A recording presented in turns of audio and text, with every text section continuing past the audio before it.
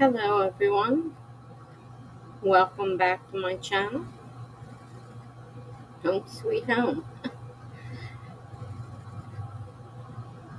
Hello Kelly, nice to see you.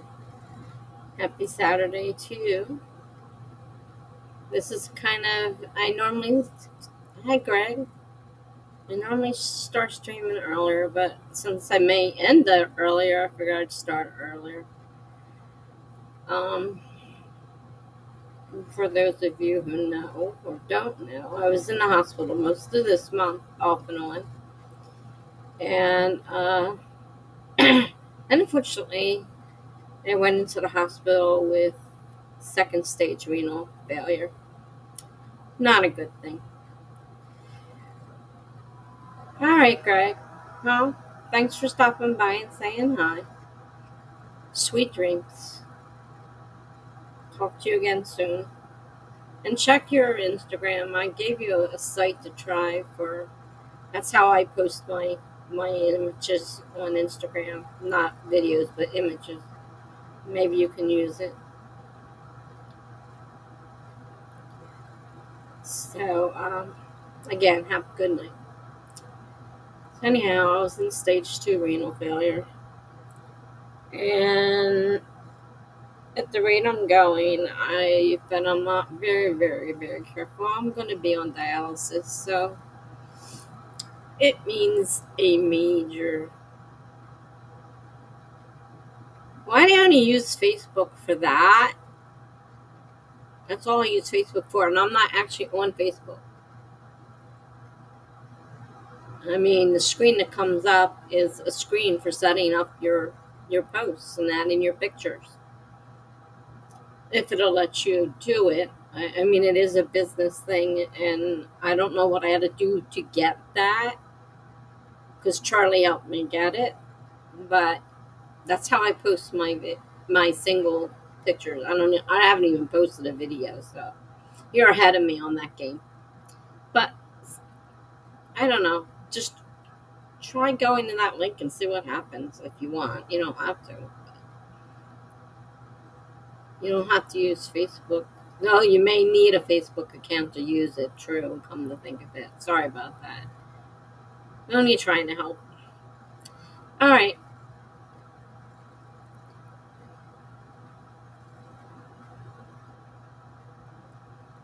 I mean, videos work too, I guess. Right? And you're right. I should have remembered that. I have heard your voice before, but I don't know. I'm not with it. Uh,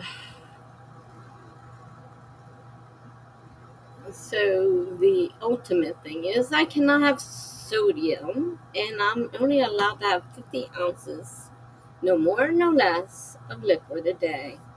And I have to sit and count everything I swallow, like drink-wise. And I have to count what's in the food I eat if it has liquid in it. It's a real pain. So, thanks, Greg. So yeah, it's been a bad time. I mean, it's not the first problem with the kidneys, and that's why I'm so far advanced, I guess, with the problems. I eat far too much sodium. I can't have any, basically. I mean, at the most, they want me to have 1,600 milligrams. And if you eat anything processed, has so much sodium in it. Like, everything has to be fresh. And even that there are some foods like tomatoes, like, no, doesn't matter. Fresh or frozen or processed, no.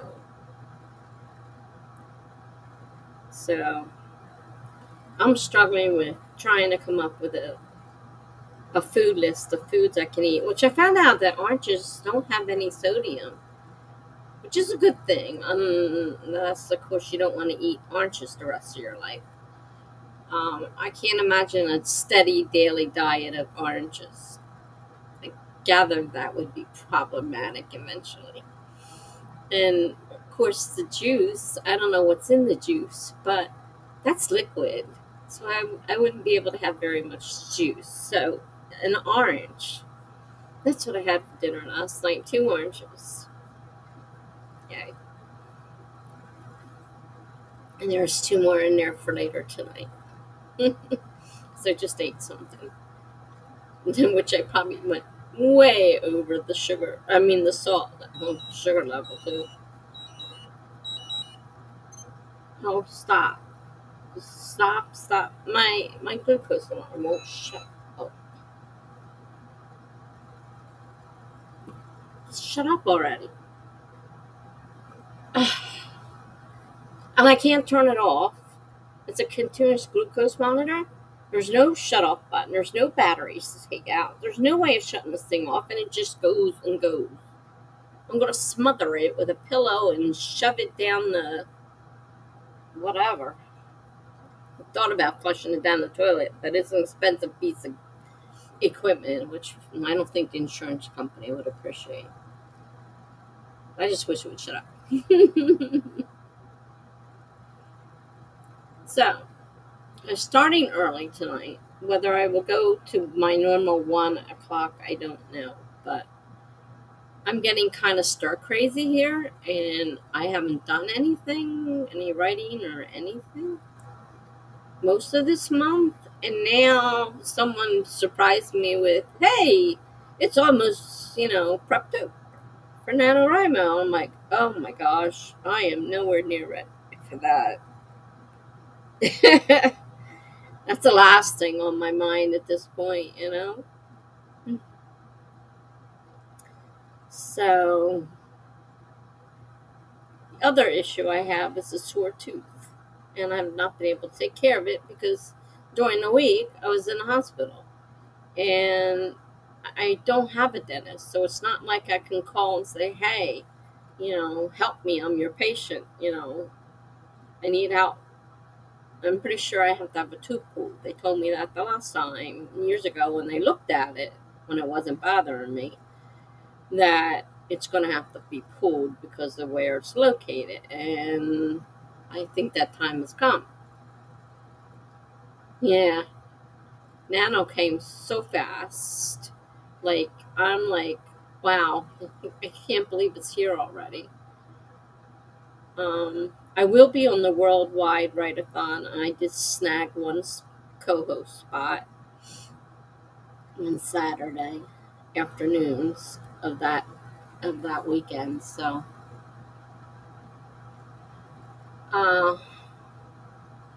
yeah, the tooth, and I don't know what I should do because I don't have a dentist, so I can't plead with one to do something for me.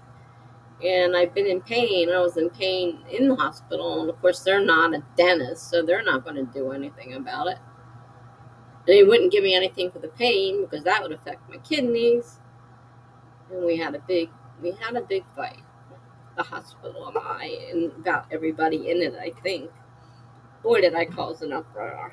I had everybody in there, the manager, the nurses, and everything. I mean,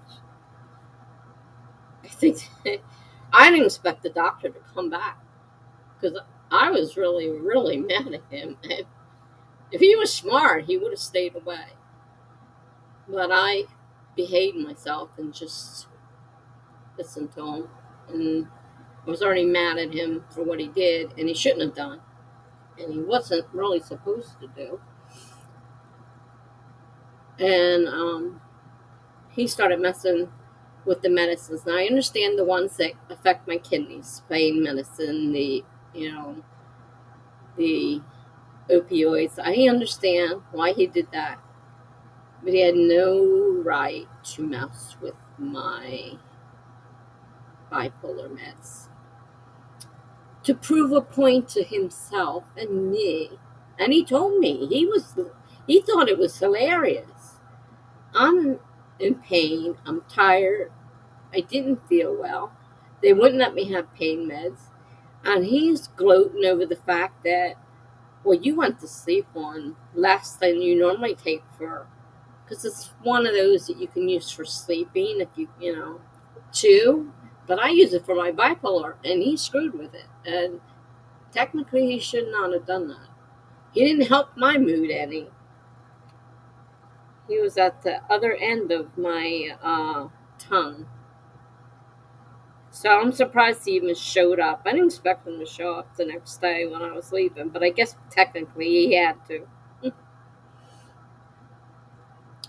So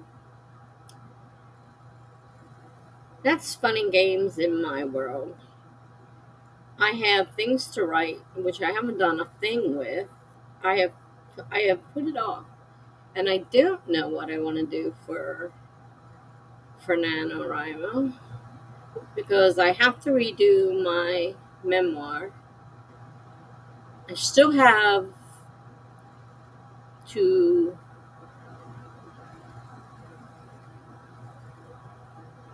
I mean, that's the only thing I really, really have to write is the memoir because I have something posted on my blog and I have to redo it. It's still up there as it is, but I've been told by the editor that it needs a lot of editing. So, but I don't want to take it down.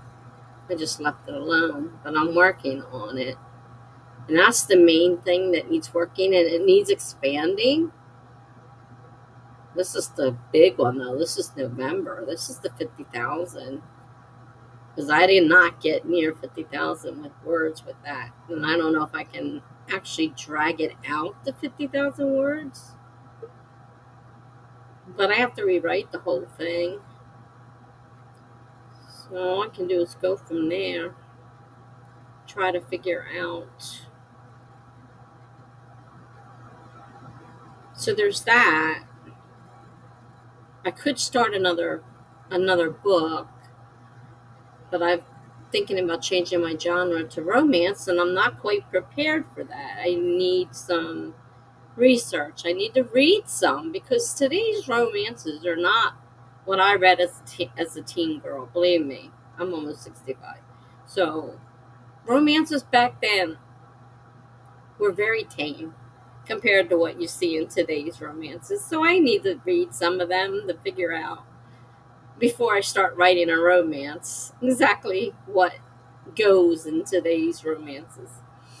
So I have research to do there, so I'm not sure about restarting that. I was going to do a series of murder mysteries, but I don't feel like doing that now. Or maybe never. I haven't decided. But I'm leaning toward never. I'm thinking about, like I said, changing to romances and sad. Something happier, or this doom and gloom is not helping my mood. Too much doom and gloom. Or come up with a completely different idea for Nano, because this is the big one, the 50,000 words, and they're hard for me to complete anyhow. I rarely hit 50,000 words. I hit it one time, and because what I did is I was writing, and as I was going along, my idea changed, and so I guess it was more of it was the first one because I don't make an outline. And I'm writing along, and as I changed my mind about something, I didn't go back and erase everything, start over. I just kept going from where I was. So I did hit 50,000 words that time, which is not normal for me. But when I went in and took out the stuff that I wasn't going to use, of course, I had a 30,000 word story. But it already counted as 50,000, so I'm not worried about it. But now, here we are again, 50,000 words. I don't know what to come up with. Struggling with that. As I know everybody else is pretty much. Some people have been prepared for a while and have their plans laid out, and figured out what they're going to do. A lot of people have, but I haven't been thinking much about it the past month, obviously. Other things on my mind. One of the easier things would be to just start redoing the memoir. Probably the easiest thing. But I'm not going to guarantee that's going to be easy either. So,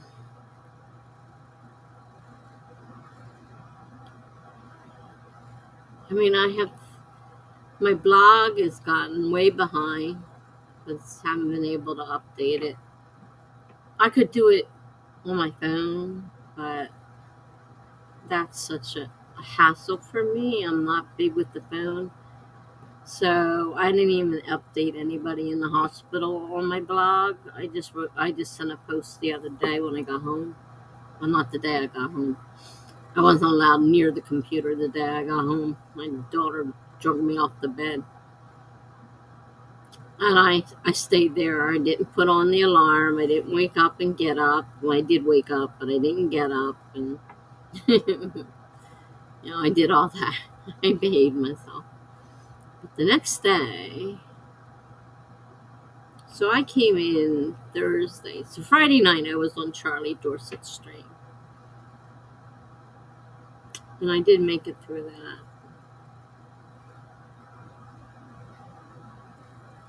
So this is a big month. I mean, it's, October, Preptober, as everybody calls it. What to do for NaNoWriMo. And trying to get up the energy and the desire to write. I haven't quite figured out if I want to write yet or not.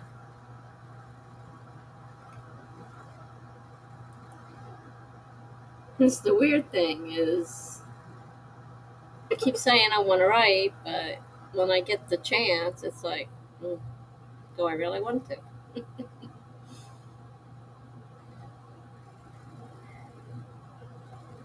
So,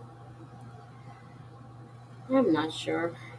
I have a short story that needs editing, but that's not long enough. I'm not sure how long that is, but I'm pretty sure that's nowhere near 50,000 words. And I don't see how I can make it.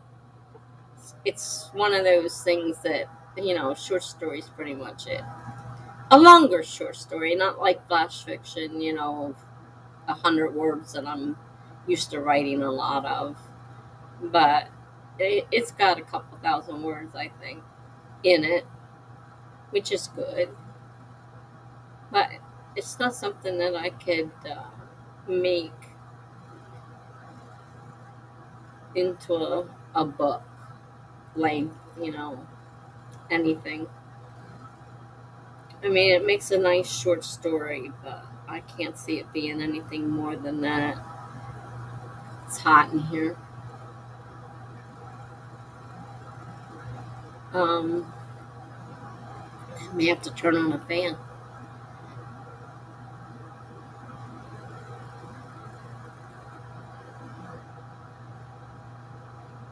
So I have a lot to do.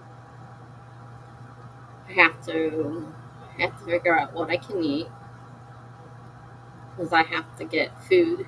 I gave half my refrigerator to my neighbor because I can't have it.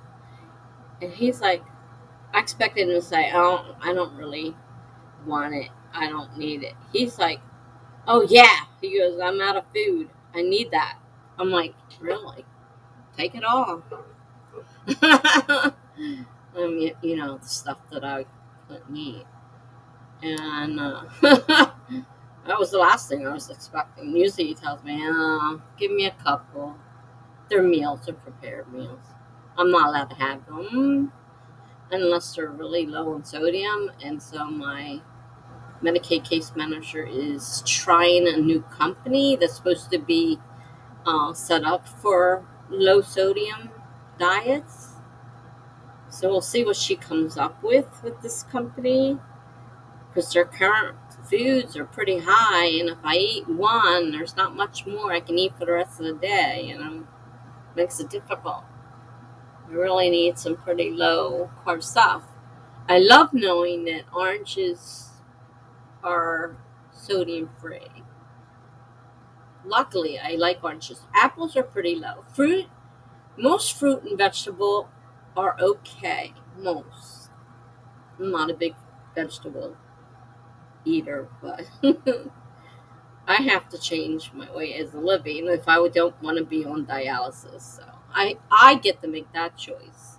Either do it, what they tell me, or just keep doing what you want, and you're going to be on dialysis. So it's kind of my choice. If I decide not to follow their recommendations, I can find myself on dialysis. Simple as that. So I'm trying to find foods I'm allowed to eat and are inexpensive, because a lot of that stuff, you start adding it up, gets expensive after a while. And I'm on a very low expense account here. I'm on disability, believe me. There isn't much there. So,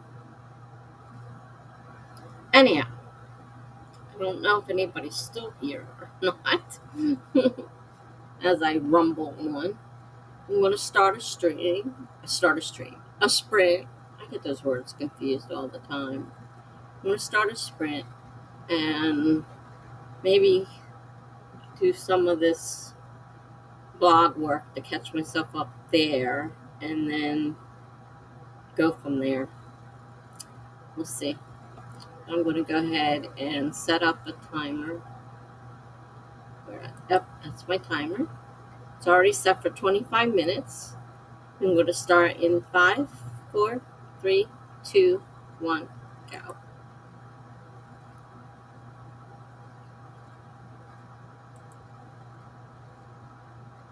All right. So we'll be back in 25 minutes. Let's see what I can manage to get done and stop staring at the screen or out into space like I've been doing for the last couple of days. Staring into space, not doing anything.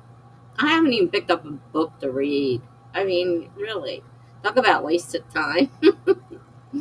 Could at least read something while I'm sitting there staring into space. All right. I'll be back.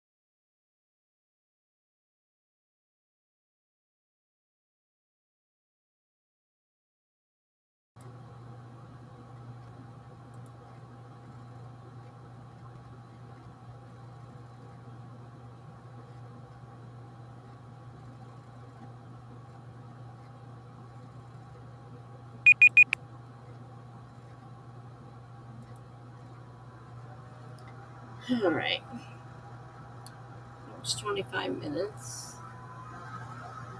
I read the few posts, like comments that were on my blog, and then I started looking at some of the prompts I've missed. I started writing a poem for one. Poetry. Poetry's hard. Like, I can write a haiku, which is a small Japanese poem by syllable within minutes. I can throw one together. But to actually write a poem, something with feeling, it's much harder. I'm not exactly thrilled so far with what I've come up with, so it needs work. If I post it at all, which is not an absolute. Definitely not an absolute.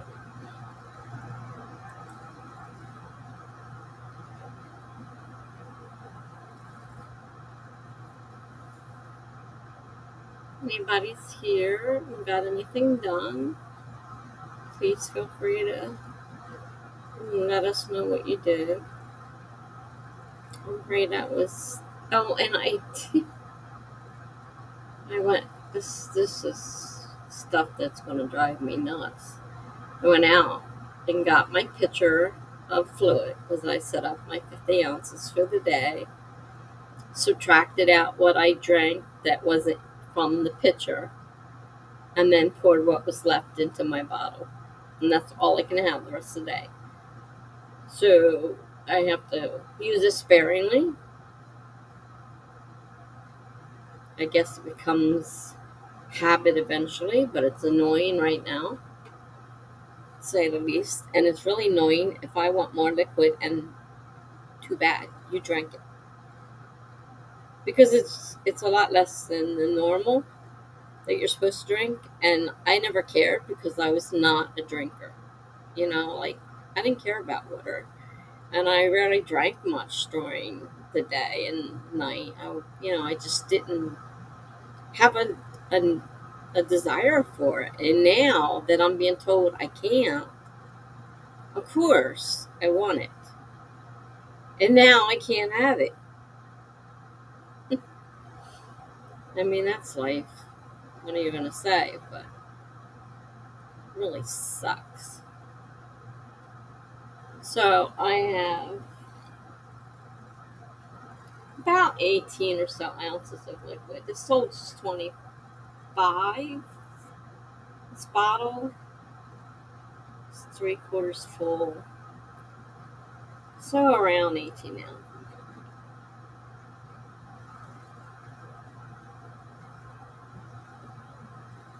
Minus what I just drank. Oh.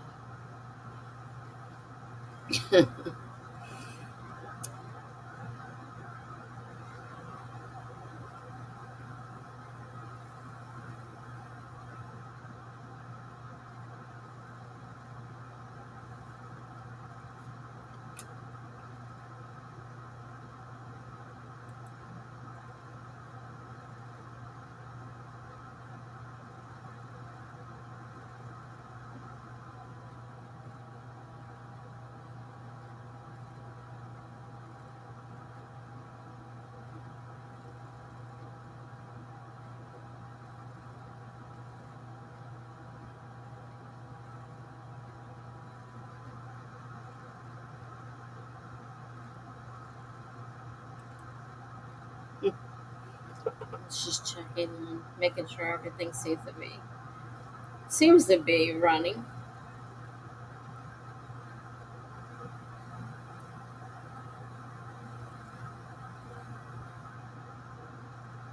I wish I had a great desire to write. Like, right now, I just feel like crawling back into bed, which I did most of the day. So really need to stay up.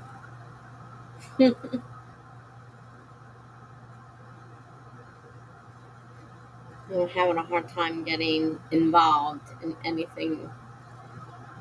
I mean, I don't even know if I could read at this point. You have to be in a certain mood.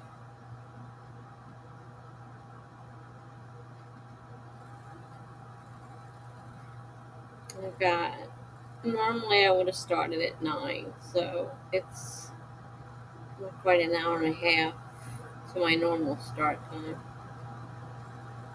I already know one person's not coming. They already told me. So, depending on how many people show up, may end up shutting down early anyhow. Hmm, I'm in a weird mood. Sometimes living alone is good. Sometimes living alone is not good. Like, I need something to distract me. It is like so quiet. I don't feel like watching TV. I don't want to listen to music. Oh, okay, you're still here. Good, Kelly.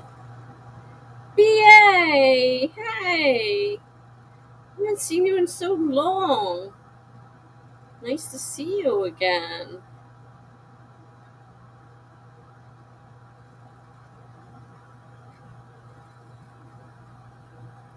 Balance is everything, yeah, Kelly. That's the problem. Everything's out of balance for me right now, which normally doesn't bother me, but in the situation, I'm in now, it's so odd. Like I said, I'm not normally a person who craves other people.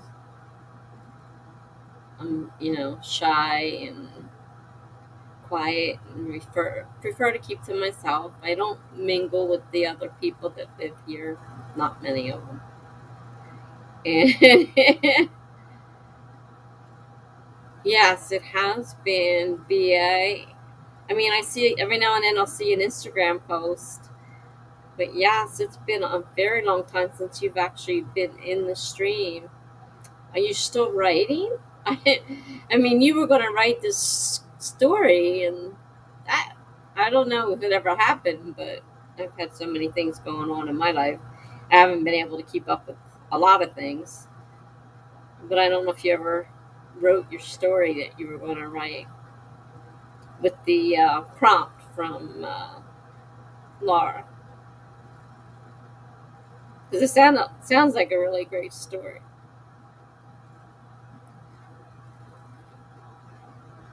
Now next month we're doing it. We did a birthday last weekend. We did a birthday for Jenna. Remember Jen? And we did a birthday sprint. And next month is mine, Melanie, Doan, and Gibberish birthday. We're all like within days of each other. And I'm turning 65. So we're planning. My health depends, of course, on the whole thing. I've been having some really bad health problems. Having a birthday celebration in October for the three of us. And we did, like everybody was, we got them on screen and we had people on screen, and we had a great time. So hopefully, if my health holds out next month on October 11th, which is a Monday night, I don't know what time yet, we're going to have a birthday celebration for my 65th. They talked me into it. I wasn't planning on it, but they talked me into it. Mm.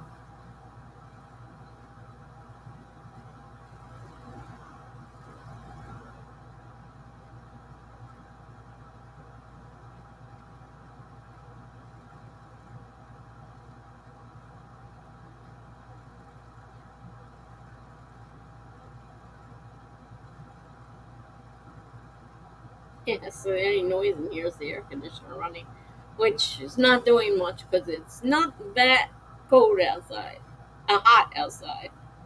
But it's so hot up here. If I don't do something, I'm going to suffocate. Uh, Being on the sixth floor can be very difficult. It's great in the wintertime. I don't have to turn the heater on. But I don't pay for the heat anyhow, so who cares? So it's only great for them. They don't have to pay for the heat. I don't have to pay for the heat anyhow. You have a lot going on. You've not really felt creative enough to write in the past few months. I feel you there. This has been a bad few months for me as well. Um, I finished a book and had to do a lot of rewriting, and it was a struggle with my health issues and rewriting, you know, something. When you rewrite a book, it's not simple, obviously. So, I changed things around, and it's just like I didn't feel like doing much of anything. So I understand. Believe me. I mean, I had this great idea that I was going to write. I wrote the first one, the murder mystery. And then I had this great idea I was going to write this series. And I was creating the beginnings of all these books. Tons of them. I don't know where I thought I was going with all this. And then there's the part of me that says, "Do you really want to write that?" Not really.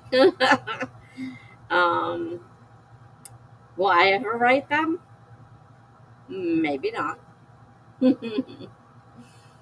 So my creativity has taken a very strong nosedive itself. And I'm switching genre again. Now I'm going to try the romance genre. But like I was telling Kelly, I haven't read a romance since I was a kid, and that was a long time ago. I know they're a lot different nowadays than what I used to read. So I have to read some and get an idea what constitutes a romance story nowadays. you know. But yeah, I don't have the desire to really do it. That's the hard part, is getting that creativity and that desire going.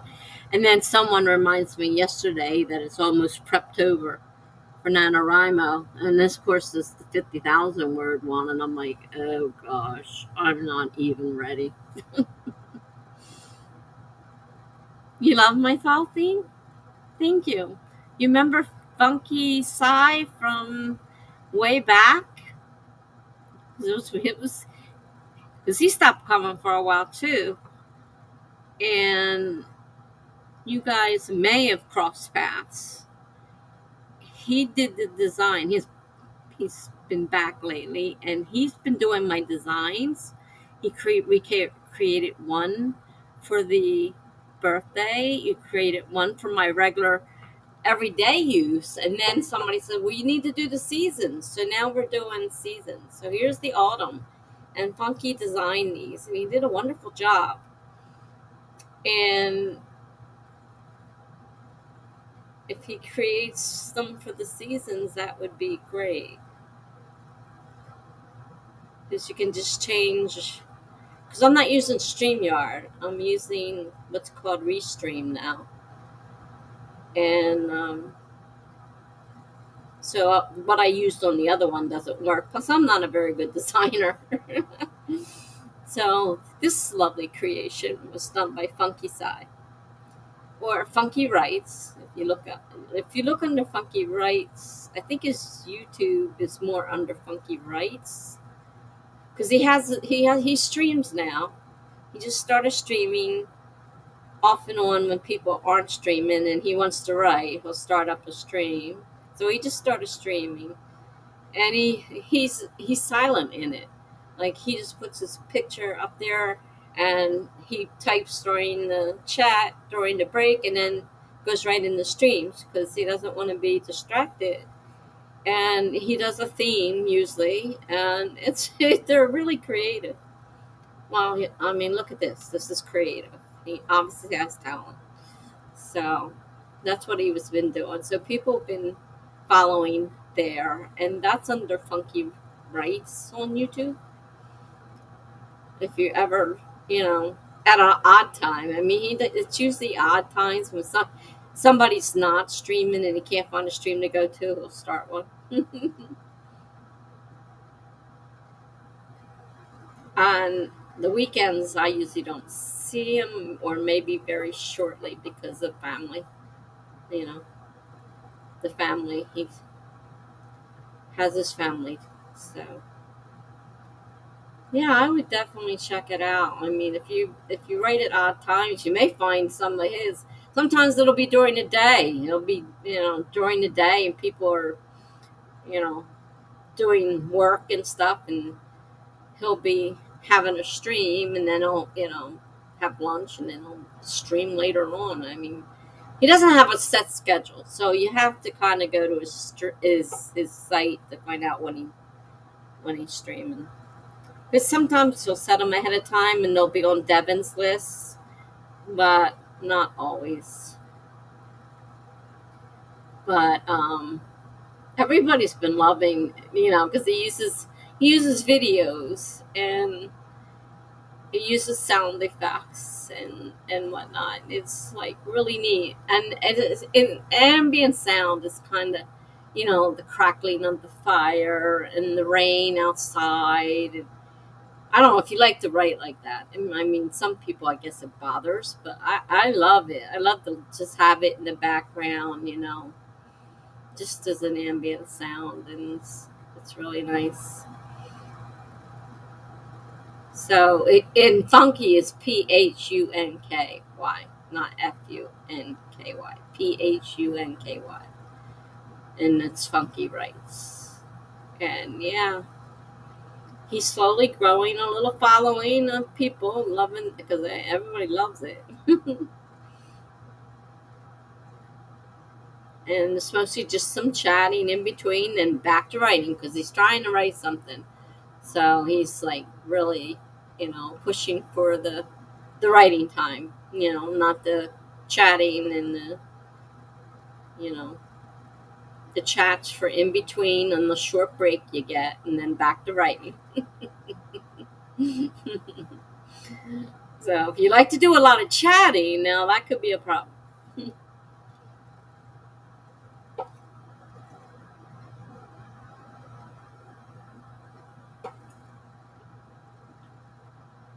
I'm going to end up running out of water before I run out of night. Not a good thing. I have major issues with my kidneys, and I'm on a strict liquid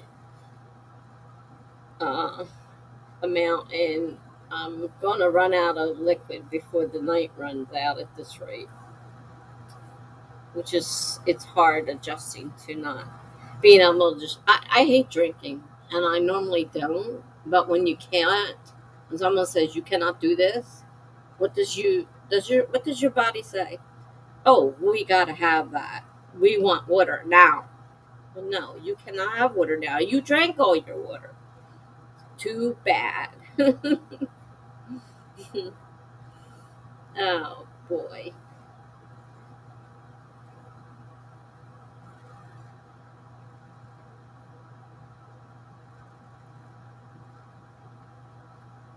Yeah, so I've been using Restream for a month or more now, and I'm streaming to both Twitch and YouTube, which I can do until they make me affiliate, and then I'm not allowed. But I don't plan on monetizing, so I'm hoping I can get around that. Oh gosh, the mind is a powerful thing. Like I said, I didn't like to drink water. People were always yelling at me, "You got to drink water. You got to drink water," and I was always dehydrated. Now look where I'm at. Well, always being dehydrated, it wasn't a good thing, and this is what I did to myself. But now that I can have it, yeah, I want water. Can't have it, want it. Yeah, it's the way it works. Definitely the way it works. But anyhow, like I said, I'm streaming to both, because on YouTube you can't see, like, the only way the other one could see whether you're on Twitch or you're on YouTube is if I was to put it up on the screen, like where it says "muted while sprinting." If I put that up there like that, then everybody can see it. but they couldn't interact with each other unless they saw that. So this allows me to, everything comes through. So when you look at the screen, if somebody from Twitch comes on, they can interact with my YouTube people and vice versa. Whereas before they couldn't do that. So I switched to Restream. And I've been happy with it since I switched.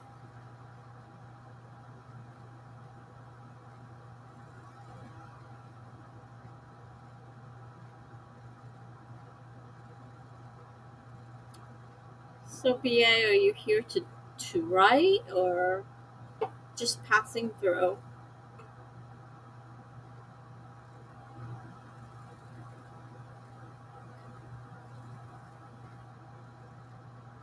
You don't have to write. I mean, you do whatever you want.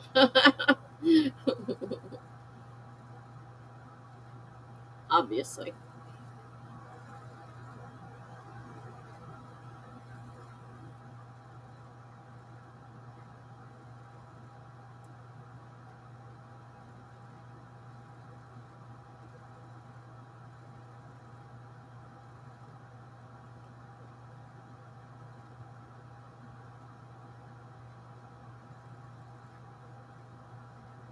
My tooth was fine until I ate something, and as soon as I started chewing on it, of course, it became problematic. I don't know how I'm going to fit a dentist appointment in next week. I don't even have a dentist. I have to find one.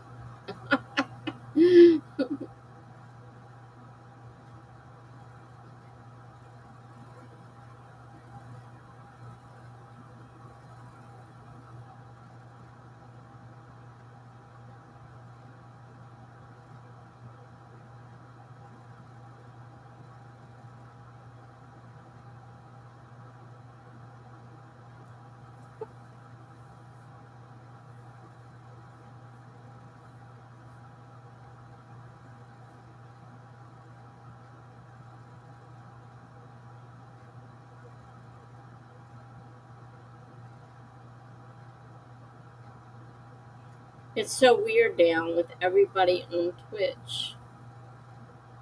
Because once you switch to Twitch, you kind of stuck there.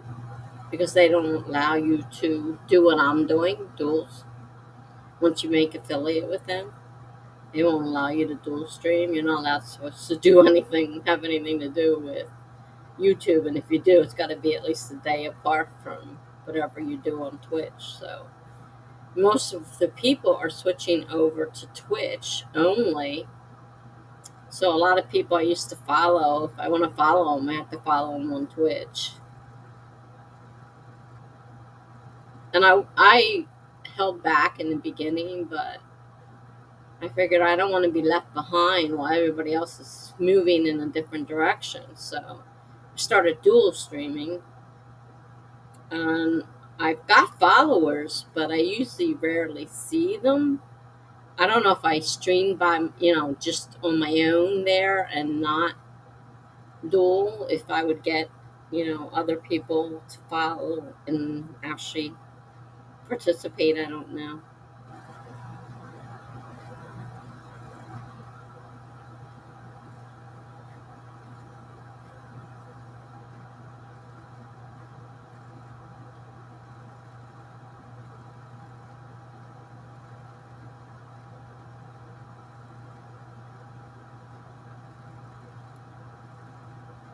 I guess I should start another.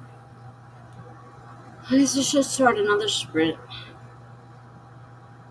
I'm trying to write a poem, not having very good luck at it. Not easy.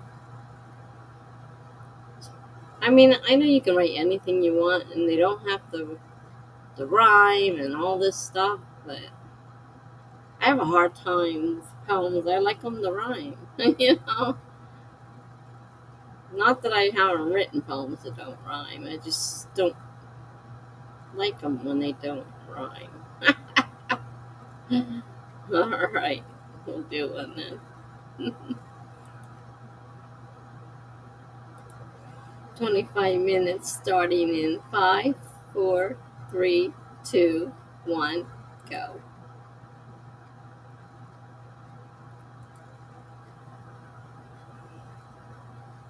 Alrighty.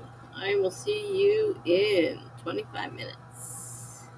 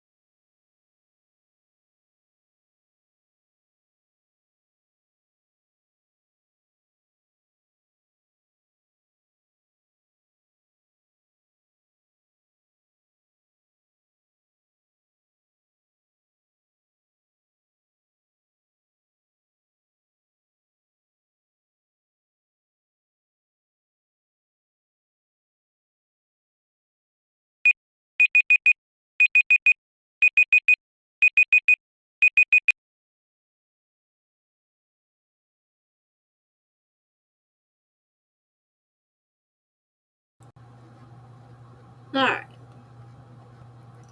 I kind of finished the poem. Not exactly what I wanted, but it's posted. What I'll have to do.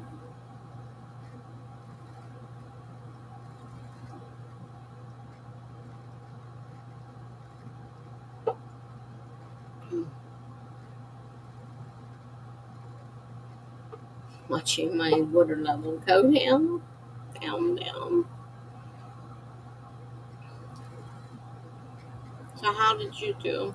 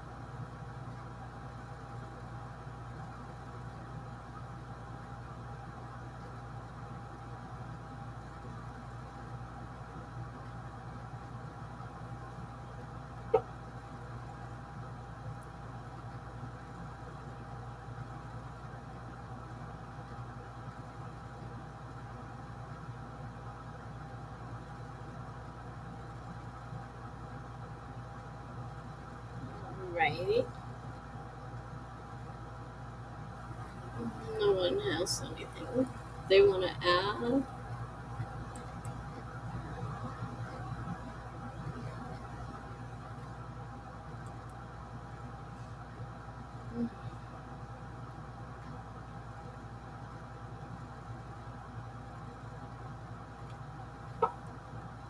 Writing that was exhausting.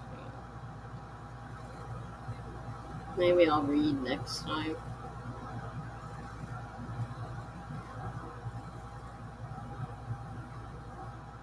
I don't know.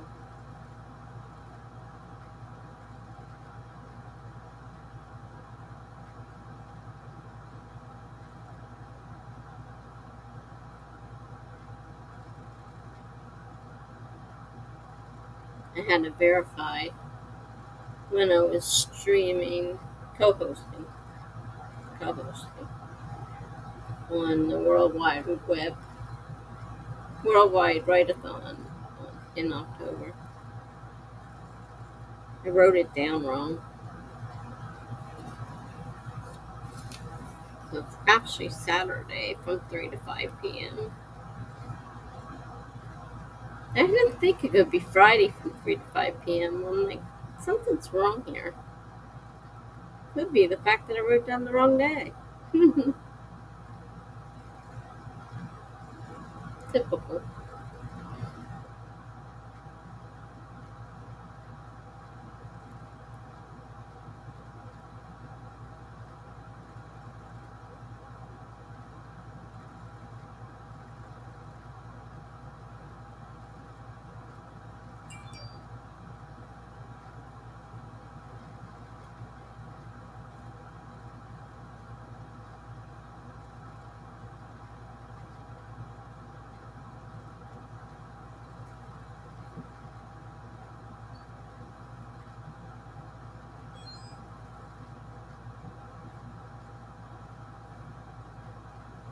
Either my blood sugar is totally whacked or that glucometer is totally whacked or both.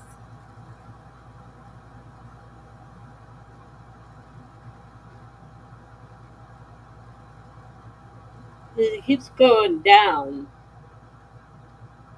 and I gave it food. It should be going up, not down. Up.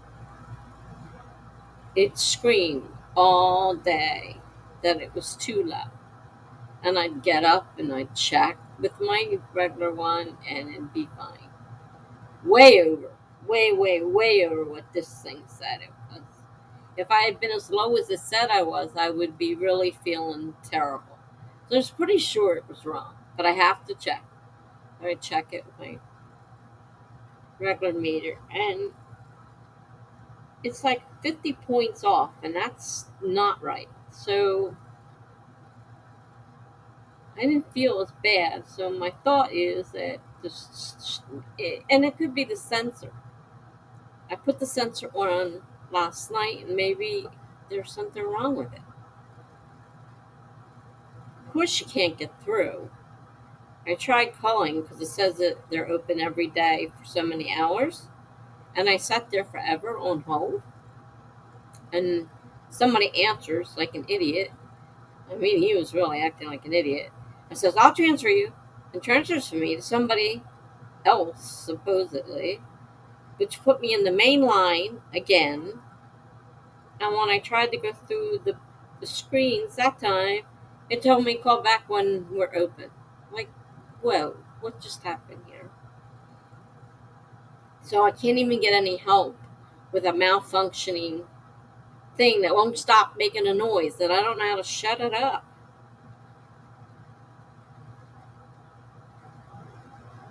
And either I have to put my sugars at a super high amount to get it to shut up or something. I don't know. I don't know what's going on. Oh,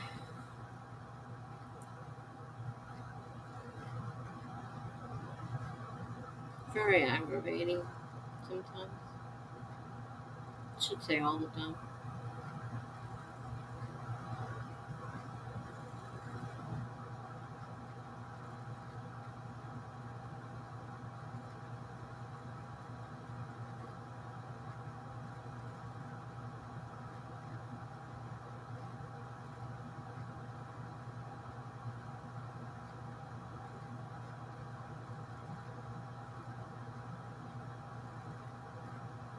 Maybe it's time for my oranges.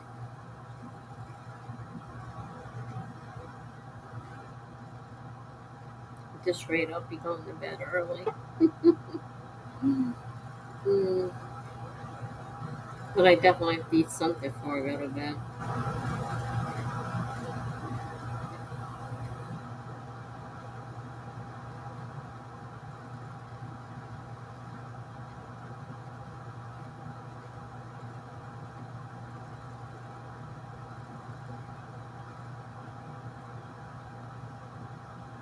The pain. I mean, I have apple and grape juice, but I can't have them because they have to count toward my liquid. And I don't have enough liquid left to cover that.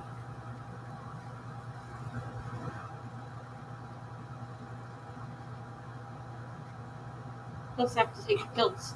Not take.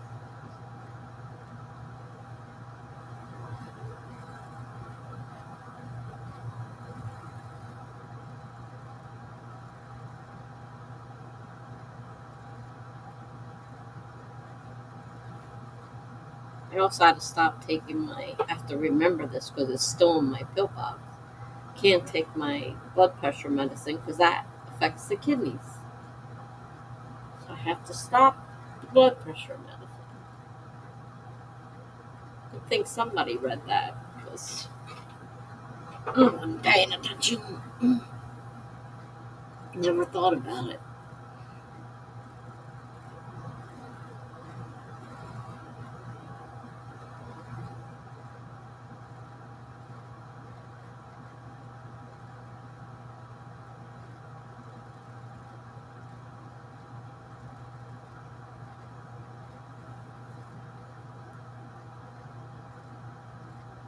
Somebody else streaming?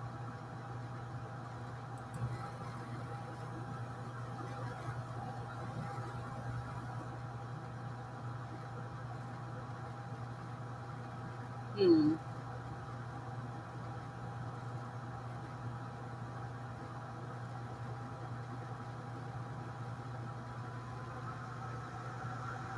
Yes. Zara has a musical theater going on right now.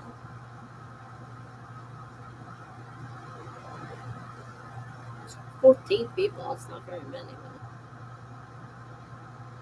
Maybe people are just resting up, getting ready for October. Anybody else? I don't see anybody else. Oh, wait a minute. Who's this? Oh, no, it's something else.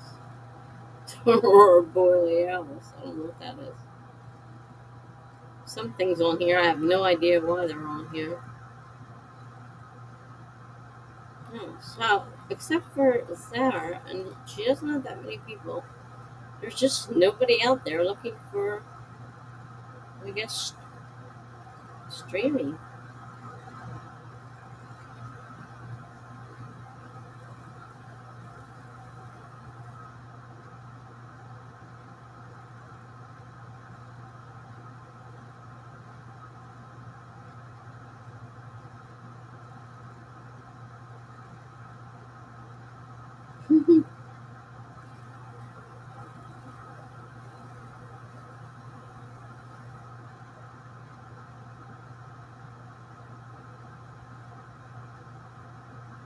I guess I get all this stuff because uh,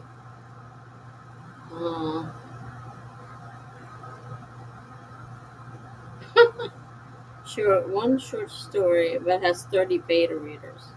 Interesting. That was Kate Kavanaugh. 30 beta readers for one short story. It's a lot of people to keep track of. I did maybe 10 to 12 people for my book. That was bad enough.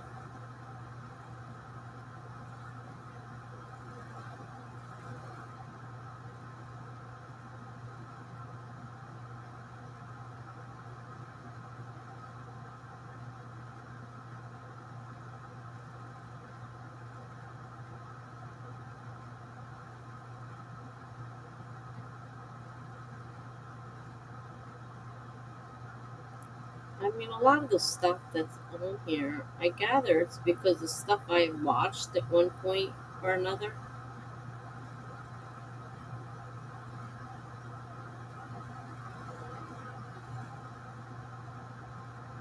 It's really weird. So how did I get this stuff on here?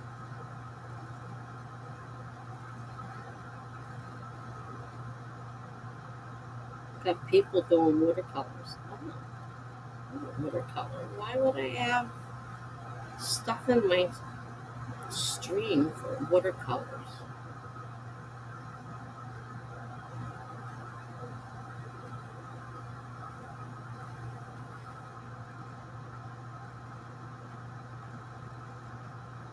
If you're still there, Kelly, I'm sorry. I'm trying to see what's going on, but it looks like really there's just nobody out there. There's 14 people watching Zara, and I don't see anything else. I mean, I guess there may be some other things I'm not subscribed to, but aside from looking each person up, I don't know how I would find.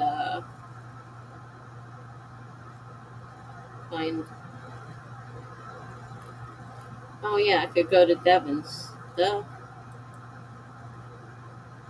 Talk about stupid.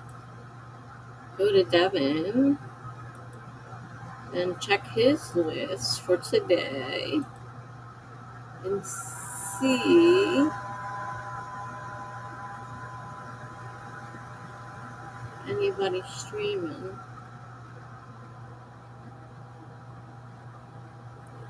Somebody.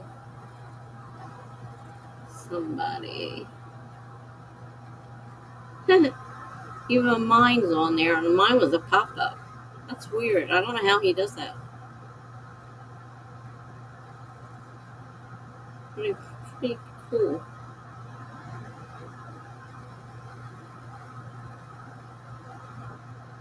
I guess these two haven't started yet because, yeah, they both stay live on whereas mine doesn't revised right. She doesn't start for 21 minutes, so she's not ready. Well, I hate to tell you, not many people out here. Oh, yeah, I'm not subscribed to her, that's why I don't see it.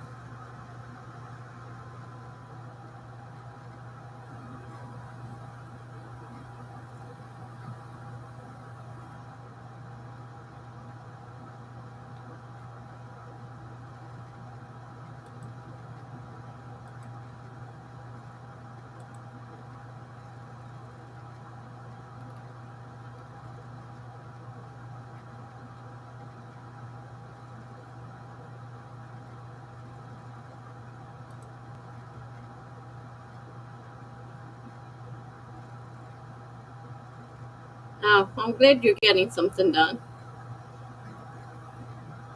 I was trying to figure out if there was anybody out there, and so far the only other person I see streaming is Zara, and she's got 14 people. So I guess people just aren't writing right now. Maybe they're getting ready for October and rusting up. I don't know.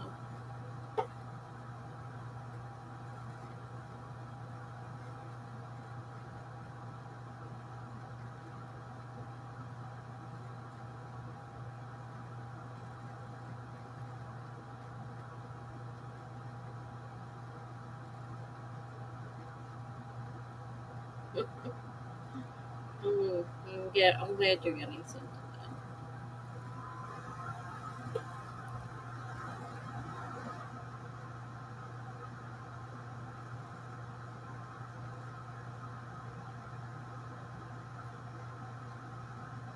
I'm having that problem getting started.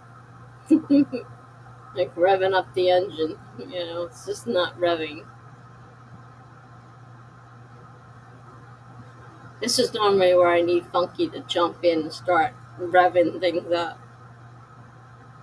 Of course, there's nobody on here, so it would be just us few people, but then there's a bunch of us, and Funky gets us all going.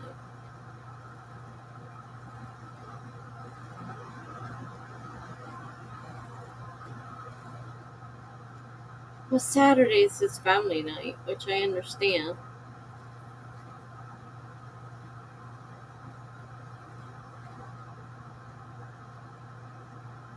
I mean, obviously, if I had a family, I wouldn't be doing this either. I'd be doing family stuff.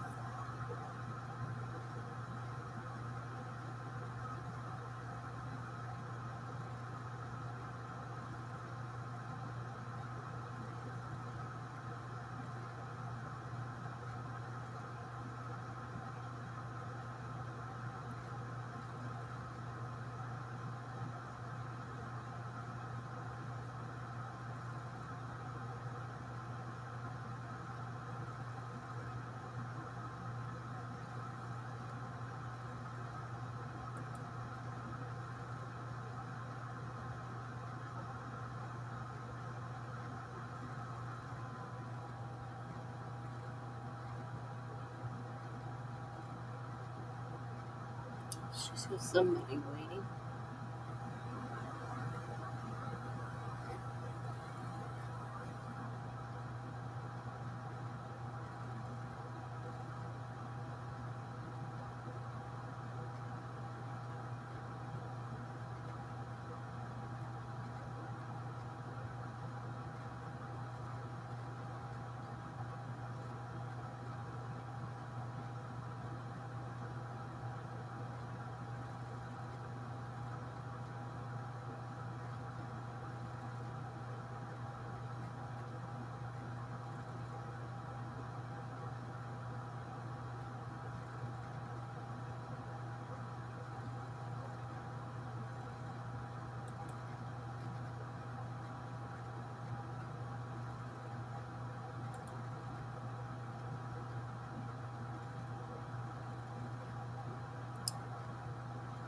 guess I'll start another sprint and try to read, get myself distracted here. I'm having a hard time. I'm distracting myself. It's hard to do by yourself sometimes. I used to read by the ton, and now it just seems like reading is such torture. Okay, so we're going to start another sprint. 25 minutes starting in 5, 4, 3, 2, 1, go.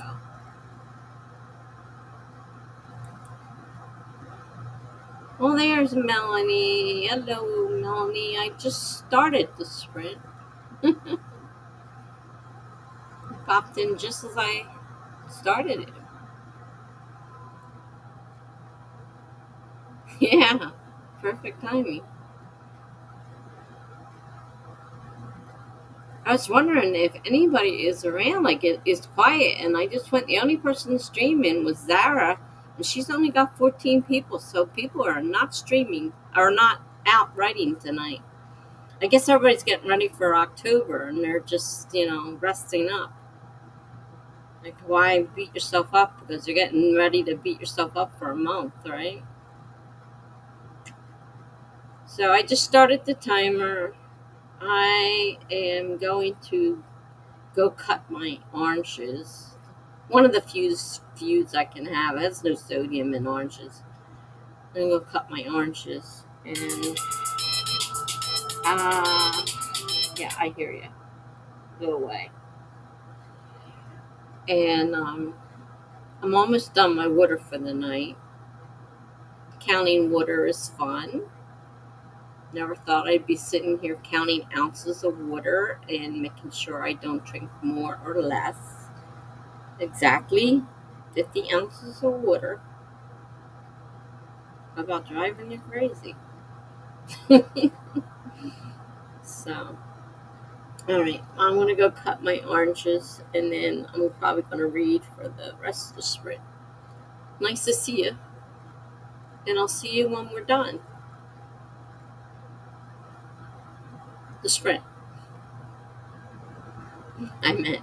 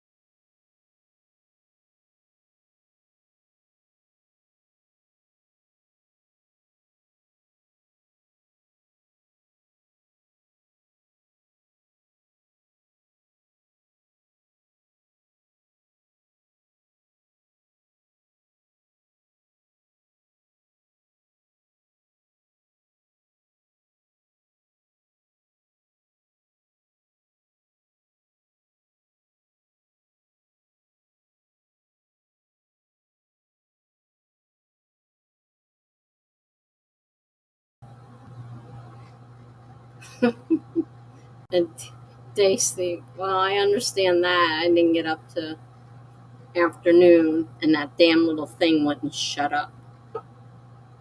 It's like, can't do anything with it. It doesn't have an on-off button. There's no way to turn it off. There's no battery to pull out. I tried calling the company, and they supposedly were open, but they weren't open. And so I can't get anybody to tell me what to do about this thing that won't stop. And for some reason, I don't know if it's it or me, is my sugar really going crazy? But I tested my sugar on my regular thing, and I don't feel like my sugar's way down in the 50s, which I would feel it. So I don't think it's right. So it's been a pain.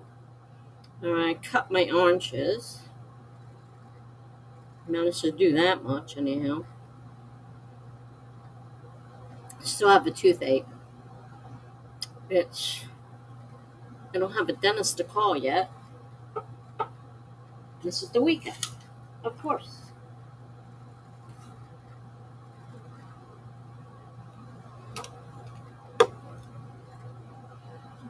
All right. I'll let you get back to whatever you do when you're not writing.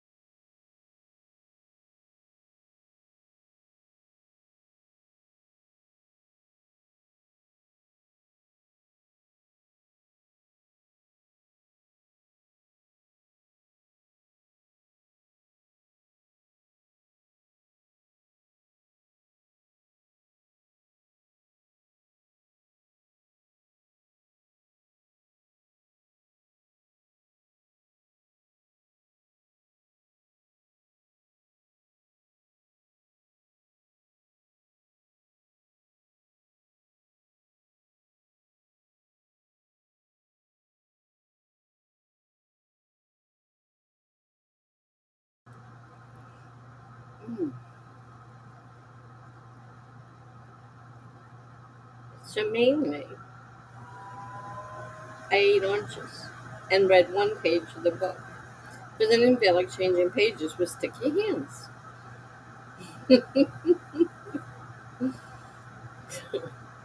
I'm reading Romancing the Beat because I'm trying to think about changing to writing romance. So didn't get too far because my hands are sticky and I don't want to stick up my keys. So I just wiped them all off. I finished my oranges. Oranges, did you know, have no sodium in them? Yeah, I'm allowed to have oranges. Nobody will yell at me for eating an orange. Oh,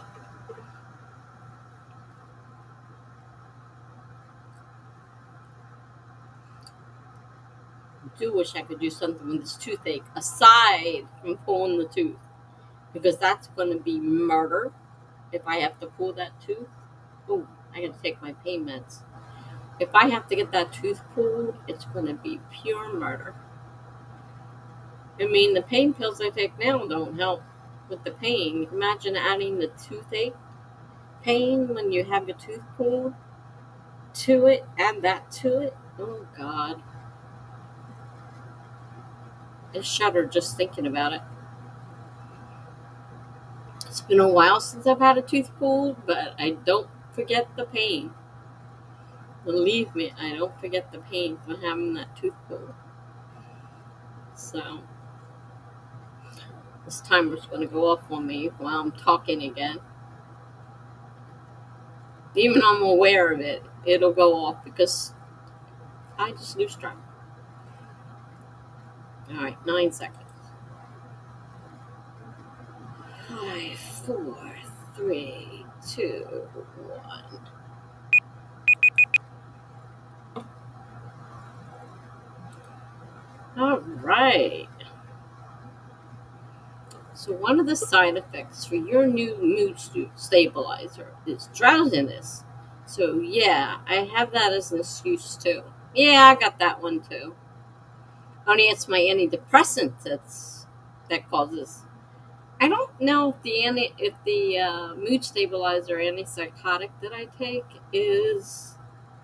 I'm not sure if it causes drowsiness, but I know the antidepressant is used as a sleeping pill for people, which is part of the reason that doctor was giving me so much grief and he started messing with my medicines. And I told them, I said he had no right to mess with my psychiatric medicines. They didn't involve my kidneys. He had no right. And he thought he was Mr. Smarty Pants and dancing around. See, you can sleep. You don't need. I said, that's my antidepressant, you fool. But that caused quite a bit of trouble when I was there, you could say. I had everybody in my room trying to calm me down. Finally, my daughter came over.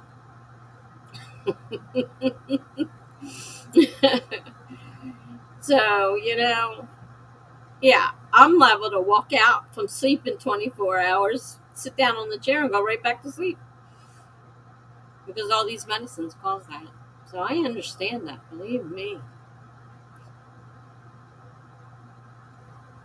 Is your mood stabilizer one of the newer ones? I can't even take the new stuff. The new stuff that's out, for whatever they put in them, I can't tolerate. I'm on an older one. I had to go back to something old, which is fine with me. It works with me. It works, and that's all that matters for me. But yeah, I tried. Every time a new one would come out, I tried it. Um, and no, it doesn't work that way for me. I haven't heard of that one. At least under that name, I haven't heard of that one. Um, I still will have, unfortunately, violent uh, reactions to these medicines. That's why it's been so hard for me to get stabilized. And I was so mad at him for messing around with them, just willy nilly for his own, fun and games of trying to make a point, which I told the nurses manager when they were in there trying to calm me down. They had no right to do that. Should not have been messing with that. I'm really not a troublemaker, and I'm usually a very quiet person, but I was in pain. They were taken away. My medicines, which I'm addicted to. He goes, it's not addiction if you need them. It's dependency. I don't care what you call it. The same thing is I can't be without it, and you're taking it away. So, yeah, it was pretty interesting. I don't know how many people I argued with over and over about the same thing. That got me nowhere, by the way. Oh, well, that I've heard. Okay. I'm not sure I've tried that one. I'm not sure if I've tried that one or not. There aren't too many that I haven't, believe me, because I just can't seem to tolerate them. Violent reactions to the point that I can't take them. I mean, I've had some that made me suicidal. I've had some that make me so hyper and hyped up it isn't funny. The side effects could be, you can only imagine. I wish I got to a point where I could just deal with them and they don't make a difference. Like they tell me you can switch pain medicines, it's not going to make a difference because they're alike. But all these kind of medicines aren't necessarily the same. Yeah. And that doctor, I was ready to. I was honestly ready to shoot him if I could have gotten away with it. Um, my daughter's on the phone. Mom, calm down. Please calm down. Like, I can't calm down. They're taking my medicines away. And she's like, there's got to be a reason. Please calm down. Good old daughter. Typical. And then she finally said, I'm coming up there. And so she came up and she's like, she calmed me down. I mean, by then I was winding down because I've been yelling and screaming at people for hours. And I normally don't do that. But then again, I don't normally have my medicines messed with. And they had been taking them away for days. And I didn't know it. I found that out when the nurse slipped. The nurse slipped her. She's like, oh. Like, yeah, oh. Yeah,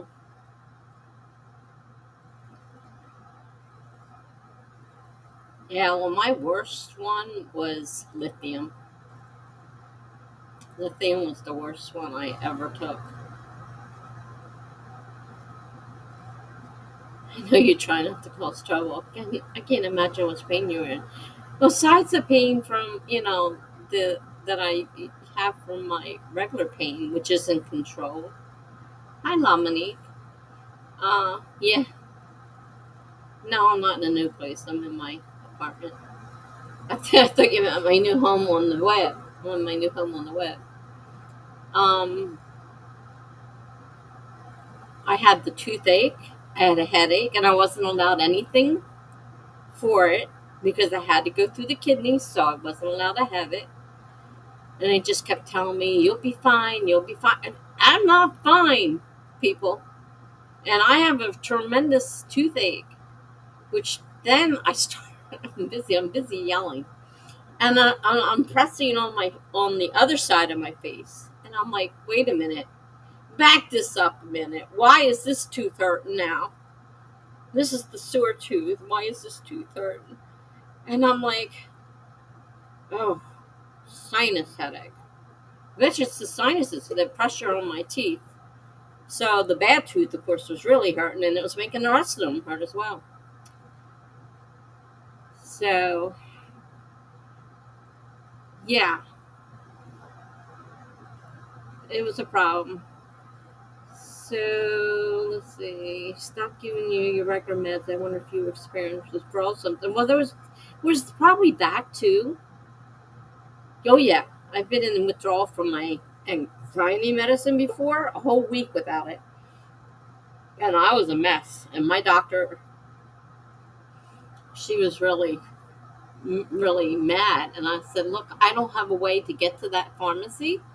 Even if you can get the mail order to take the freeze off and let you prescribe some for there, because I get a mail order.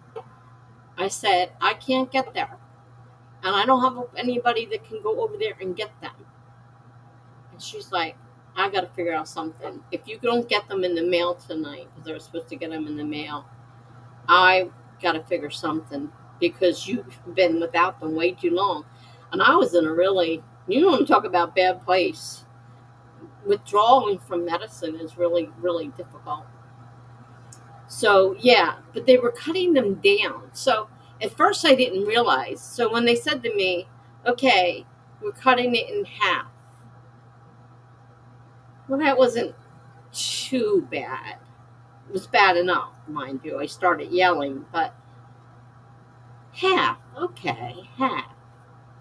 Oh, by the way, we didn't tell you that in a few hours we're going to give you another half. We're going to cut it in half again. And they just kept, I'm like, what are you doing? Give me my medicine.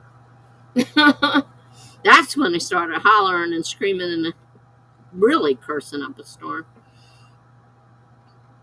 Because not only was I in my regular pain, but now I wasn't even getting my pain medicine. So it was a mess. So, hi, La Monique. Sorry I didn't greet you properly. No, I haven't moved yet. Haven't heard. Still waiting to find out. They're not built yet, so they're still busy doing interviews and stuff. Yeah, sinus headaches cause tooth pain, which didn't help. So I had the sinus headache, then I had all the tooth pain, then I had the toothache on top of everything else. And I was just, they kept saying, I'm sorry, we can't do anything. We can't do anything. I said, Tylenol. Can't you even give me some friggin' Tylenol? No, it goes through your kidneys. No. I'm like, oh, God. Hi, Laura. Yay, chapter 14.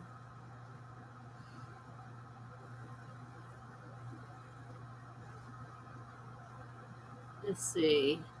Normally says, I just saw the title of the live stream and then your background looked different. Home sweet home means I'm home from the hospital again. That's what I meant by home sweet home this time. And then this is my new home on the web. Still the same room behind me, if you remember. Yeah, but I meant home sweet home, like I'm finally home from that dumb hospital. Oh gosh, what an experience that was. I cause so much trouble, and I am not a troublemaker, and I'm usually quiet. But I was having a fit and a half, and the whole world knew it. I'm serious, the whole world knew it. My daughter's like, Mom, would you please stop? I'm glad I'm out of there too. Thank you.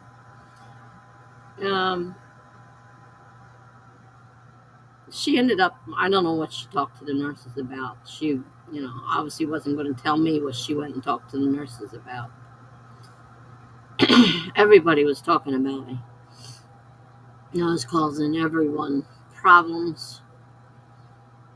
But I was in pain. I was in a lot of pain, and they just kept taking my pain meds away and couldn't eat anything.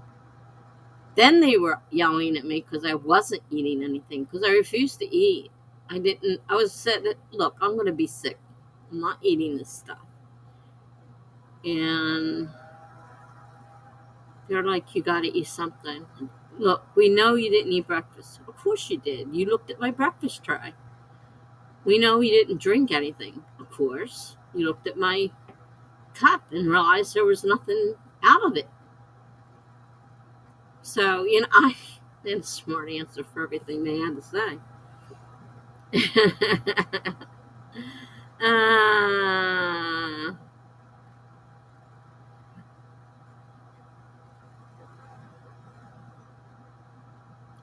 Dominique says, just stopping by. See you again.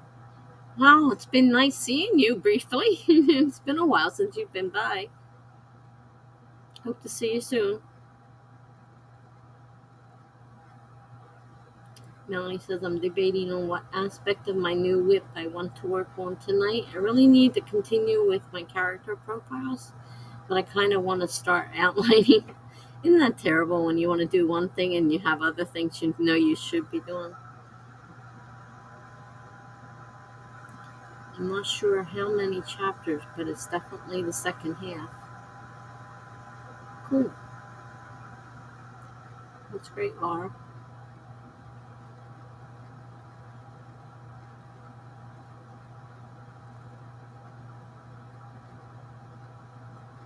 I'm kind of hungry, but I just had oranges. Can't have anything. I have to watch everything I put in my mouth. And when you can't eat salt, sodium, sugar, has to be low fat and heart healthy. I said, what am I supposed to eat exactly? And they hand me this little tiny menu. And I'm like, yeah, right. I'm going to survive on that? I don't think so. Because I'm not eating it, for one thing. I'm eating that stuff. So now I'm busy doing research, trying to find out what is low in sodium that I can have. Because my daughter's trying to be helpful. She says, well, make all these, big pot, because I hate to cook. Make a big pot of this and a big pot. I said, I can't have that stuff. Unfortunately, I cannot have that stuff anymore. It is off the diet. And I'm only allowed exactly 50 ounces of water or liquid. And that includes if I decide to have ice cream, it counts toward liquid because it obviously is liquid. It melts. It was frozen. I have to count the ice cubes. I'm like, are you kidding me? Any liquid in this if you eat soup. Well, I looked at the soup can. Can't eat the soup. I'd wipe my whole salt level out for the day with one little can of soup. Life is going to be way different than I'm used to. And my choices are do it or go on dialysis because my kidneys are shutting down. Two choices. Do it, dialysis.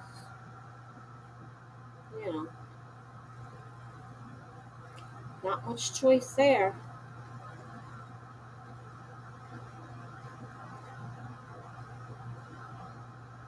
And I was told no soda. No soda. So what did they let me have in the hospital? They were trying to calm me down. So next thing I know, my menu gets changed from the strict renal diet to a regular diabetic diet. And they're telling me I can have whatever I want. I said, wait a minute, what's going on here? This morning this is not allowed, and now it's allowed?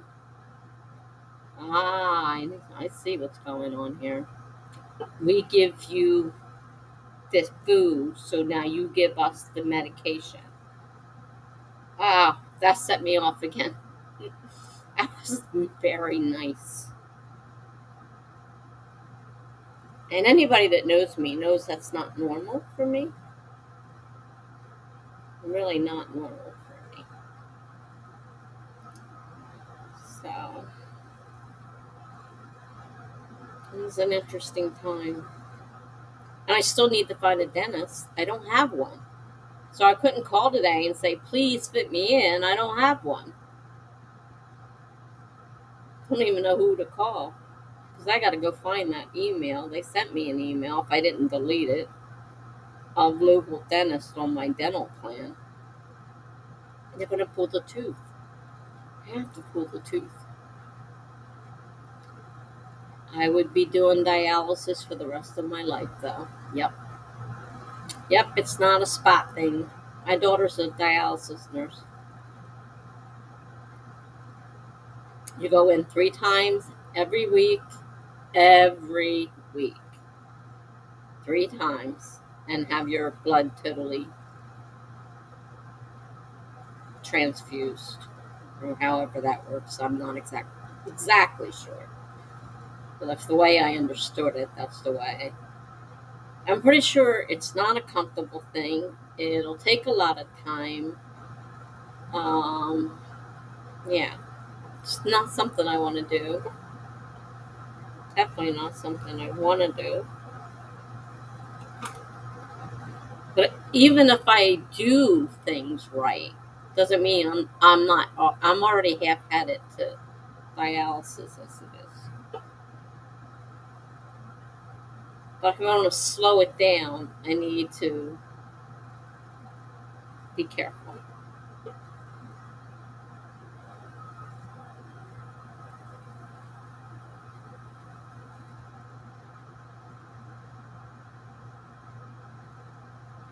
Excuse me. But I found out oranges don't have sodium, so I just had 2 oranges. I may lose weight because of all this. That would certainly be a good thing.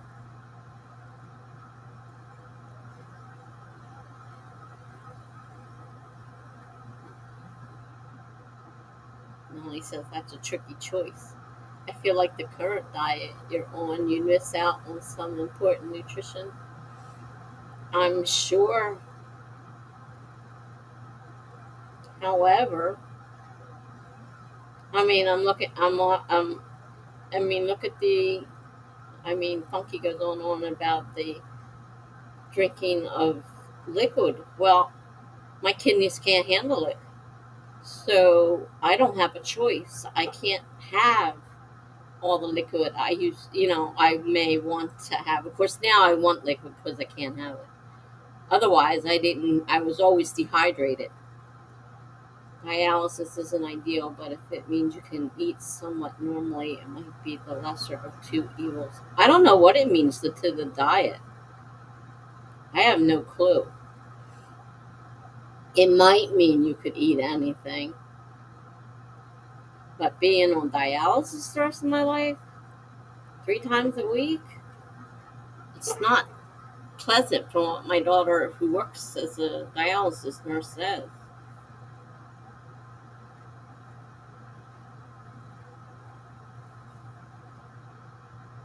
Right now, I don't qualify, I'm pretty sure, for dialysis, so it's not even a question.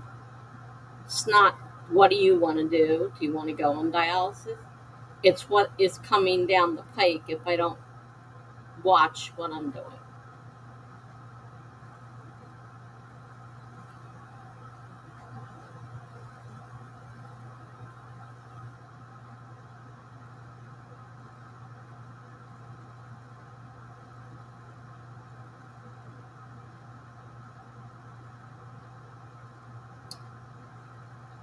I told my daughter, though, I made it clear that I have been upset and in a very bad place for a long time now, and I have told her, although she has been ignoring that fact, I said, I know you don't like you keep telling me you don't understand it, you don't this, you don't that. She goes, that's not, I don't, she goes, I understand it. Okay, so you don't want to deal with it. Well, deal with it. It's here. It's going to stay. It's been here all your life. You should know that by now.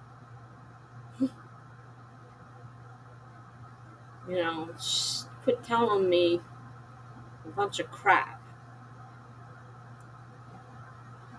So I think she understands, especially after the theatrics that went on. I'm not in a good place. You understand this? I need help. I would go to the hospital now if they'd send me, but they're ignoring me.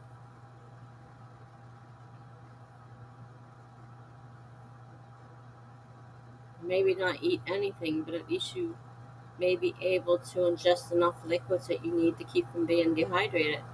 I'm only allowed 50 ounces. 50 ounces is nothing. That's two of these bottles.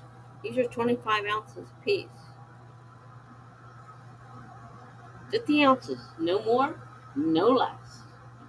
As he keeps telling me, no more, no less.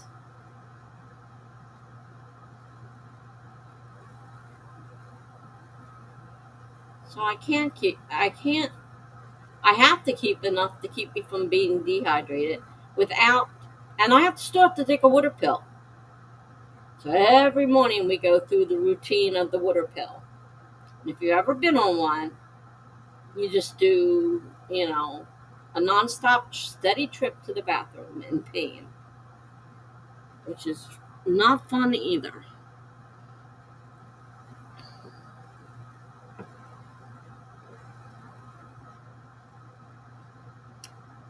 Yeah, she doesn't have to understand it, but she can at least be supportive of you getting help. I say in my PHP group, do you want solutions or support? I'd be happy for at least some support at this point.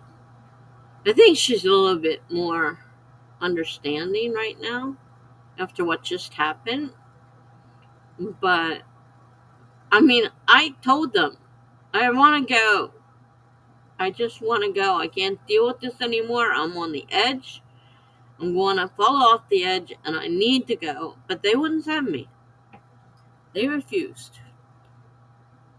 They don't have anything in that hospital. So they would have to send me to another hospital. God forbid we have to transfer me from their hospital to another hospital.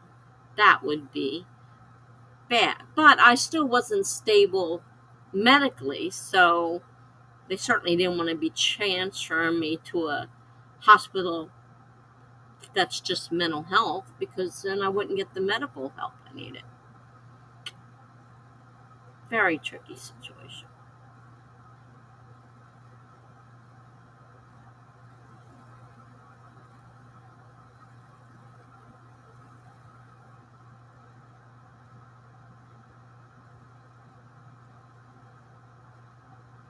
What is the answer? Do you want solutions or support? I gather it's you want solutions, but support would help, would go a long way.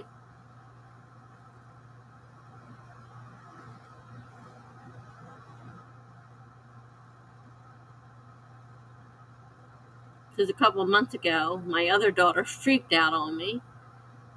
She totally freaked out on me. And she told me that she doesn't have a mother like all her friends do. And her kids don't have a grandmother.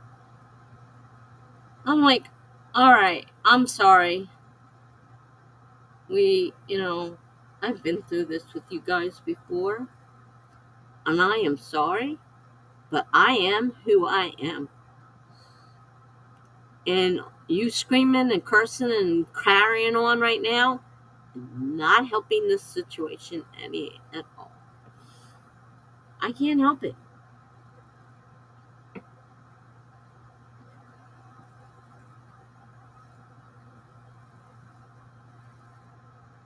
I've apologized.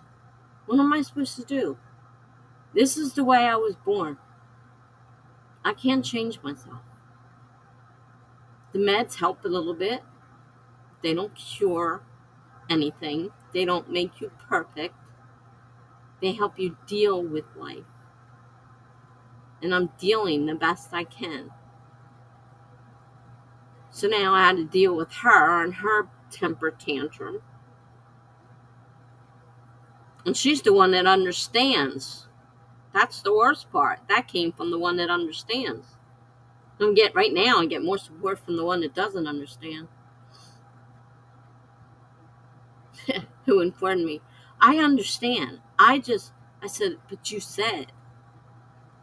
I didn't mean, yeah. Like, I didn't mean what I said that you're still holding me responsible for.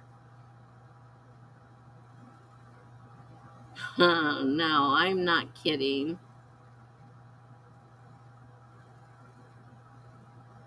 Self-centered and selfish. Definitely. It's not my fault. She has a sucky life. I didn't make her marry those guys. I didn't make her have their babies. That was her choice.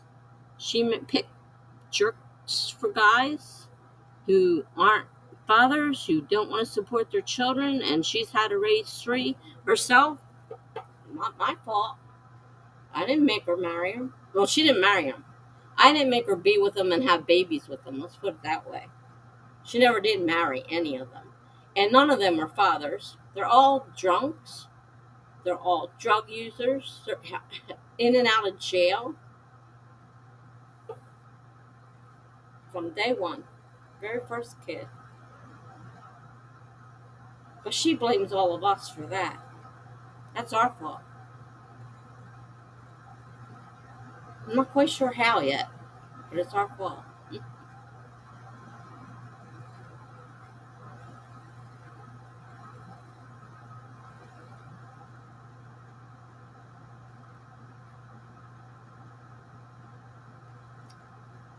probably should do a stream or a sprint or something.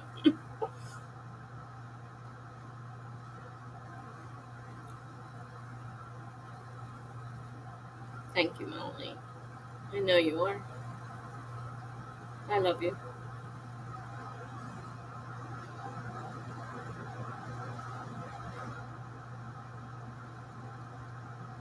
They're my kids. I love them. May not be perfect, but they're still my kids.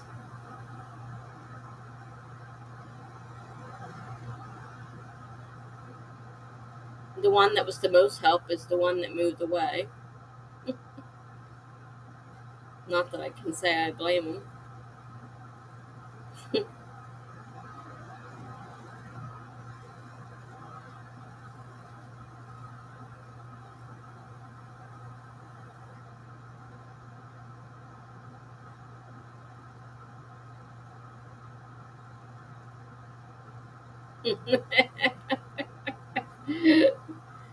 Oh, honestly, and she complains nonstop.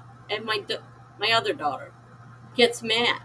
She goes, "We didn't make her. We didn't make her have babies with these guys. She's the one that decides to, hook up with a guy because she wants another baby, and she hooks up with the world's worst men. Not our fault. We had nothing to do with it. But somehow this all became our fault." Thank you, Valerie.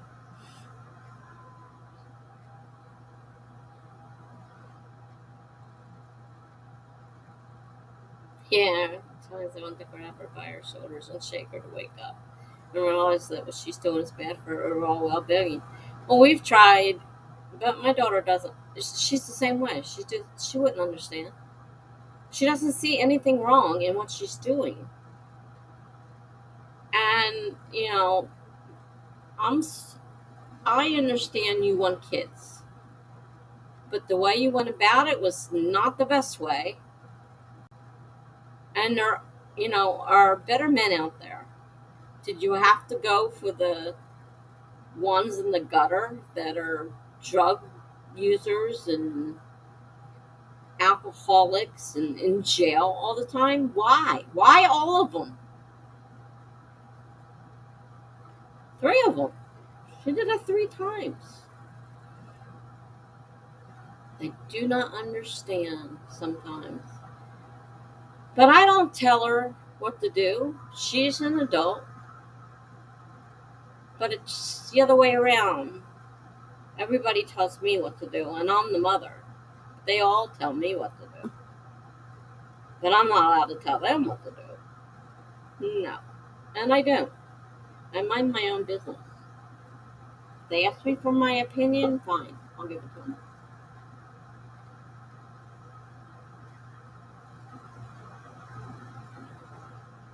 I'm almost out of water for the night. She got back together last October with a guy she was with for a few weeks 3 years ago and who's been in and out of jail for being at the wrong place at the wrong time. We got a lot of those stories too. But I only rented a room from them. I didn't know them. He gets locked up for selling firearms.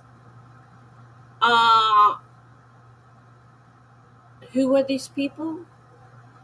They swear, all of them, that you were the one selling the firearms. And it's one against how many? He went to jail.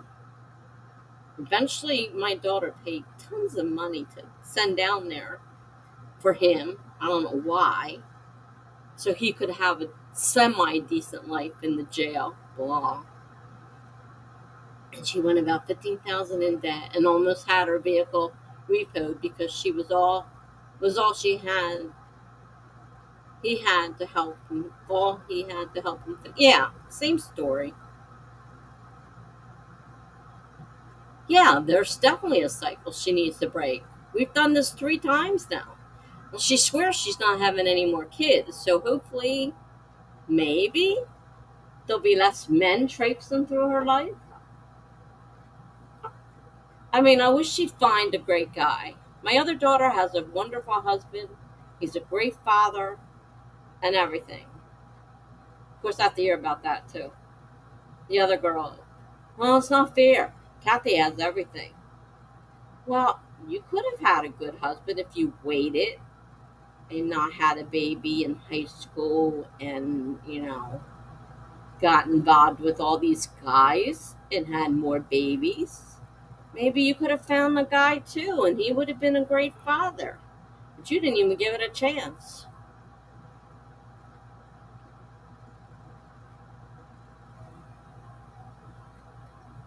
And my older daughter can be very overbearing. Like she's like her father in that way. And she likes to tell people what to do, which is why her and I butt heads a lot. Because, her attitude is like his, and I have to remember she's not him. And sometimes I forget because she's so like him. And, I can't stand him.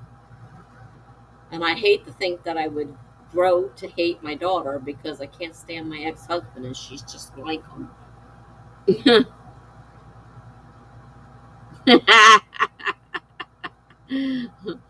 My daughter and your bestie should be besties. That's a good one. Maybe they could see it in in the other person and see what they were doing.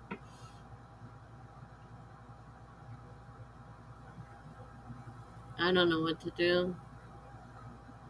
I can't even take care of myself, and I got issues with children to take care of.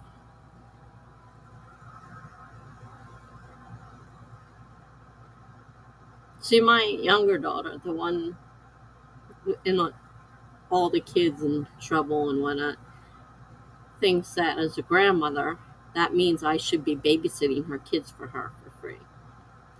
And that's not happening, and it's not going to happen. And one, I can't watch children. I cannot be trusted with children, cannot physically handle children, mentally handle children, and I'm always having problems. The last thing I need to worry about is babies. And she doesn't see it that way. My older daughter understood, and she never asked me to babysit because she knew that I was not. She cared about her children. She cared about their safety. She didn't want, she knew that something could happen. She didn't want me watching her. I had no problem with that because I told them, I can't do this. I just can't do this. And I shouldn't be with them. It's, not with them. I can be with them, but I shouldn't be in charge of them. What if I drop the baby? You guys have, you're not thinking. Honestly, I've been slowly backing away after nearly 20 years because her life choices were making my anxiety spike to bad levels because I was so worried for her safety. Yeah, I can understand that. Sometimes that's what it takes to see yourself in others and wake up. Yeah, you're probably right. She doesn't see it that way, though. She doesn't see it at all. She just sees that life is unfair and her friends have mothers that are there for everything and babysit and are and her mother does it, and she doesn't take in the fact that I can't do it. She just takes in the fact that I'm not doing it for her. And I wouldn't even when they were first born and they were younger. I said if the baby's father is not working, he's watching the baby. I'm not. So when he goes to work, I will watch him. So he would take the baby when he wasn't working and take it to his mother. So then I got, well, his mother babysits, why won't you? I said, we've been through this before. I raised my kids. I didn't have a babysitter. You guys came with me, or we didn't go. It doesn't work this way. You don't have babies, so I can raise them. I'm sorry. Don't work that way. Yep. She made her bed, she can lie in it. Yep. She don't see it that way. So I just got all that thrown in my face a couple months ago, which isn't helping all of what's going on, which is part of the problem with what's going on. Because I'm trying to deal with the fact that, what happened between her and I. Well, I'm still trying to deal with what happened between the other one and I. Yeah, but they don't see it that way. Well, the one doesn't see it that way. The other one, the one that has everything, also had a great family in-law, and they watched the kids all the time for them. So she did have all that. And, she didn't need me really, whereas the other one didn't have that and kind of needed me because she didn't have in-laws. She had, the guys from home who did two two of them did have parents and would, watch the kids, but um the third one didn't have a mother and father. They passed away early in life. But I tried to make her understand that it's not my job to raise your kids. I raised my kids. Your father and I didn't go anywhere if we didn't have a sitter. We worked opposite shifts so we could work because we didn't have babysitters. And she expects everything handed to her.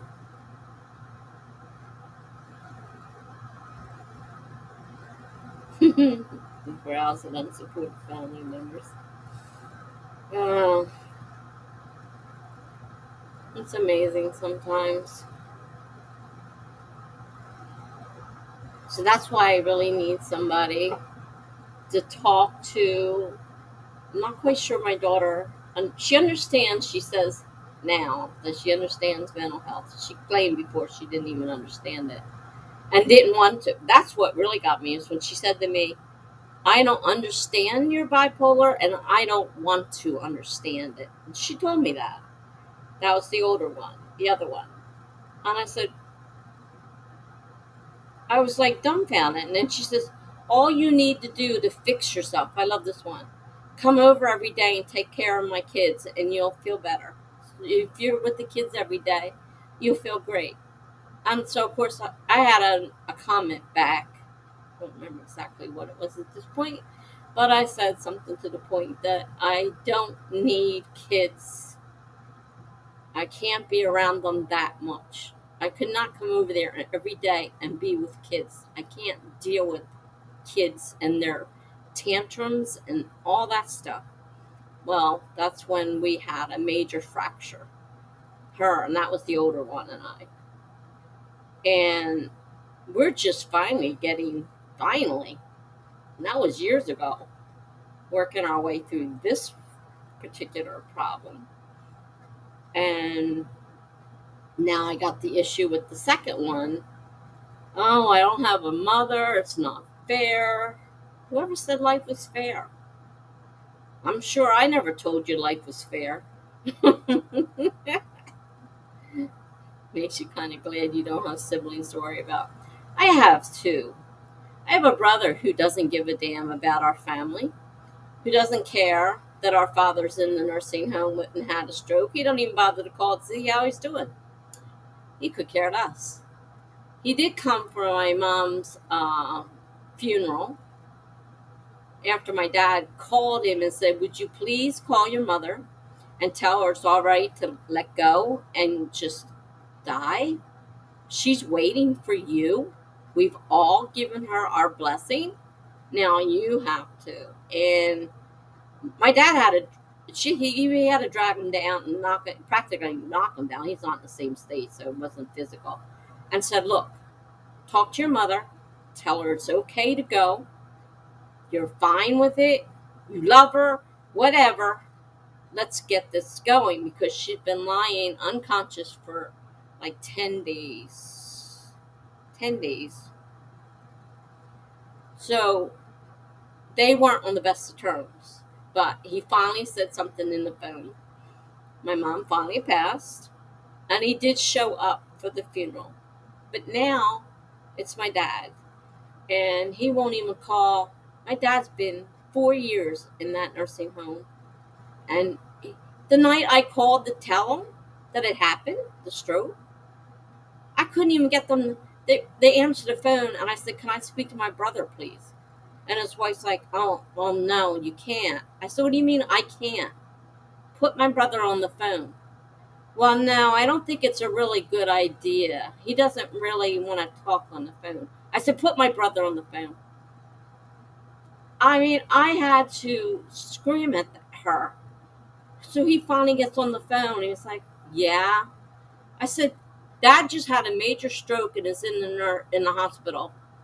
We don't know whether he's going to make it or not." "Oh, okay." And that was the end of that. And he he did call the next morning and say, "Is he okay?" I said, "Well, he's still alive at the moment. Thank you." And then, no, we wouldn't hear nothing from him. 4 years.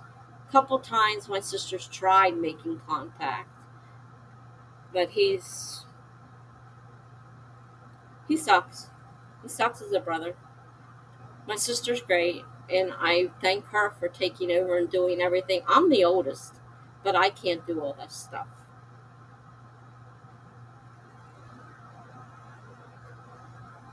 So, you know, thankfully my sister was able to take over. She's the strong one. Because my parents tried to set everything up that I would take care of everything for them when they got older. I said, "Don't do it. I can't do it." And thankfully they listened to me when I told them I can't do it. I think by then they were understanding there was something wrong with me mentally. They didn't. Back then, nobody understood this stuff. So they were starting to understand, and they named my sister. She's probably cursed me quite a few times, but she's doing a great job taking care of our dad. Because I can't do a thing. I can't even go see him. Well, she can't either now with the pandemic going on. Uh, there's something about you that needs to be fixed. Oh my God, I cannot stand that mentality. To quote Eric Matthews from Boy Meets World, life's tough. Get a helmet. Love it. Mm. And families suck. They really do. And you can't choose your family.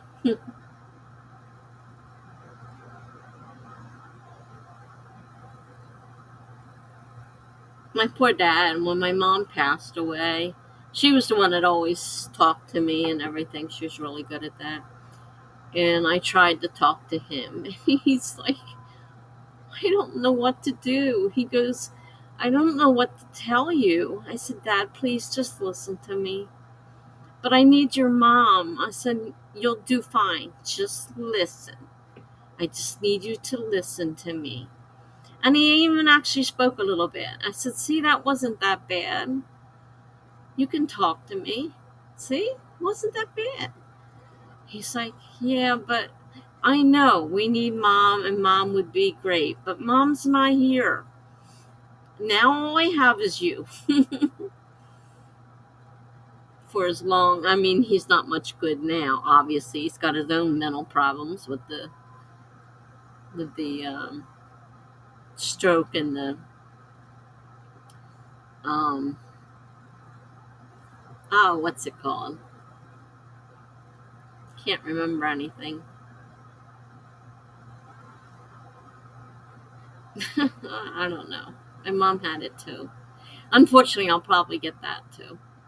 I already warned my daughter to watch for it because I'm not going to know about it.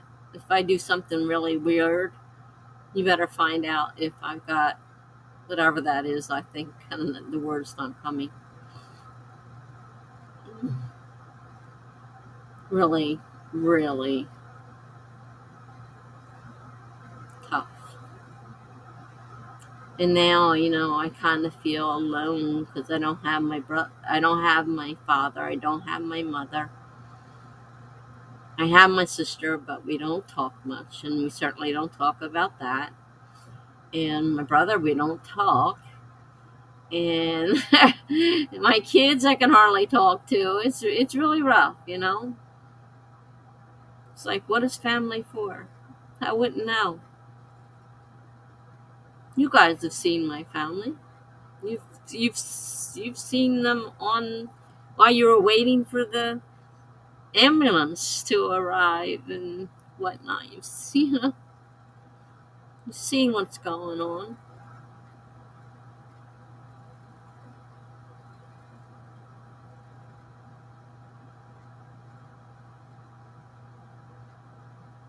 Dementia. Yes, that's what I wanted to say. It's on both sides of my family. There's a very good chance. And it runs down my mom's really bad. My grandmother had it, and I think most of the women before her, at least the women, definitely had it. And my dad has it now. So there's a very strong chance that I'm going to have dementia. So I'm trying to explain to my daughter to pay attention. And if I start doing things that aren't normal, you're going to have to take control because I'm not going to know that I'm doing things that aren't normal. My mom didn't. She had no clue. We tried talking to her afterward, and she would like, I don't know what you're talking about. And then she'd laugh because some of it was pretty funny. And then she'd laugh if it was funny. But she didn't understand that it was her that did it. Like, so I'm trying to get my daughter to understand, since these kids have no sense, that that could happen to me, and you need to be in charge. You need to pay attention to what's going on in life. I need you guys.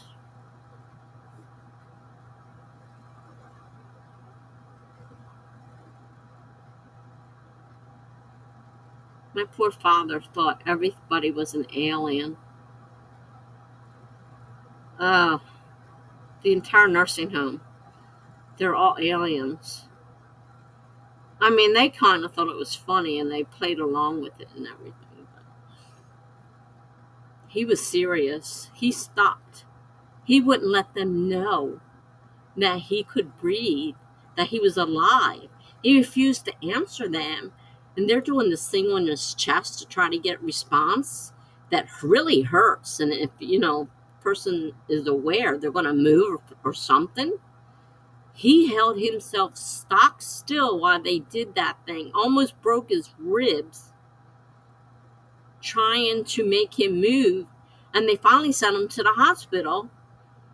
And by the time my sister and I get there, he's in there laughing. And it's like, wait a minute, what is going on? And he says, yeah, I was being funny. I let them think that because I thought the aliens were going to get me, the alien monsters. So I stayed really, really quiet, and they didn't know I was there. And I'm like, oh my god. My sister's like, that's it.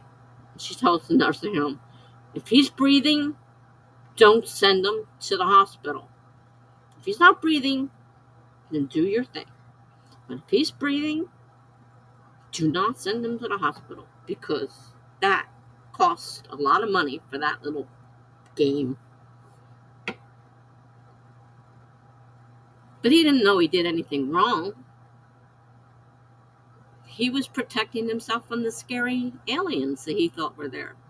So it wasn't, anything to him. He didn't understand it. He doesn't understand a lot of things anymore. He barely knows who we are. He does still know, but he barely knows.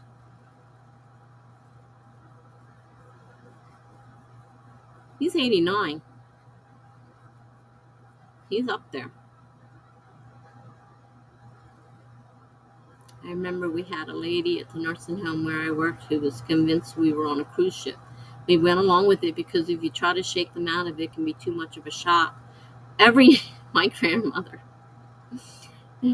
every time we went to visit, would tell us about the wonderful parties. I don't know if it was a cruise ship or not, but it was something like that.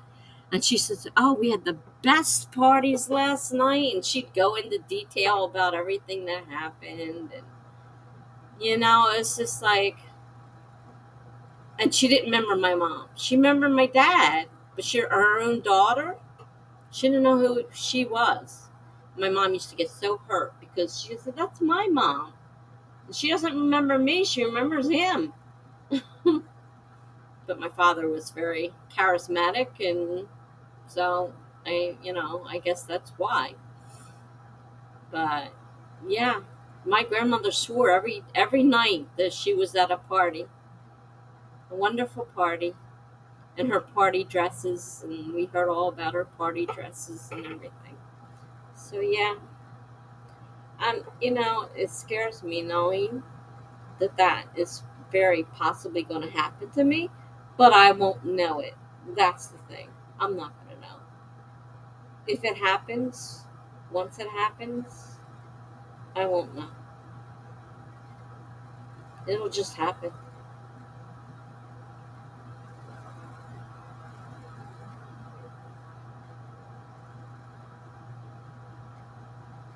It's really strange. The things that happen to people.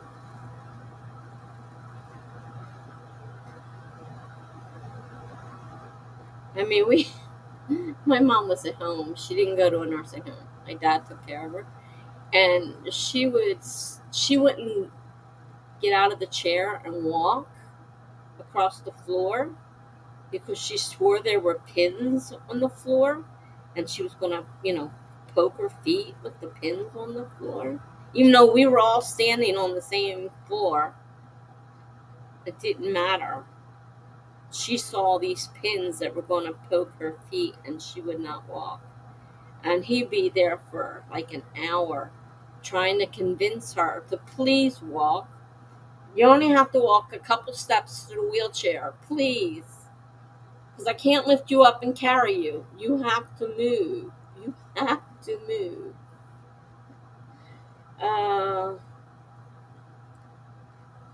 So he kept her out of the nursing home. But then in the end, we had to put him in. We had no choice. We couldn't take care of him. He was too physically needed a nurse and stuff. So wasn't able to bring him home. He had to stay in a nursing home, which he won't let us forget. How terrible his own daughters were. And I'm trying not to do that to my own. My own are trying to put me in a nursing home now. I had enough trouble getting them to agree to assisted living. They want me in a nursing home. They don't want to have to deal with anything. Bad thing to have to say about your kids.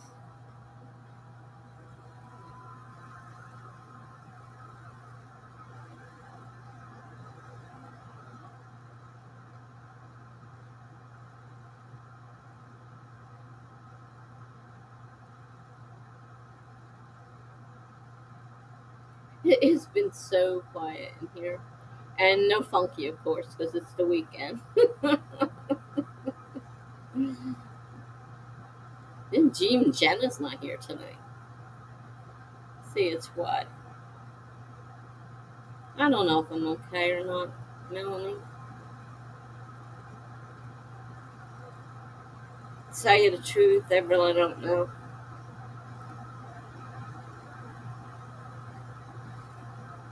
A lot of thinking back and a lot of thinking forward and a lot of not being in the present and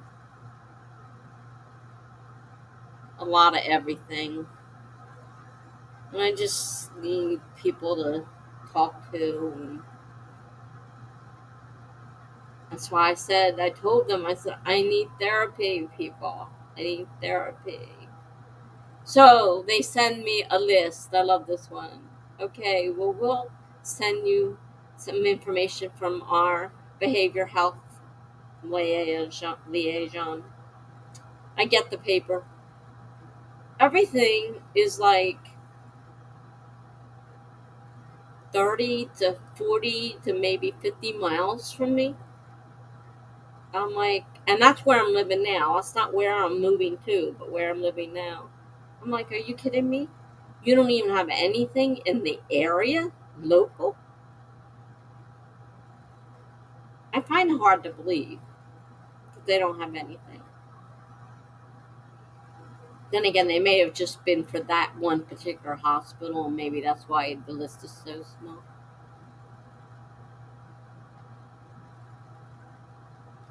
Don't worry, Melanie. I'm not going to do anything stupid.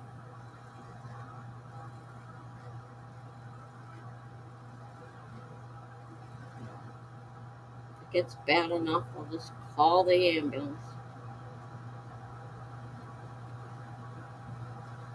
Yeah, we can do a sprint. Try reading that book again and see if I can get into it or something. Alright, let's see. Timer. 25 minutes. Starting in 5, 4, 3, 2, 1, go. Excuse me. Now I've got hiccups. Mm, lovely. Alright, I'll see you guys in a little bit. I'll try reading my book.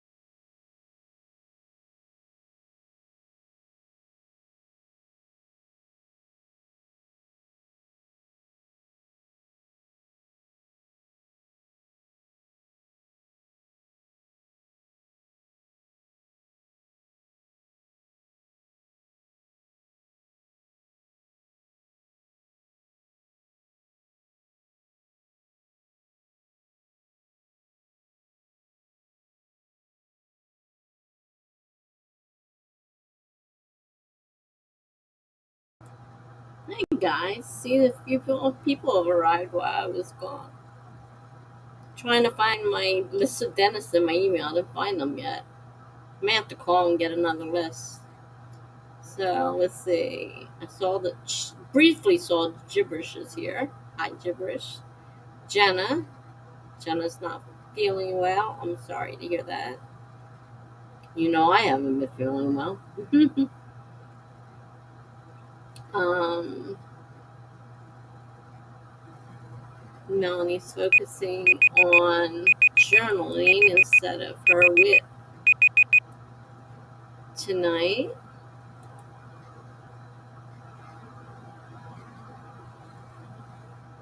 I understand that. And now October's coming, so we gotta figure out what we're doing. Yeah, I hope. Stomach bugs can be really painful. I hope you feel better soon. Melanie says my mom got sick with a stomach virus last week and is finally started feeling normalish by Wednesday. Yeah, I had one that lasted almost a week, and I was dehydrated because I was doing nothing but puking and puking and diarrhea, and I had to go to the hospital for dehydration. I was so bad. It's like, what happened to the old-fashioned 24 hours and you're over? Jimmer says, so I went to my house from school for the first time. I didn't get lost, but I did ask people for help. I finished a book, so I'm now reading The Mistake. Oh, man. Melanie says to Gibberish, hey, congrats on making it to school. Proud of you for asking help. That's not always easy. Yep, I'm glad to hear you got there too. Good girl.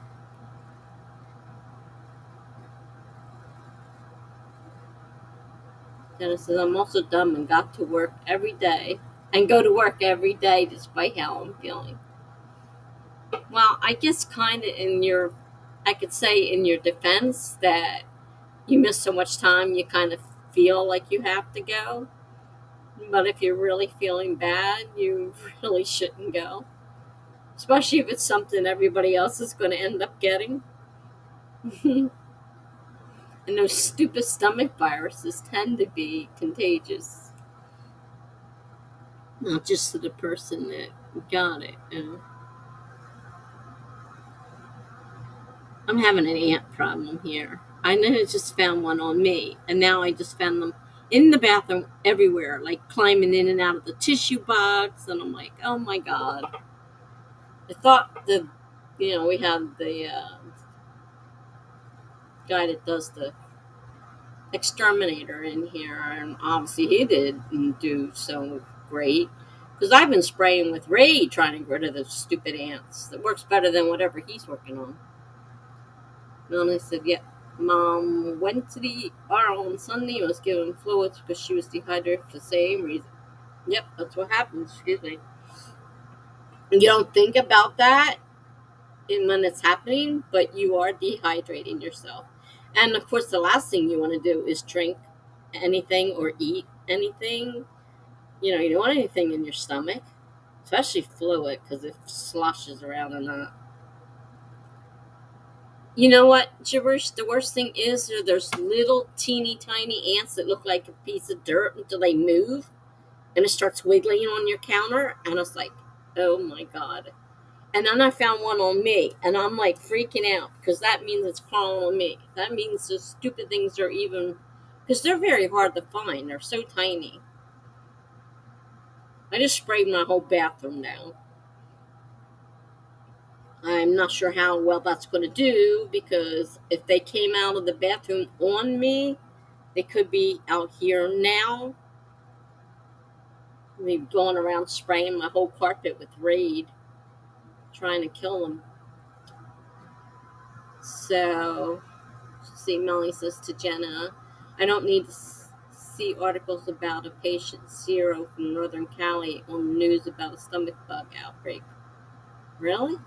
Take care of yourself, sister.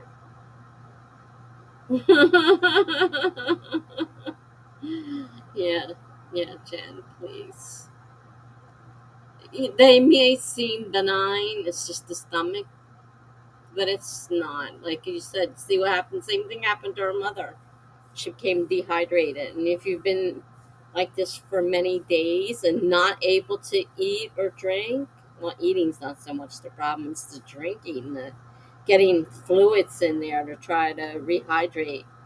That could be a problem. Oh, yeah. Could be stress too. I think you've got a point there.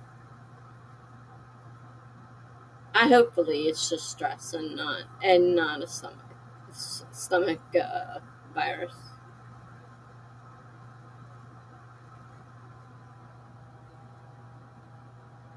Yeah, I wasn't too happy with the ant thing, and when I went in the bathroom and saw them crawling all over the place, I about freaked out.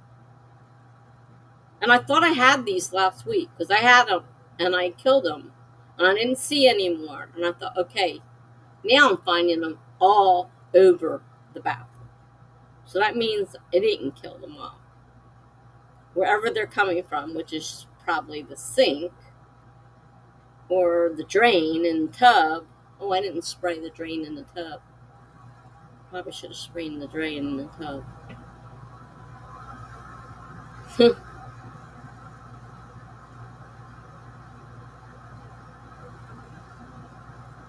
How you doing with your writing, Jen? Able to start picking up some? I know you haven't been feeling well. That kind of puts a damper on things.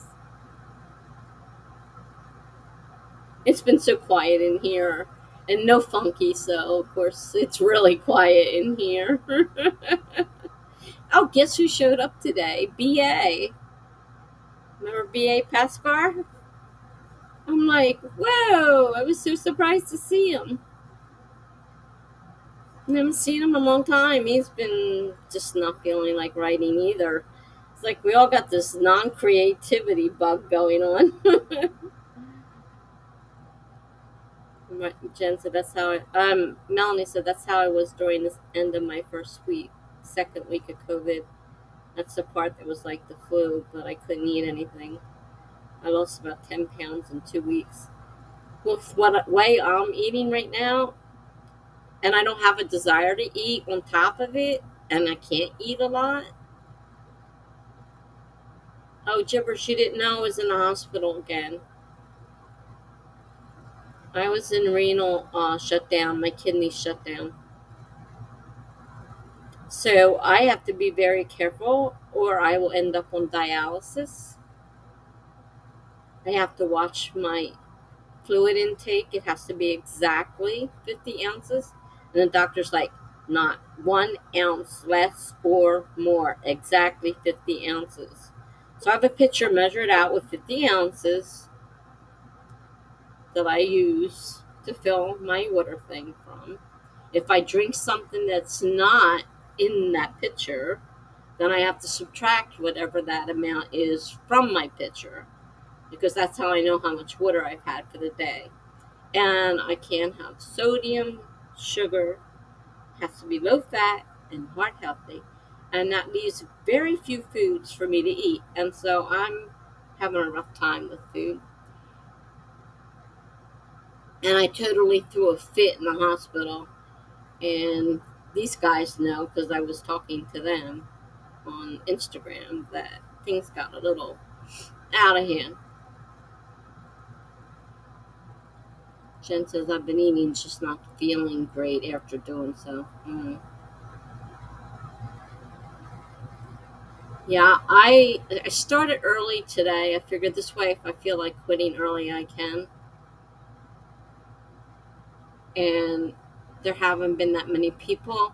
There's not many people. I looked at Devin's list. There's not many.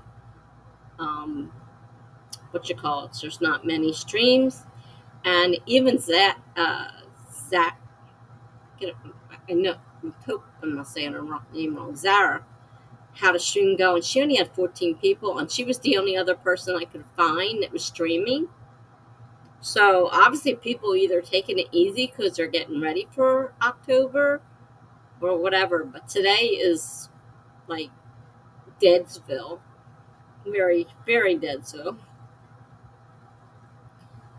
So I'm having trouble eating. Don't want to eat. I probably lost weight. I got yelled at in the hospital because they were measuring my food tray and my, my water and stuff, and yelling at me for that, along with everything else that was being yelled about. Okay, talking about eating is actually making me hungry, so I'm going to grab a quick snack. I'll be back in a few. Okay, yeah, I'm kind of hungry again too, but I didn't eat that much, but I have to watch it's hard. Everything has salt in it, just about, except oranges. I can have oranges. They have no sodium in them. How sick am I going to be of oranges very shortly here? Soon. So I'm sorry, gibberish. I'm sorry I wasn't here and I wasn't able to let. Though, didn't you guys get a chance to go in? I think I had one scheduled. I think Tuesday was scheduled. Didn't have a chance to go in and put a note in there. Because I went in the hospital Monday.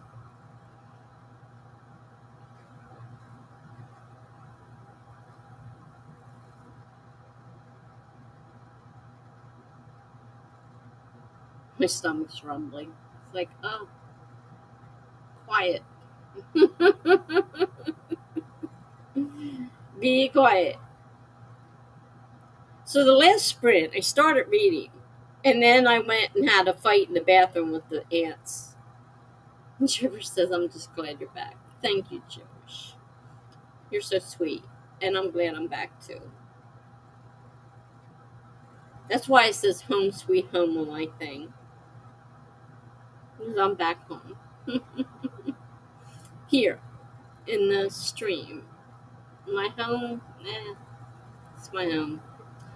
But my home online is home sweet home.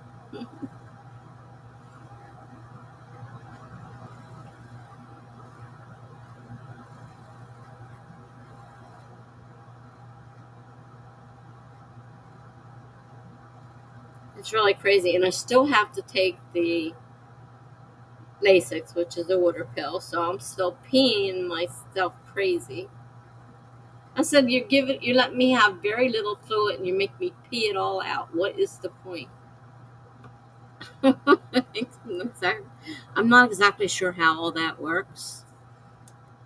There must be a point to it, but I don't know what it is.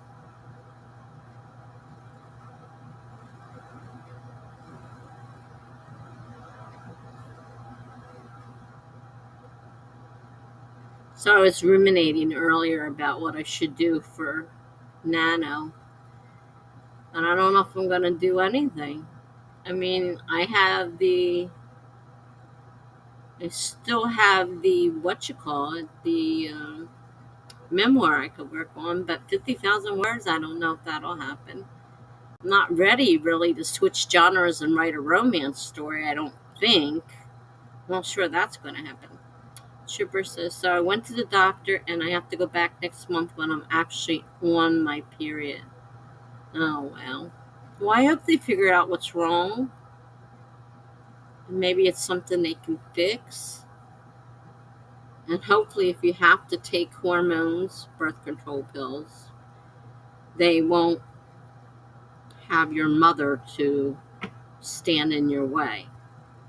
And if they do say that, make sure she understands you need them. Because it's not good for your health. It's definitely not good for your health. So you definitely need, if they tell you that's what you need, you got to make her understand. I mean, what does she think you're doing? Out there screwing your brains out? God. I'm sorry, your mother just makes me so mad.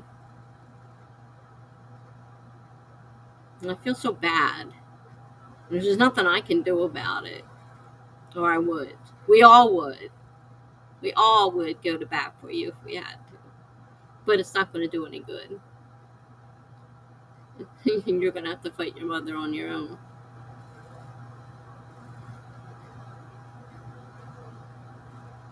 I mean, do your do your best, and hopefully it's nothing bad.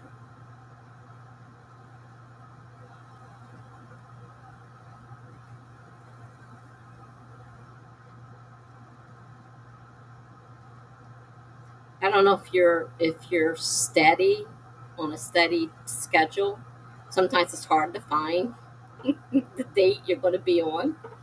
It'd be like calling up the doctor, hey, my period started, I need you to come in, kind of a thing, which I've had to do before. It's a pain in the ass, though, because they have to fit you in somehow. But if that's when they want you there, then they'll have to make room for you to come in at that time. And I hope they find it's nothing and you'll be okay. There's nothing wrong. I just want birth control pills because of my cramps. I told them what happened and they suggested an IUD, but I'm scared, so I'm not taking that. I decided to go with the shot. Oh, okay. Well, that's a good idea. My daughters both had great success with the shot. It took a while, and eventually their period stopped. After they were on the shot for so long, it just stopped. I thought there was something wrong, and that's why you're having so much trouble. But that's great to hear. I'm glad to hear that's not something that's medically not life threatening. Well, could be medically a problem.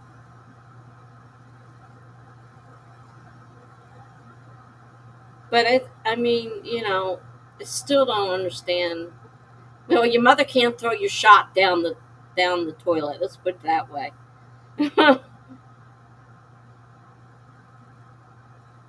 And like I said, my daughters, it worked great for them, and eventually their periods stopped. And if you want to have a baby, I know you don't. If you want to have a baby, you may have to stop for a while because it takes a while sometimes to get started again. Yeah, I get you. They warned you about losing your period, but you're looking forward to that, of course. What woman doesn't? Melanie's back. Okay. Well, I'm glad to hear. Luckily, gibberish is not having a problem. She just wanted birth control pills because of the cramps. So she's going to get the shot instead. So her mother can't throw that down the toilet. She can just go in and get her shot and be done. So that's great. They're not every month, are they? Gibberish? I don't remember. I thought they were every few months.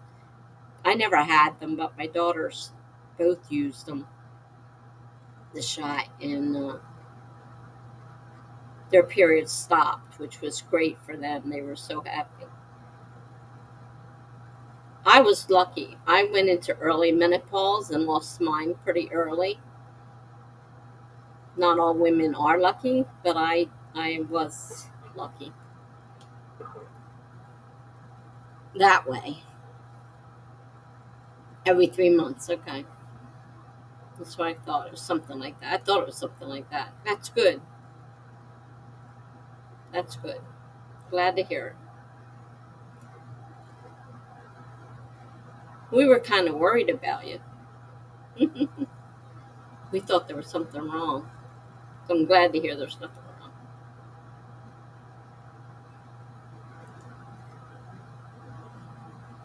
So what did you get good to eat, Melanie?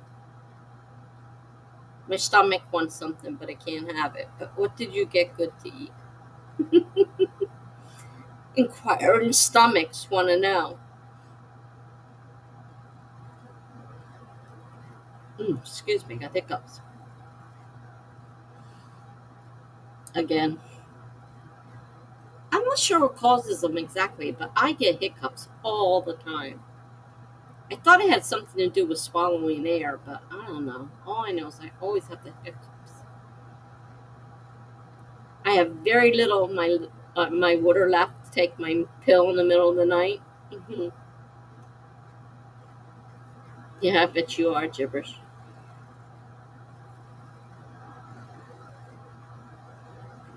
Oh, now I had the fibroids, and they wouldn't give me anything. They just said to me, when you go through menopause, you're going to be, rid of them. They'll go away. She says, but let me check something before, because they're going to do a biopsy. And she says, to see if they're, they make, because they're usually not, malignant. But she said, we have to do a biopsy. She says, let me check something. And here it was my thyroid. And she checked my thyroid. My thyroid was off. And when they put me on thyroid medicine, even though I still had a lot of bleeding, it cut down a lot. 4 cheese pizza hot pocket. Oh, that sounds so good. Yummy. I was just looking at labels in my kitchen. I'm like, God, I can't have anything. I already gave half the refrigerator to my neighbor. And he's like, oh, great, because I don't have any food left. I'm like, he's a gambler. And this is crazy, Mike, by the way. He's a gambler, and I think he's gambling too much. And now he doesn't have money for food. So he took all the stuff. He didn't even care. He just grabbed everything that I was offering and took it. Could be acid reflux. I get acid reflux terrible sometimes. My husband gets hiccups mixed with burps. It can last half an hour. Yeah, it's about the average time, half an hour. I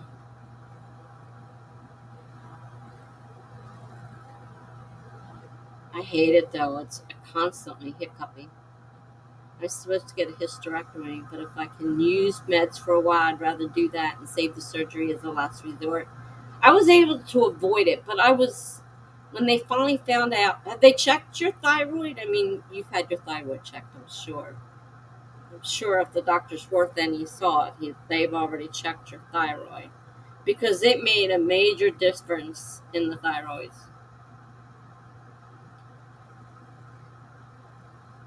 Oh, you haven't had it checked? Get your thyroid checked. It made a big difference. And I didn't have to get surgery. I didn't have to get the biopsy because it cut the bleeding tremendously. And they go away usually. I mean, almost always go away once you hit menopause. I know you're not quite there yet. It did take a while, obviously, for me to get to that point, but get your thyroid checked because it's a simple blood test and they could, and there's also a blood test that can tell you approximately how long before your period stops. They don't usually advertise that, and I don't know if they'll do it, but they did it for me. I had like a few years left, but the thyroid, I couldn't believe the difference it made.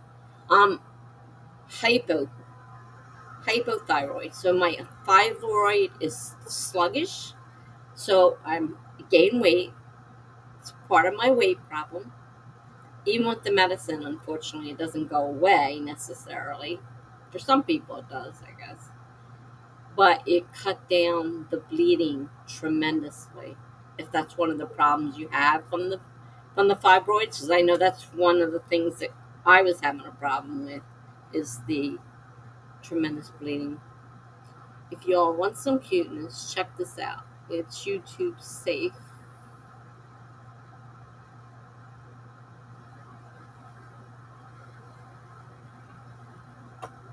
Let's see here.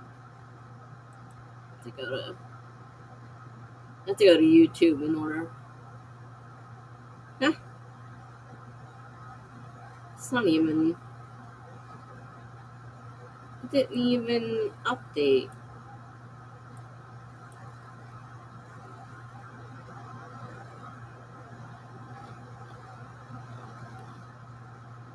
Huh, that's weird. He stopped by quickly to say he wouldn't be here tonight.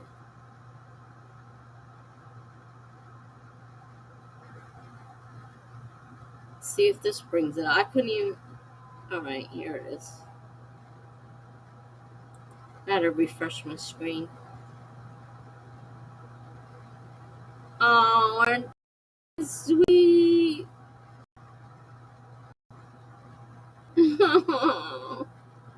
And the eyes. Look at the color of the eyes.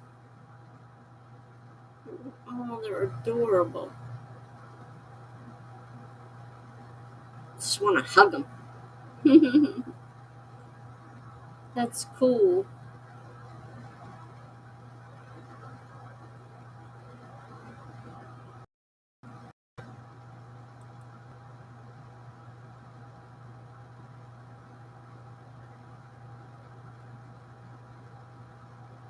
Yeah, it's really cute. uh,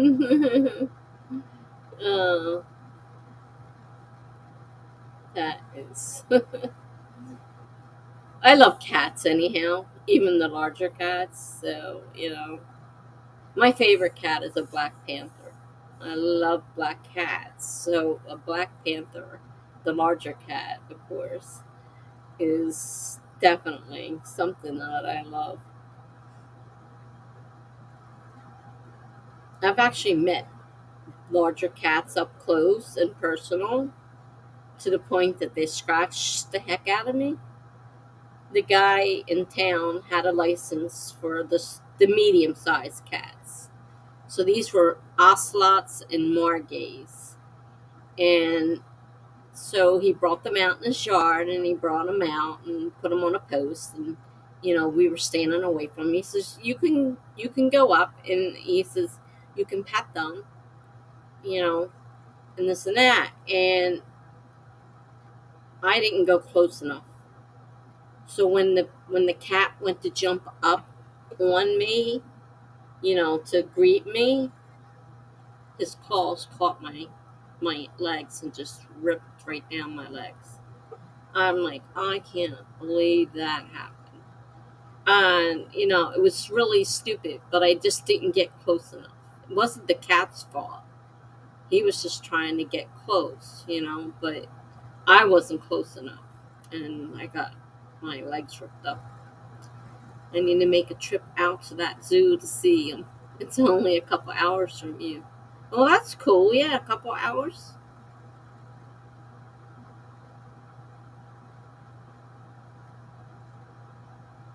It's a great idea. Gibberish, my two cats are my children. Oh, I missed something. Okay. Gibberish says, once I live on my own, it's over. I'm getting a bunny, and that will be my child.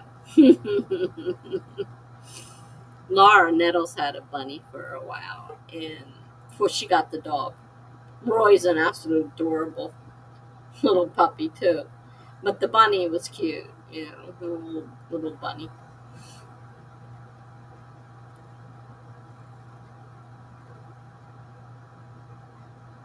I've met a tiger cub before, and it bit me in the chest when I was 16. I still have a scar. Oh God.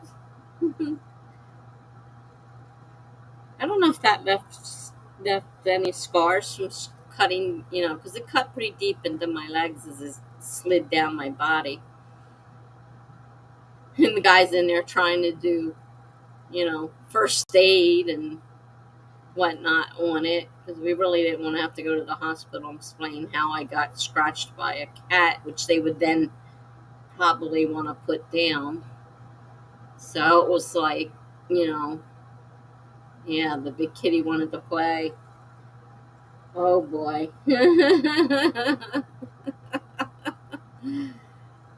Yeah, it's cool, but be careful. Yeah, it was cool. But yes, that was pretty scary because I was already scared, and I think it sensed it too. And then I was too far away to boot. So when it jumped up, like I said, for me to pet it, I was too far away. And like I said, we didn't want to report it because they would have taken the cat probably and put it to sleep. And we didn't want that to happen. We're pretty sure the guy kept the animals, updated with all their shots and everything. He had a small mini zoo, so I'm sure everything was okay. I never got sick or anything, so I'm sure. Obviously, I'm fine. But it scared me. Definitely scared me. They're like medium-sized cats. They're not as big as a lion, but they're not as small as the house cats. So they're in between. Pretty good sized cats, though. I mean, they still were pretty good size.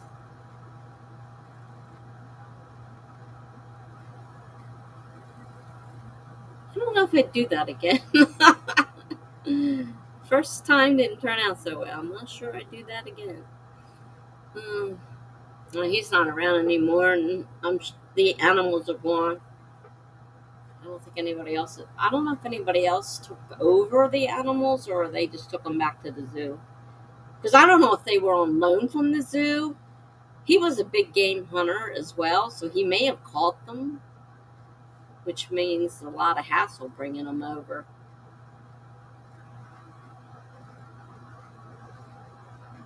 You know, from wherever he caught them from, if he caught them. But yeah, they're like, sweet. They weren't mean or anything like that, but this one just happened to catch me the wrong way, unfortunately. Oh man, I keep reaching for my water and it's not there. I already moved it, so I won't start drinking it. It's in my bedroom waiting for my nighttime pills, so I have some liquid to swallow them with. There's a guy you follow on TikTok who has a lynx cat as a pet. They're kind of medium, I think. It's absolutely gorgeous. But I guess Alabama's pretty lax on what exotic animals you can have as pets. Well, this was here in Jersey, and, you know, he had these cats. He had birds, wild birds. Those beautiful, I don't know what they're called. Macaw, I think, maybe? Beautiful birds. He had a bunch of big birds, really big birds. And they were friendly. They'd come out and walk up your arm and everything. So he had this little mini zoo, and sometimes he brought them out and took them in the house and whatnot. So he probably had a special, I'm sure he had to get a special uh, grant or whatever it is that you have, dispensation or whatever it is you have to get for things like that.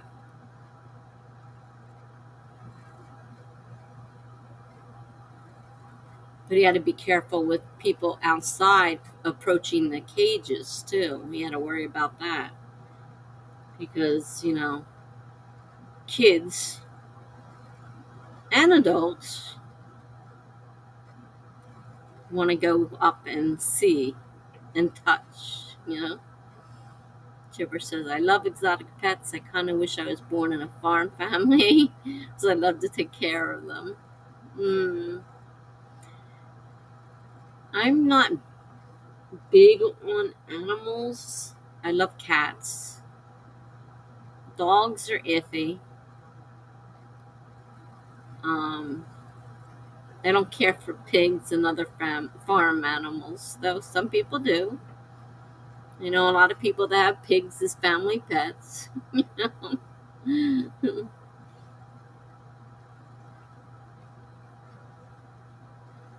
Did we lose Jenna? I haven't seen her recently. Chicken flew on your leg and you fell in love. uh, Melanie says, I want a large enough property when my husband and I get a house so that I can have alpacas. Wow. And I'll take in any stray feral cats that find us and give them a place, them space in the barn. Melanie says, oh my God, that's awesome. It's gibberish. We want chickens too. I'm afraid of chickens. I'm afraid of getting pecked. That's my only problem with chickens is they peck. Turkeys, those kind of things. They peck. They don't like pecking animals. Ducks. Oh, we had ducks. We had ducks. My kids were little, and we lived on the lake, so we had ducks. We had a little beach out front, and so my ex-husband built a beach enclosure that was half beach and then out into the water. So, they had water to swim in and beach so that, we could keep them confined because they just take off. They still could. They could fly. They really wanted to. But we had the ducks, and one day my kid wanted to I think it was my son, wanted to take them into school for show and tell. And I'm like, oh my God, I can't do this. How am I going to put these things in a box and take them to school? Because he couldn't take them to school. I'm like, how am I going to do this? I don't remember how it happened. They did get there, and the kids were ecstatic, but I don't know how. I don't remember at this point how they got there. Couldn't tell you. But we had ducks.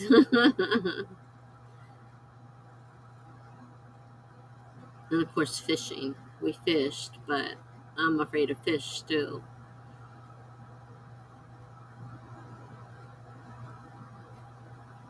Though I enjoyed fishing. Just don't ask me to take the fish off the hook or ask me to put a worm on the hook. And one day the kids wanted to fish while Daddy wasn't home. And like an idiot, I agreed, figuring out they're not going to catch anything out here. They're on the edge of the edge of the beach. How are they going to catch anything? What would come in, that far? And I wasn't thinking ahead. And all of a sudden, one of the kids catches a fish. And I'm like, oh my God, what am I going to do? I had a towel. I tried standing on the towel and the fish and tried to pull the hook out. Oh, yeah, geese. Did we have mallard ducks? Or did we have geese? I'm not sure. We lived on the lake, so they were both there. But I couldn't get the fish off the hook. So we sat there and flopped on the beach. I said, wait till Daddy comes home. I'm not doing this. And you're not fishing anymore. Sorry. Until you can take your own fish off, we're not fishing anymore. Your grandpa used to take you to feed Canadian geese at a local park, and one time I had my thumb extended out from my hand. The damn bird bit me. Yeah, they're nasty. They will do that. We're not having teeth yet. Geese have painful bites. Shall we do another sprint? Sure. And Molly says I'll probably head off after the next one. Okay. Shen must have gone because I haven't seen her lately. Let me set it up.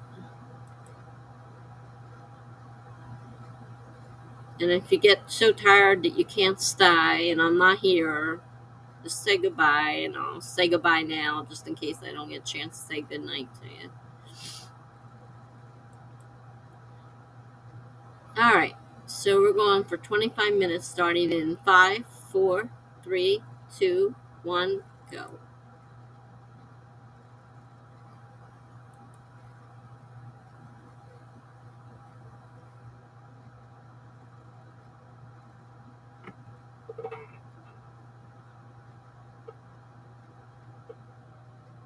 Had a couple people here saying they loved the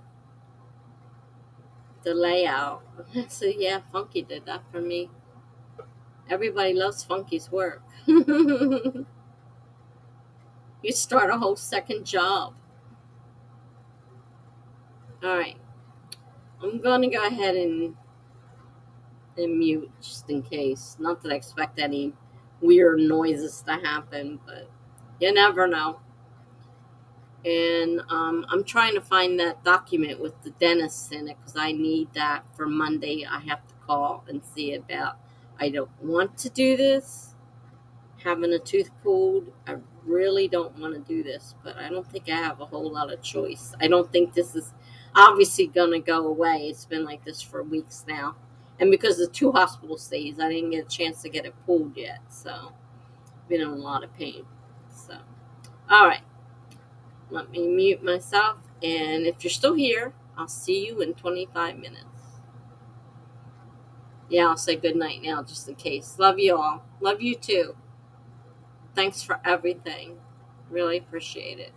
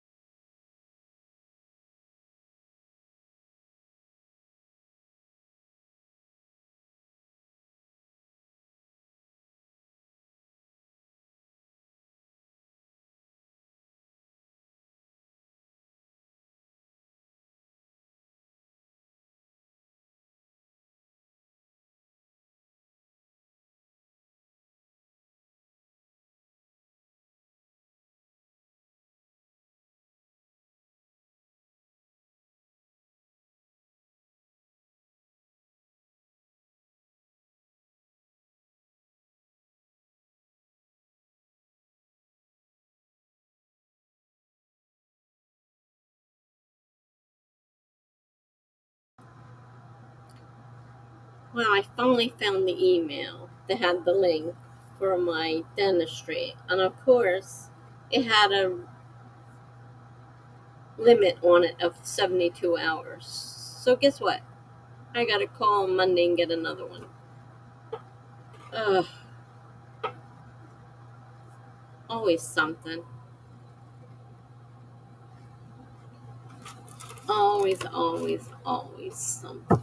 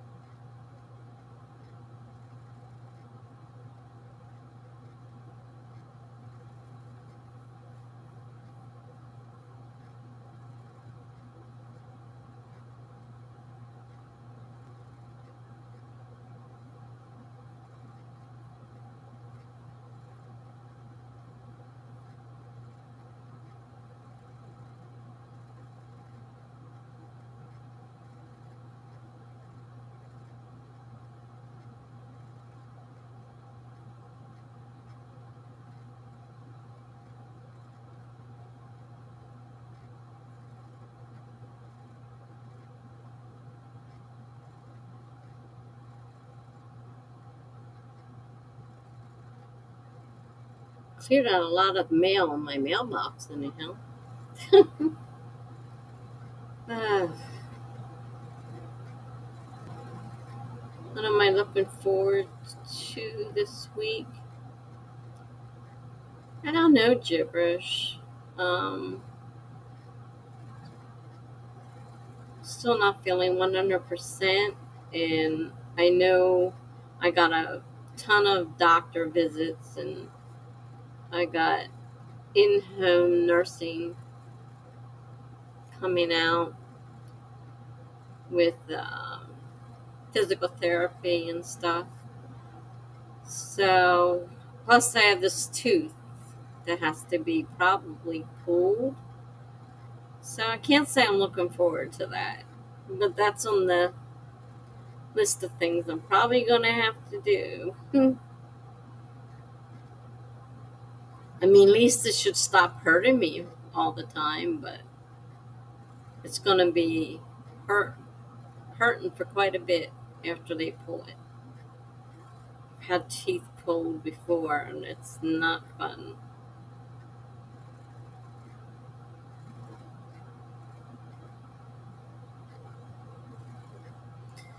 My aid person's doing really well. Um, I called, excuse me, I called from the emergency room and made specific requests that they tell her not to come the next morning because I was in the hospital and I was pretty sure I wasn't coming home. And they promised. And the next morning at 7 o'clock, my phone rings, and I'm like, I see who it is, and it's the agency. And the woman's like, "Where are you? The aide sitting outside your door." I said, "I'm sorry." I said, "I called the company and told them I was in the hospital and not to and to tell her not to come." They didn't do that, which was terrible. So she said she would take care of it, and she actually gave me her number so when I came home I could get restarted again. So I was really mad that they actually did that. They didn't do what they promised, and they were supposed to let her know. So she drove all the way to my house early in the morning and standing outside trying, because she always leaves the door open for me. I can't get in, and once she can't get in because the door's locked and I'm not there. So she started the next Friday, which was Friday. She started again.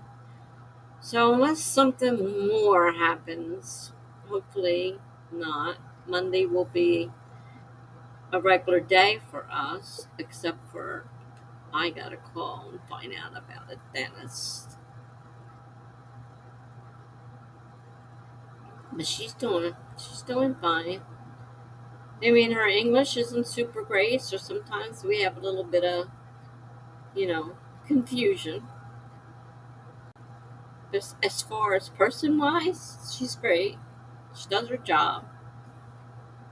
She's there every day. There's more I can say for most of the people in that place.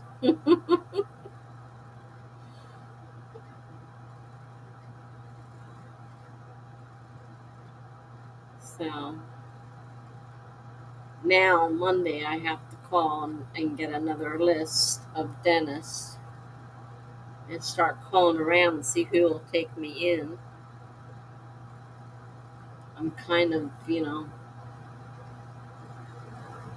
stuck here because it really hurts pretty bad, and I can't keep doing this.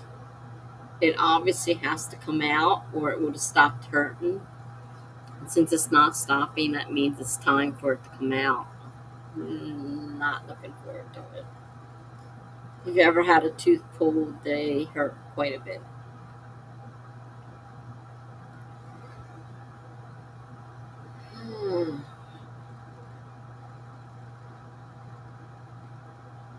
I'm not sure, but I think Melanie went to bed. But she just sent me an Instagram asking me if she heard something about the hospital. I'm like, I think you were dreaming. I don't remember saying I was going to the hospital. No, I can't. She won't give me her number.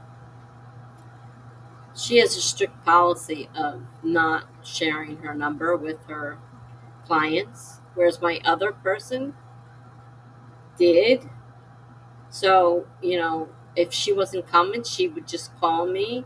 Or, if something happened, I called her. But we can't do that because she won't share a number. Not that I can blame her. I can't totally blame her for not wanting to do that. And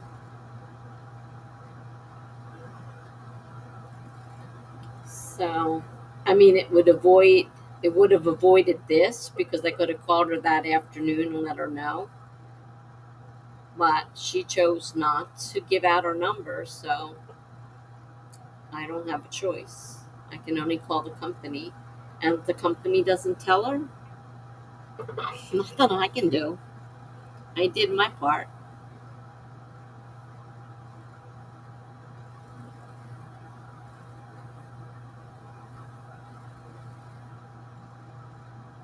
I'm hungry. I want food. Mm,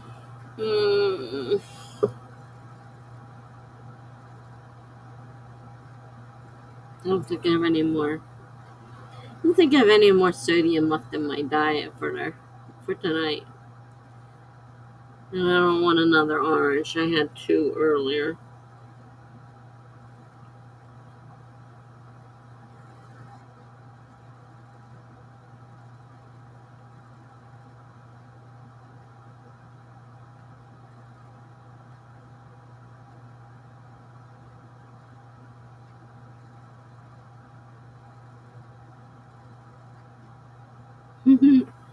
Thank you, Gibberish.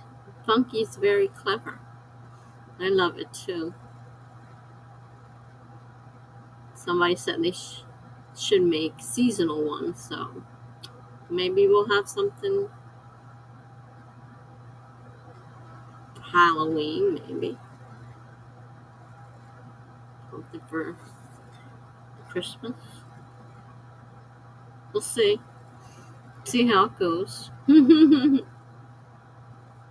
He does great work, though. And he had to fit all this around the piece that's there. I mean, this is an overlay that he made that fits over. And he had to make a background because so the part on the right side that has the leaves and stuff up it, that's part of the overlay. I mean the background or the overlay. No, the overlay is the color. and then the leaves are part of the. I don't know. Too confusing. It's two pieces. Let's just put it that way. There's a background and an overlay. And then I get this. And it looks so neat. So nice.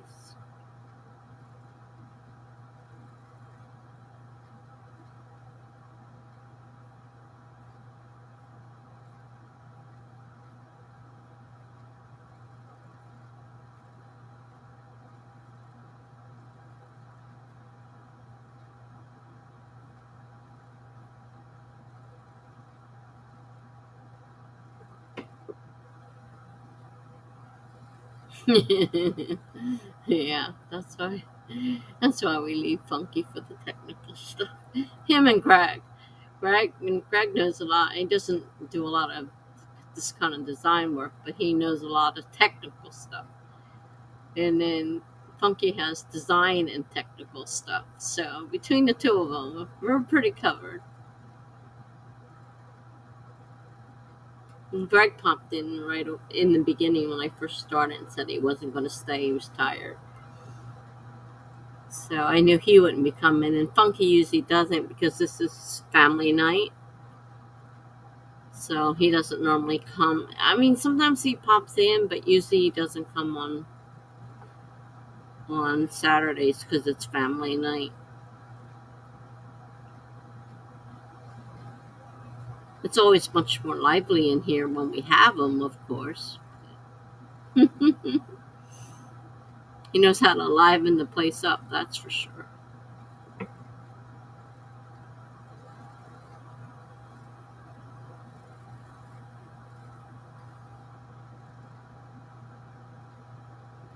Going on 12 o'clock. I don't know if anybody but you and I are left here. Is anybody here besides you or I? Speak now.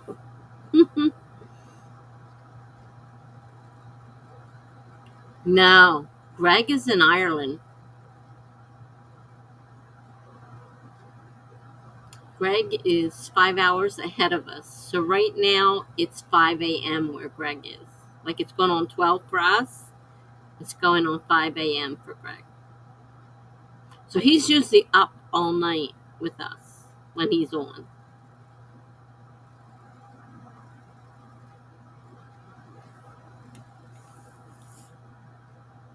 This headset is starting to bug my ears.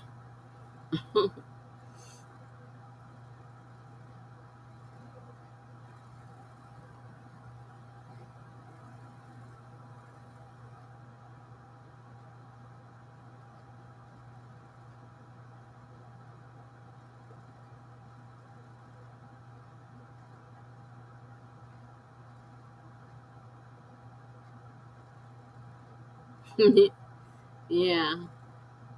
Yeah, it's a lot of dedication, is right. He comes most nights he's here. Sorry about that. It hurt my ears and I moved it and it fell off. Yeah, he's here most nights that I stream, and for him, that's the middle of the night. So I'm not sure what time he sleeps. I know he's sleeping now.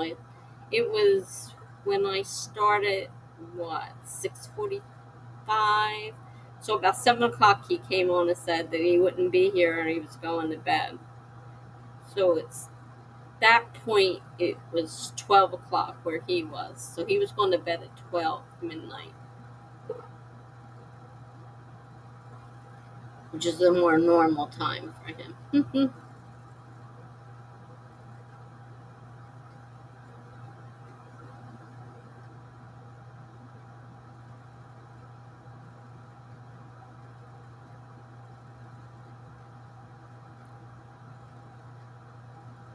No, I pulled an all-nighter going to school and kept falling asleep during my class. You know the feeling when you close your eyes and feel like you're about to fall and then you jerk yourself awake?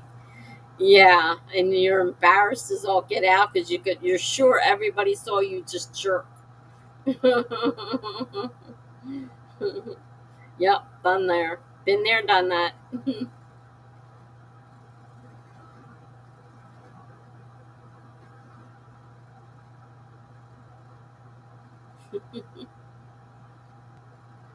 Definitely rough. I gather you weren't working tonight since you've been here, I think, for. Where were you working earlier? You've been here quite a while, I know. That was me. Every time I blinked, I had to force myself up. It was so hard to stay up. Yeah, I understand. Believe me.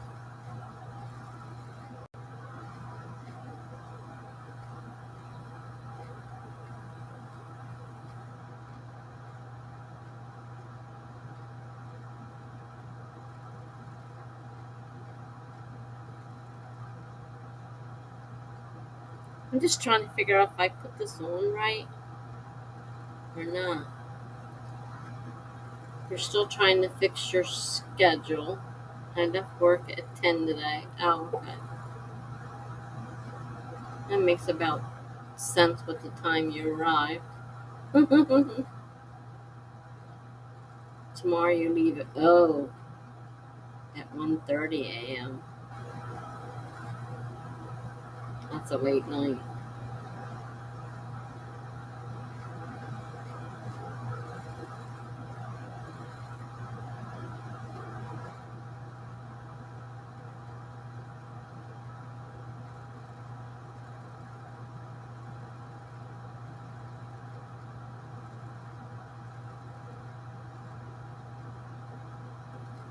Oh,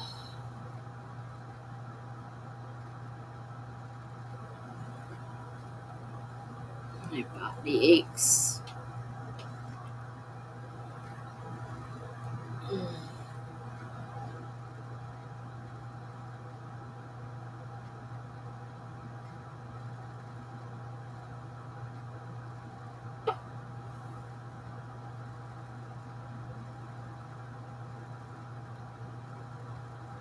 I think I missed.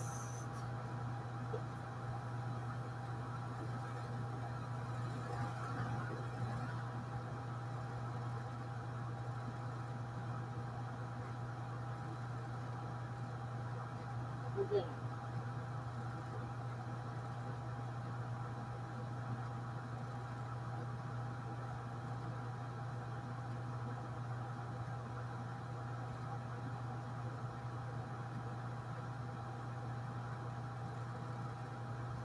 third one.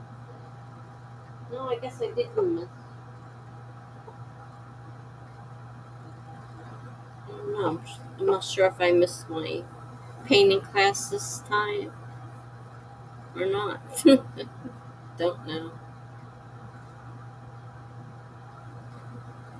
I have painting class twice a month, and I don't think so. I got a flu shot Friday. Oh, I felt terrible. I told my daughter, I said, "This is terrible." I said, "I feel like I have the flu, literally." And, she said, "Remember you were sick at the hospital? You had the sinus and stuff going on?" I said, "Oh, yeah." She said, "Maybe it just made that all worse." So that's true. I forgot about that. What age did you first fall in love? Hmm, interesting question.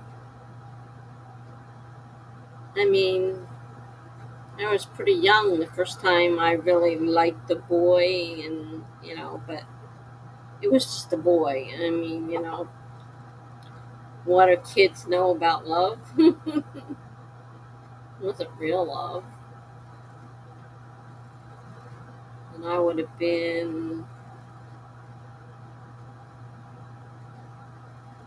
less than fifth, less than fifth grade for that. And that was just the first boy, the first kiss. And I never really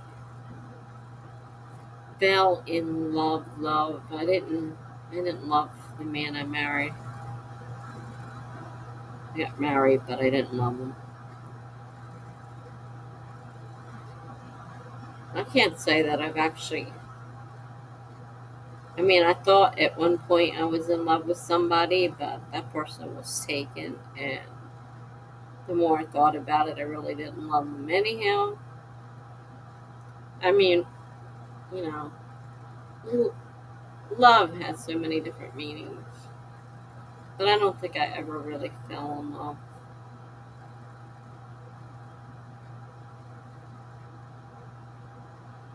Yours was 15 years old. Never again.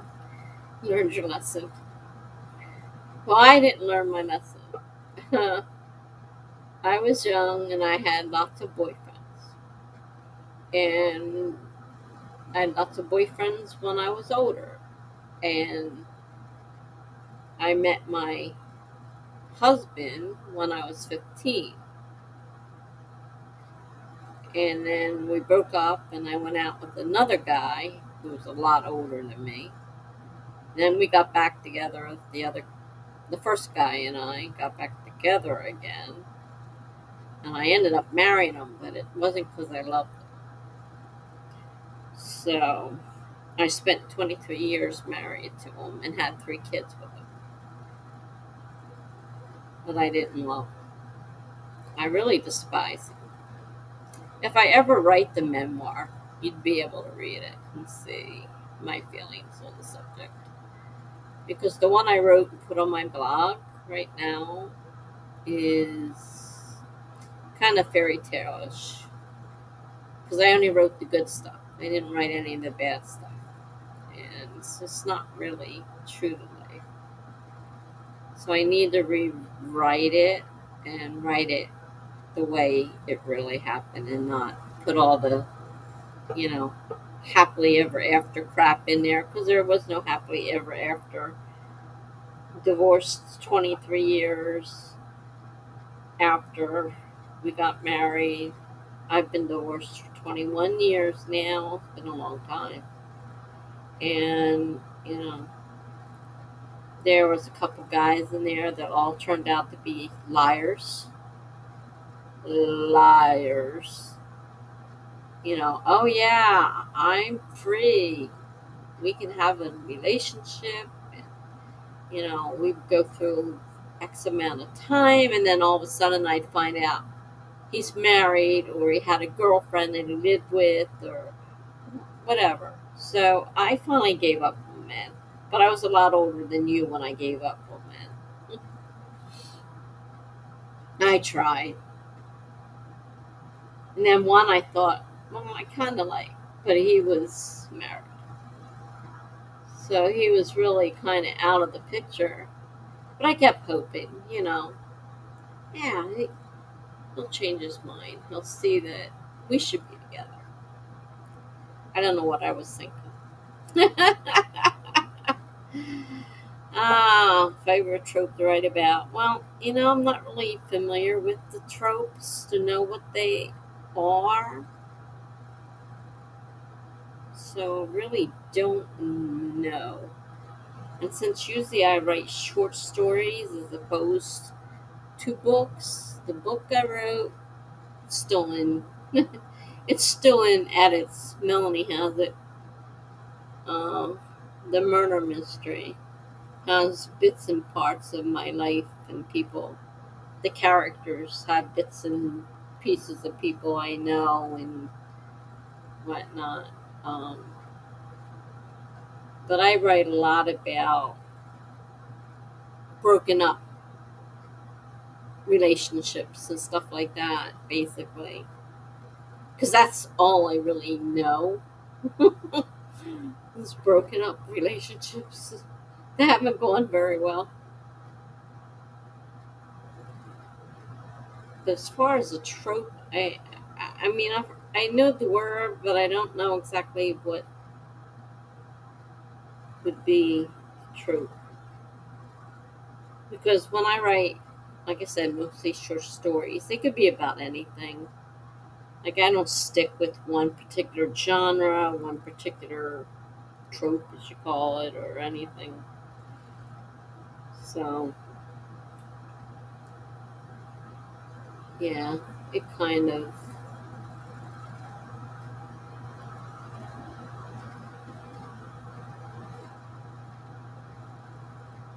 It's usually heartbreak. Heartbreak Hotel. No happily ever ending. No happily ever afters here. That's why I'm thinking about writing romance. It's like I gotta stop that. I gotta figure out how to write something that ends happily. If I write a romance story that doesn't end happily, nobody's gonna want to read that. I have a couple ideas from things in my life that ended terrible, but it doesn't mean I can't take the idea and make it a happily ever after. You know what I mean? Like it doesn't have to end the way it ended. I can take that story idea and make it into something that is happily ever after.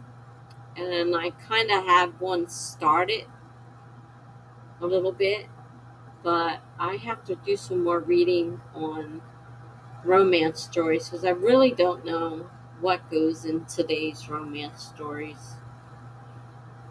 I haven't really read them. I used to hope that wasn't another damn man I just knocked off of me. I hope.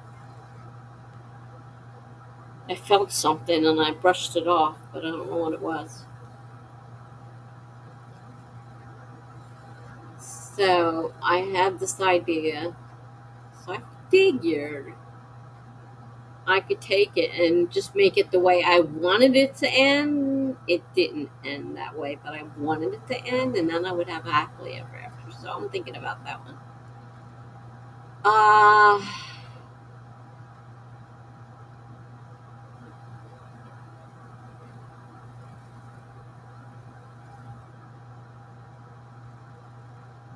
oh, there's Kelly. Um, YH. I'm not sure what that is. Have you ever wrote a short story that has stuff that happened in your life? Oh yes, all the time. That's one of my biggest story ideas. Is my real disgusting life. Plenty of stuff to write from that, believe me. Kelly says, write what you like.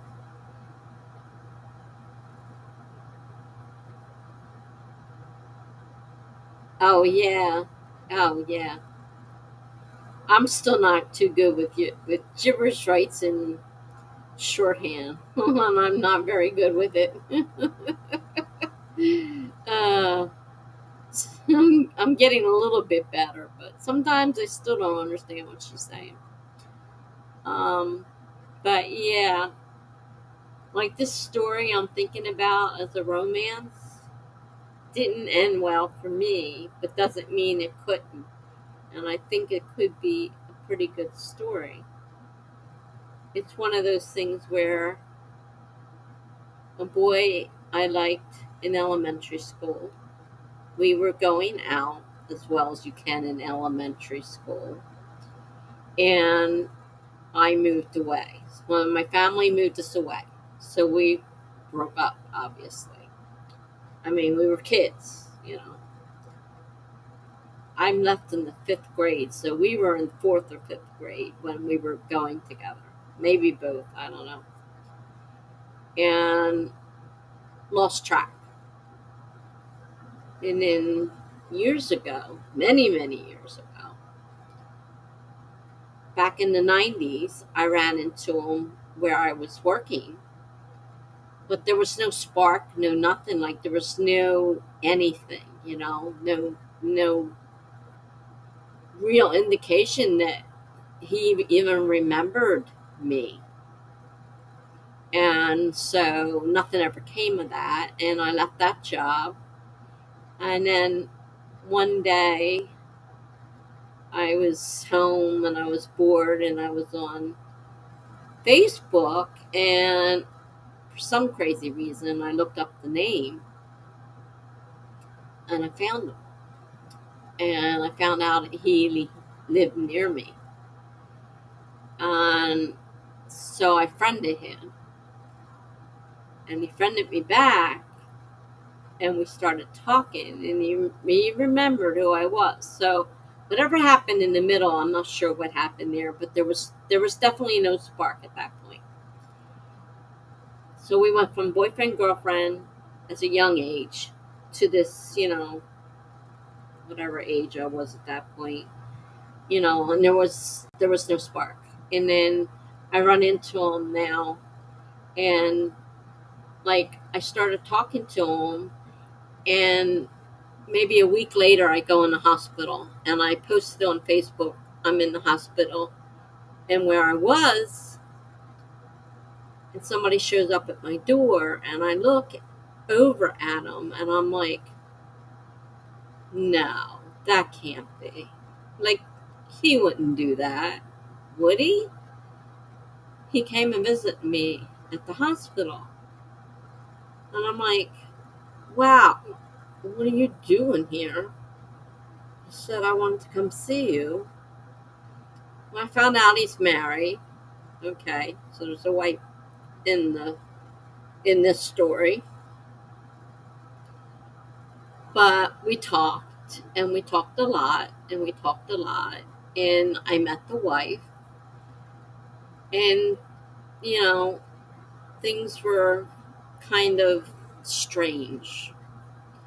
And it's like, he was the type of man that is really rude about women. And the way he talked about us, he was constantly putting us down. Even his own wife, he put down constantly. And he would even talk to me like that. And I'm like, I didn't like this. And I'm like, we were supposed to have dinner, him, his wife, and me and him. She was going to cook dinner. And before that happened, I said to him one day, I says, you know what? Don't contact me anymore. I said, I'm tired of you putting down women, especially your own wife. I said, that's terrible. I said, I can't do this. I added this crazy idea in my mind, oh, here I am, I meet my boyfriend from way back when, and it's going to turn into something great. Silly me. I was being silly. And thankfully, I came to my mind. I told him to get lost. And thankfully, he did get lost. However, he tried a little later. I don't know what happened, but for some reason, he says to me, or maybe when I told him to get lost, he said, okay, but he said, I'm getting divorced. And I'm like, what? And he says, I'm getting divorced. And then I need some place to live. I have to go live with my sister. And I'm like, wait a minute here. You're getting divorced. Now I feel terrible. And I mean, she knew about me. We met, we were friends for that brief period of time. And we were friends and everything. And he's like, but I need some place to live. I said, well, it's not going to be with me. I mean, I just told you to get lost. And I'm not putting up with with people treating me like that. You don't treat women that way. That was terrible.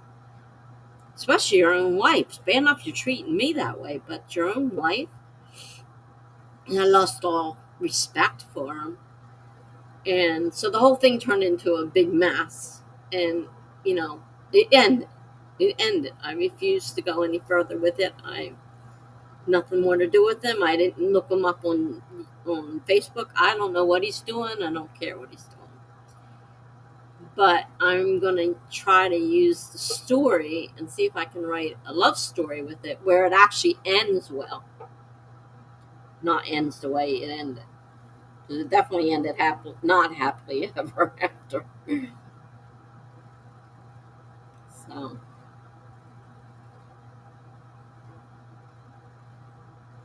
that's the one I'm currently thinking about.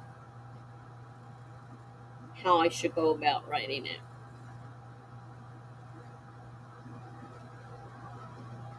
It's kind of an interesting trope, or whatever you want to call it. arc, or I don't know what all those words mean. They're beyond me.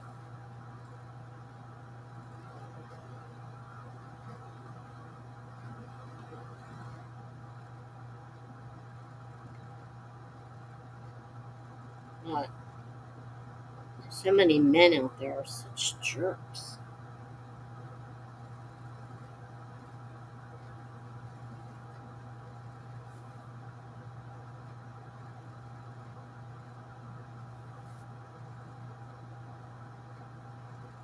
Darn tooth.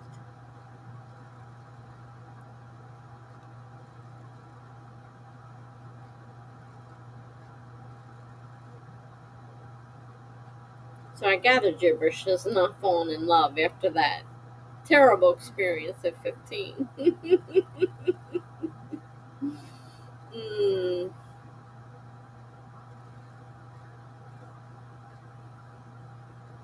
well, it's really hard to say at 15 whether or not things would work out differently when you're older. Especially if he was 15. Because guys were so immature.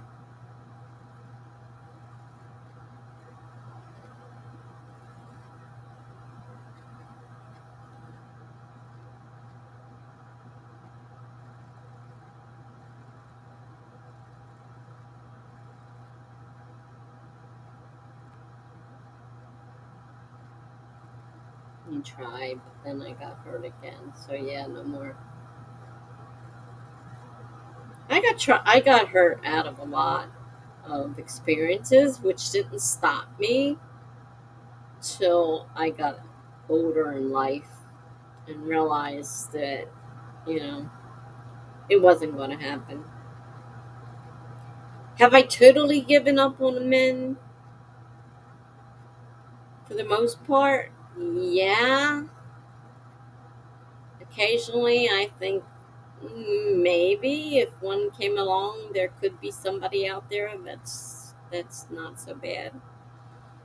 But I'm certainly not going to hold my breath on that one. I've got hurt way too many times. And I trust way too easily. They tell me whatever they tell me, I believe them, and it just ends up being a world of hurt.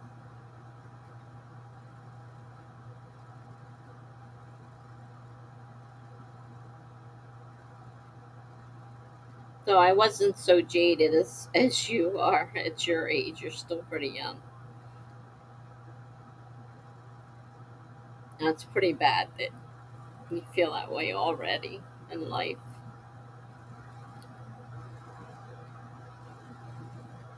Because there could be the perfect person out there for you. And I hope that if you do, by some odd chance, run into the perfect person, you give them a chance. I understand not wanting to get hurt again.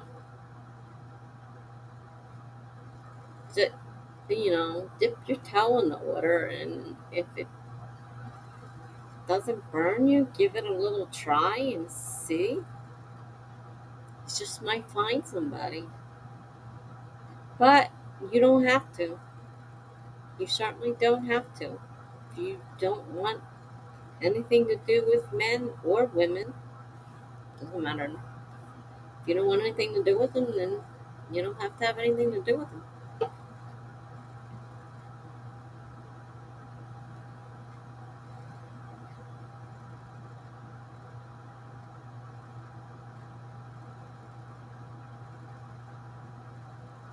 You say the same thing to me.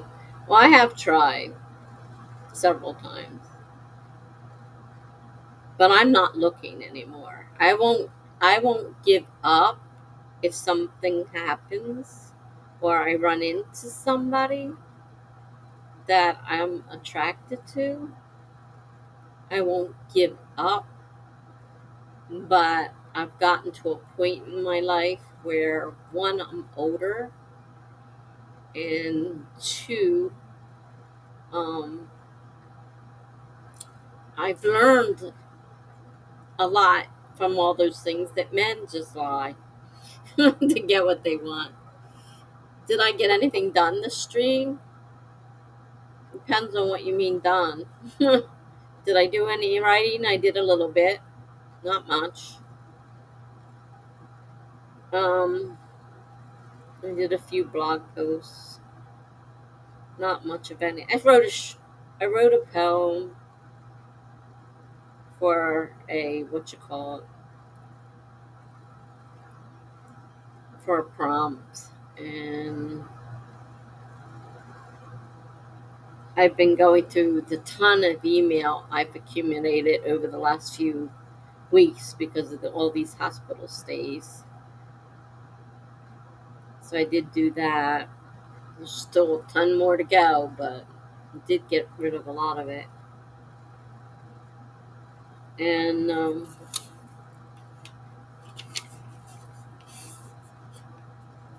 been working on looking up foods that I can actually eat that are not restricted, which isn't easy. And I'll have to figure out, what I can and can't eat. Like I looked at that can of soup and almost had a heart attack. The Campbell's condensed soup where you add water to it.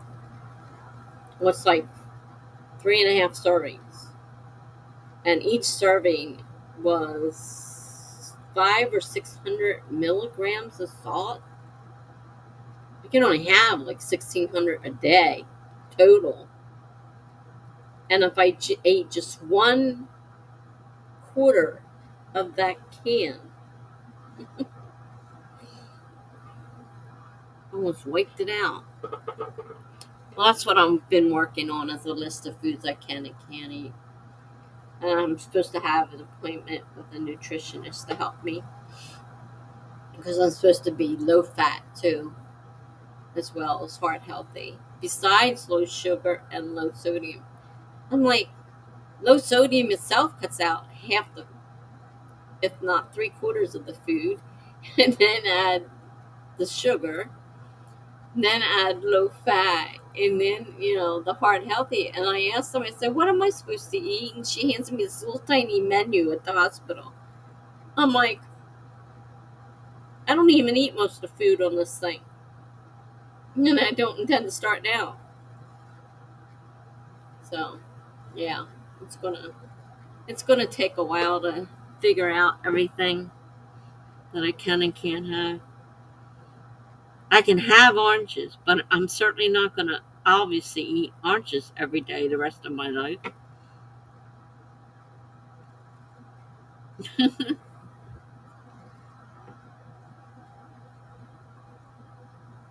So it's a project. I had to put together a list of stuff to have an idea.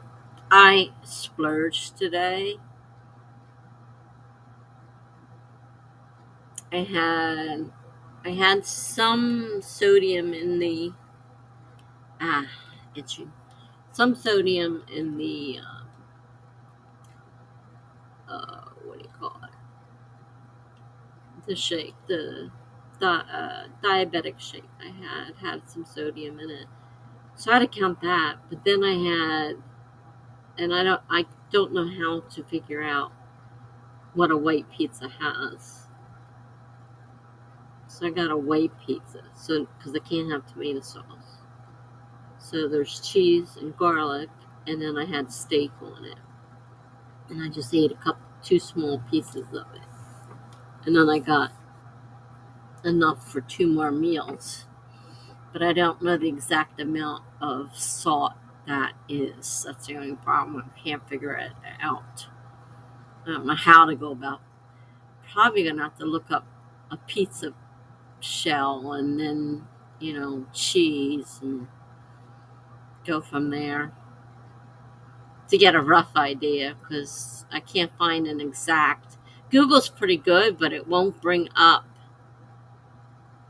how much sodium in a white cheese pizza for me. So it failed me. I can get a regular pizza, but I can't get a white cheese. Just a plain white cheese. And I know cheese has sodium in it, so I have to find out how much sodium's in that cheese and the crust. Now I was just looking at spaghetti noodles, and they said no sodium.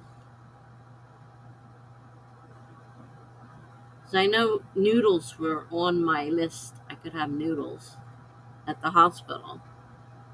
So when I looked, it said no sodium. So maybe, noodles. Hi, Funky. Yeah, I started earlier with the intent of if I felt like it, I would go ahead and quit and lay down. But I'm trying to distract myself. We mentioned you a couple times, and several people passing through mentioned the artwork. So your artwork is still being appreciated.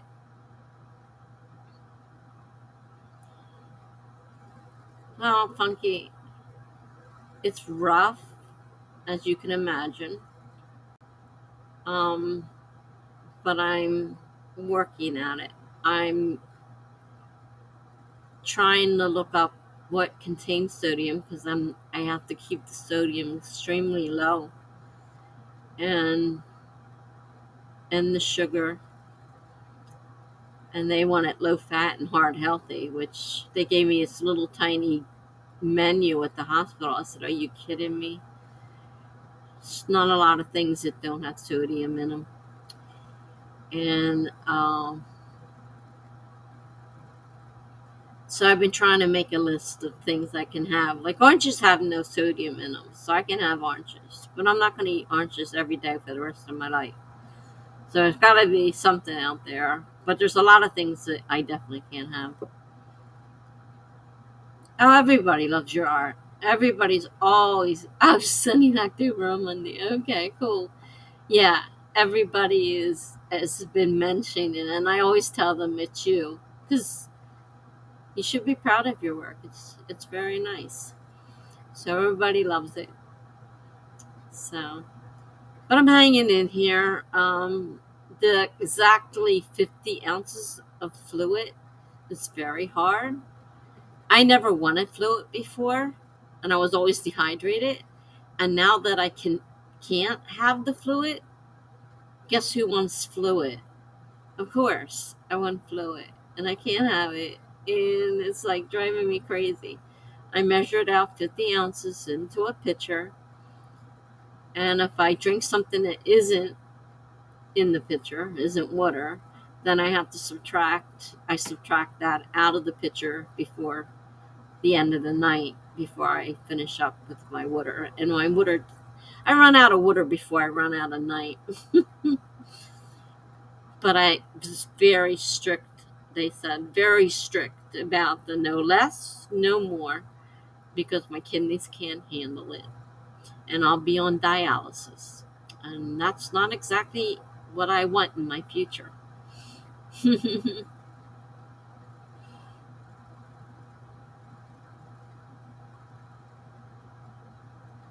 Gibber said something. I forgot to tell you, my friend Insta got hacked. I just remember because I remember Greg had something weird going on.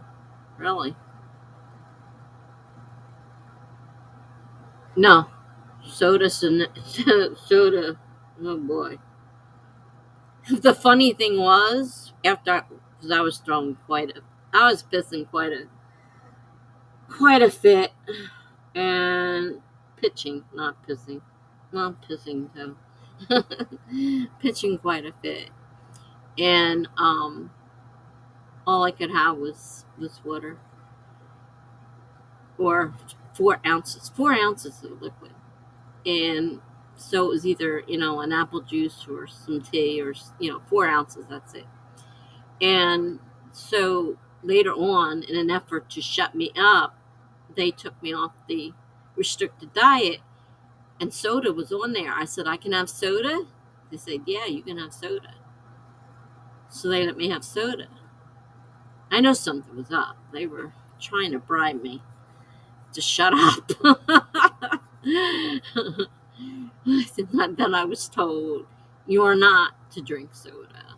We can have it now. Right now, we're going to let it go, but no soda. And of course, now that my daughter knows, she's going to be on my ass. And I'm sure you'll be on my ass too.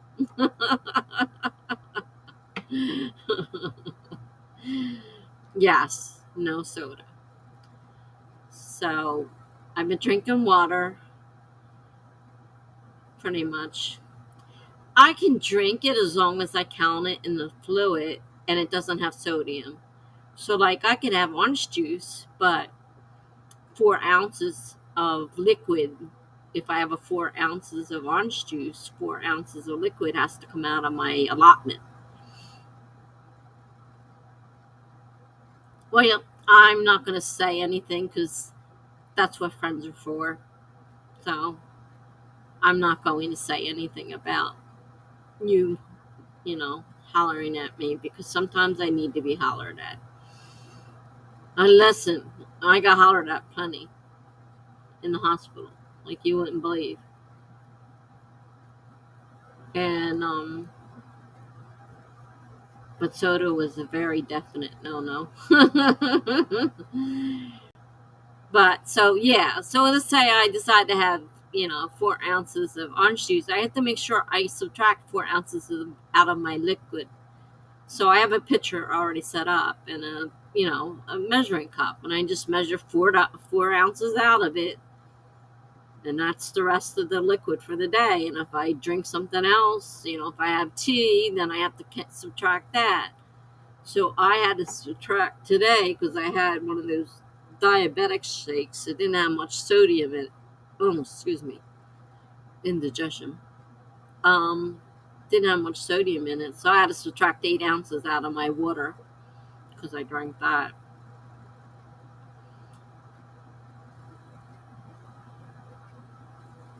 Not the way they're talking. They're saying my kidneys can't handle it, and I'm still on a water pill. Every morning when I get up, I have to take the water pill, the Lasix. I have to take the water pill. And of course that makes me pee out everything I just drank.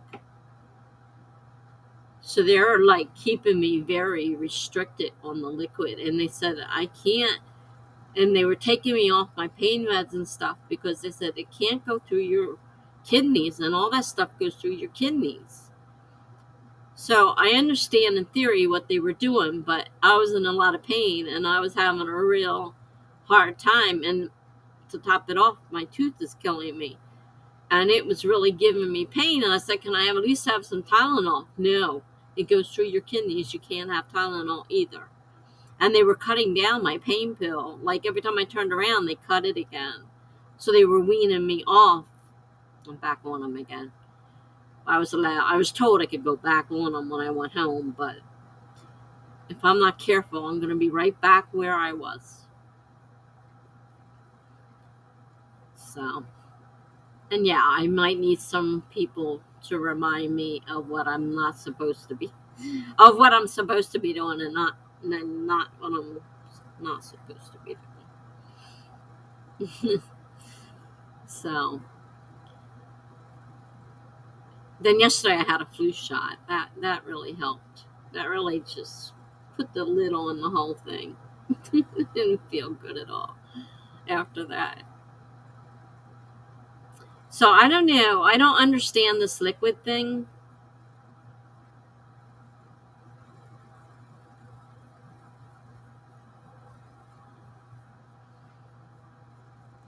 Yeah, I don't know. I mean, I still have to see the kidney doctor for a follow-up. I don't know if this is ever going to change, or if this is. He made it sound like this is my life now. Very specifically. I mean, they made it plain. They put it in my discharge records and everything that I can't have more than 1,600 milligrams of salt, and I can't have. He kept going, no more, no less, 50 ounces of water or liquid. So if I want ice cream, I have to count it as liquid because it's liquid before it's frozen. I'm like, really? Really?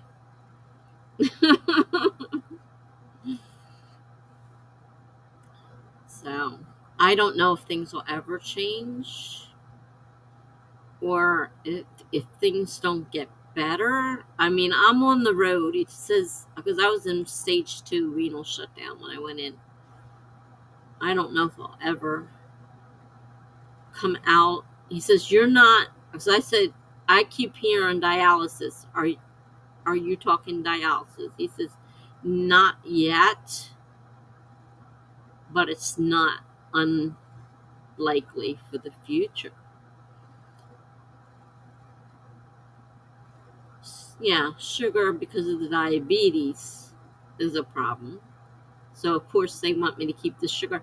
Like every time you add this, each thing to the thing, I'm like, okay, you just took more food off and more food off. It's what the heck am I supposed to eat? There isn't much, believe me.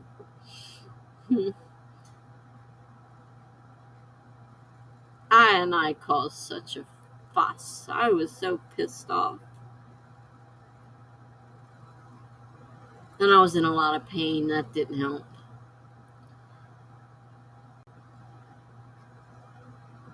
So yeah, sugar. And sugar's hard too, because I mean, there's sugar in a lot of stuff. I haven't had a chance to pull out all the paperwork and read everything yet. The nutritionist was supposed to put something in there to let me know, and I still have supposedly a nutritionist coming out to talk to me to help me, figure out the the salt and the sugar and everything. Plus, they want it low. Like I said, they want it low fat and heart healthy. I mean, when you get to low salt, you're already cutting out so much stuff. And if you add heart healthy, even if it managed to make it through the others, it comes off in the heart healthy category. Like, gone are the days of bacon and eggs. I can have eggs, but I can't have bacon. I can't have anything like that. No processed food. So it's like, you've got to learn how to cook. It's like, I don't want to cook. I don't like cooking.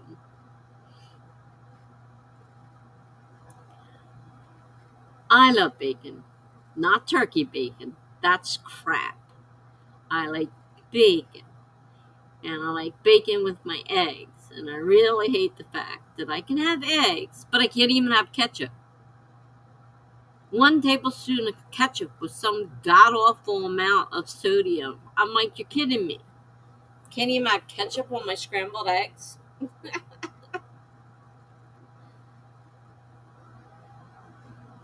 I am so darn picky. This is not going to be easy.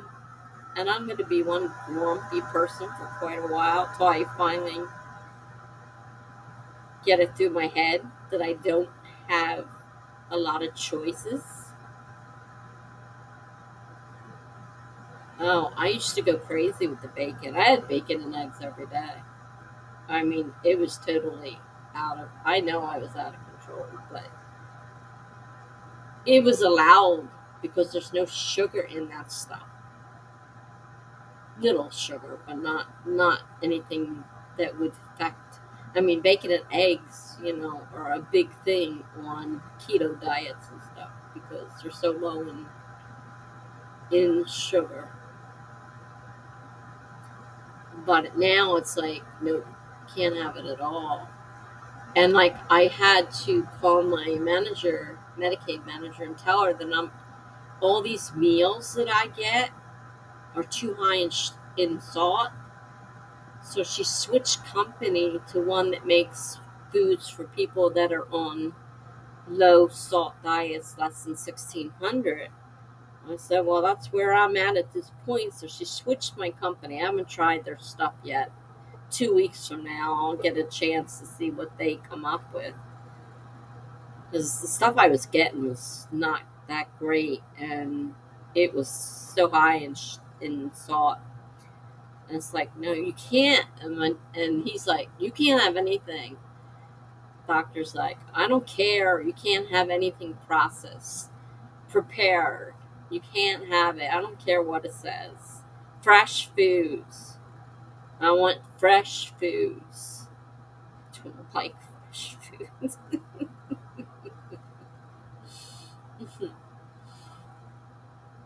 Somebody wants to fix it for me. That's a whole different story. But we're talking about me cooking.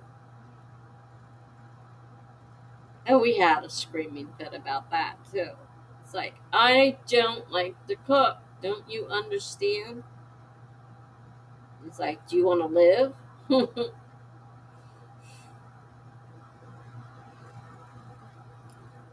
Hopefully the temper tantrums have stopped. But they might start again. And if I get my tooth pulled on Monday, probably be pretty grumpy on Tuesday for the stream. We'll see what happens. I gotta try and find a dentist on Monday. I know this tooth has to come out.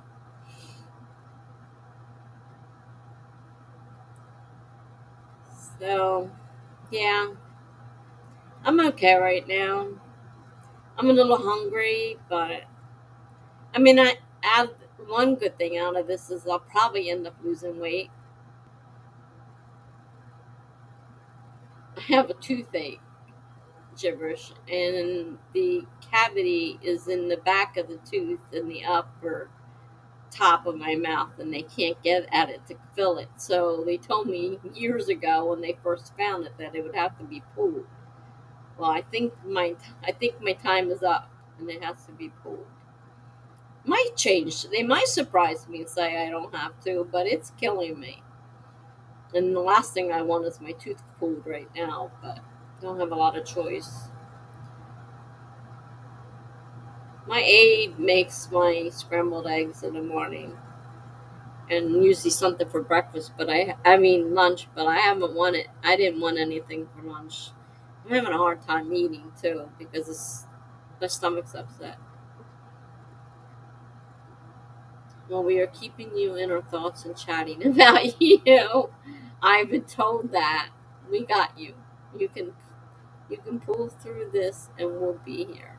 I appreciate everything you guys have done and are doing for me. It's nice to know that someone has my back. My daughter's a little bit more wiser right now. She spent a lot of time talking to the nurse because she had to come over to the hospital because I was having such a fit. And she went and talked to the nurses and stuff. And oh, yes, I've had my wisdom teeth pulled out, and that was the most horrible experience. And this is going to be just as bad because it's back there. So yeah, someone told me, I'm not sure who. Someone told me they said Melanie said she set up a special Instagram thing so you guys could all chat about me. I said, oh gee, thanks. You're chatting about me.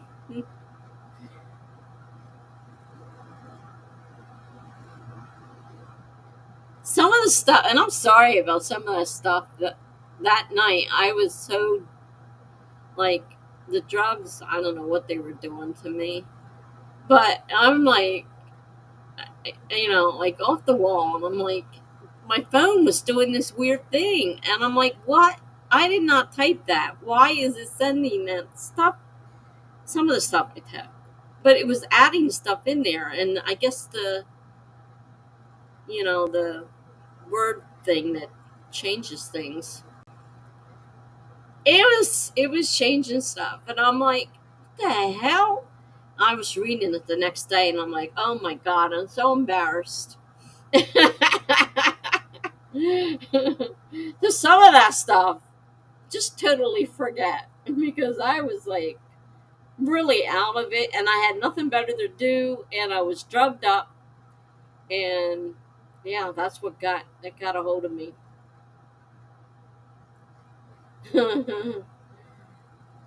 Yeah, I had mine taken out when I was 25. I'm 65. My math isn't very good. 40 years ago? I think that's 40 years ago. 40 years ago, I had mine out. And there's 10. She was here for a little while and then disappeared. And I had my wisdom teeth out, and that was a terrible experience. Of course, that was four teeth. No, two at a time. That's right. They refused to do it because I didn't have enough money to pay ahead of time, and there were no payment plans. I'm like, what do you mean no payment plans? My tooth is infected and you won't take it out. Nope, not without paying this in advance. I'm like, you're kidding me. And I couldn't believe it. Some people are lucky gibberish, and if their mouth is big enough or they don't have them, some people don't. My son is 34 and he still has his. Both my girls lost theirs, but my son still has his and he's 34. So, you know, and but then I know a 40-some-year-old woman who had hers out. So it's definitely better to do it. Yeah, it's definitely best to do it while you're young. It's definitely better doing it while you're young than once, because she was like in her 40s and she's like, she came back from the dentist. She says, I have to have my wisdom teeth out. I'm like, what? I thought that happened when you were in your teenage years. Because I was like 25 when I had mine out. And most of my kids were all in their, under 25, except my son who never had his out. Yeah, I was wondering what happened. You disappeared. She was here and she popped out. She's not feeling well. I'll tell secrets on her now. She's not feeling well. So, Funky, I was heading to sleep and popped in to tell Tessa we were chatting about her behind her back. Yeah, somebody already told me that they were talking behind my back. Someone was spilling secrets. And now Funky's told me, so it's official. Chipper says I have to wait until they grow out or until it starts hurting me, whichever comes first. Yeah, exactly. They can't go in and do anything much until they are. Yes, we are. Genesis. uh,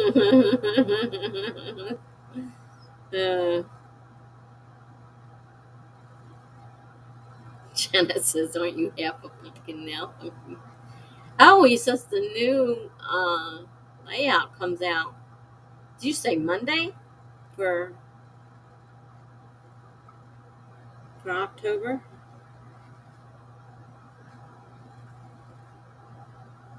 Getting ready to add another one.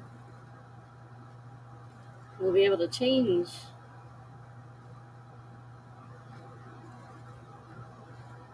which is cool. I told him everybody loves the stuff, no matter who wanders through, they all make a comment.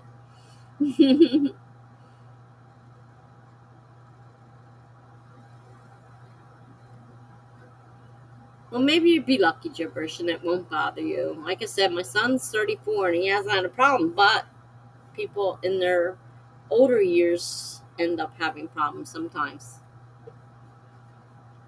Monkey says, yeah, the plan is to send it in time for October. Cool. Can't wait. Monkey says I am 3/4 pumpkin. uh,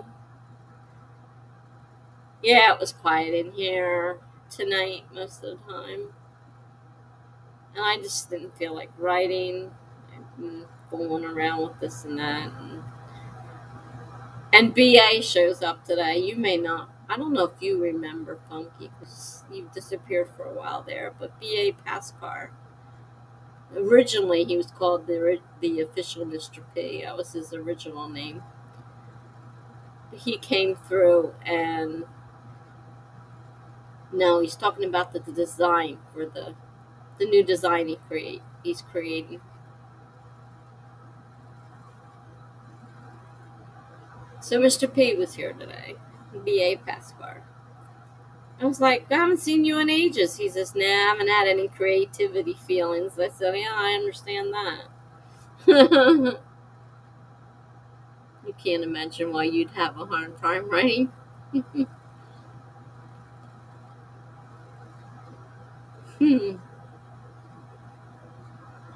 don't have a hard time screaming at that top of my lungs at everybody in the hospital. I'm not normally like that. Honestly, I really am not. But when you start taking my drugs away, you're going to get an earful. Definitely going to get an earful.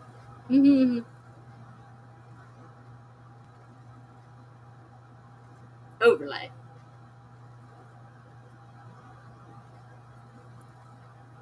I mean, this background is great. I like it better than the one I had.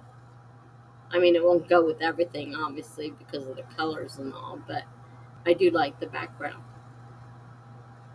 You're still deleting. Probably will be deleting through Nano. Yeah, I'm trying to figure out, what am I going to do for Nano? I mean, it's like, do I really want to do anything? Not even sure I want to do anything. Because it's 50,000 words. That's a lot of words. So I'm not sure what I'm doing. If I'm going to write or not write.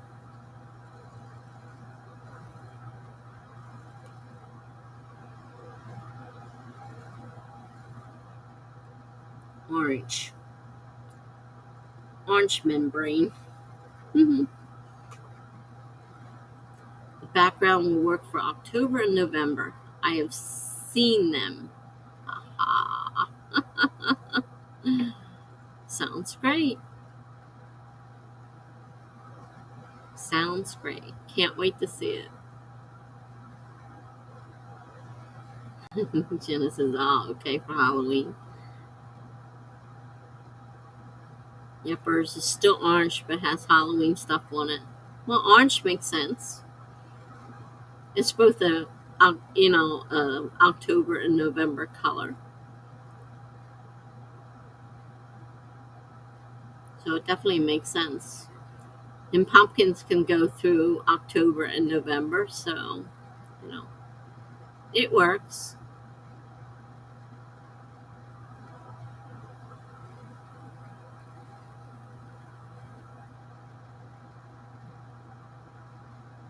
Making December next. Can't wait to see December. That ought to be different. Yeah, that'll be fun. I appreciate all this. And everybody loves them, so.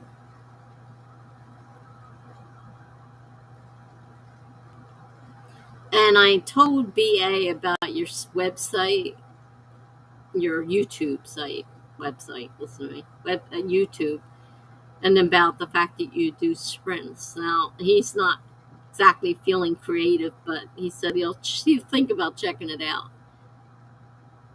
Yeah, I used to have an old program that used to work, and the lights actually would blink around the outside of the screen. It was so cool. It actually blinked, and that was using coding and stuff. But that was so neat because it blinked all around. There were Christmas lights, and they were blinking, and that was I always liked that when it was came time to put that on, and then whatever happened, technology moved on, and that became something that's not available. And then I used to have on my blog in December, it would snow. I don't know if they still do that or not. You looked into it and it won't work. That's a shame. That would be cool. Yeah, that would be cool. That's a shame. But it was funny because my blog will have, I don't know if they still do it. They had snow. They just automatically turn it on at a certain time and turn it off at a certain time, and you got snow in your blog, and it was kind of neat. The snowflakes just went down. I don't know if you could do something like that or not. Actual snowflakes, coming down.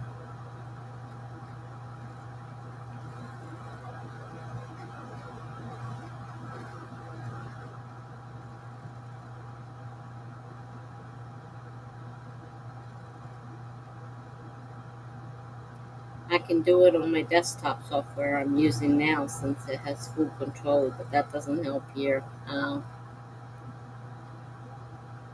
There's Kelly saying hi to you guys. I was just going to say something, and it just went in and out. What was I going to say? Oh, it was, Jenna, I told him to disregard half the stuff I sent him when I was drugged out of my mind and sending weird posts on the Instagram. That was a little funky. Funky. Funky with an F.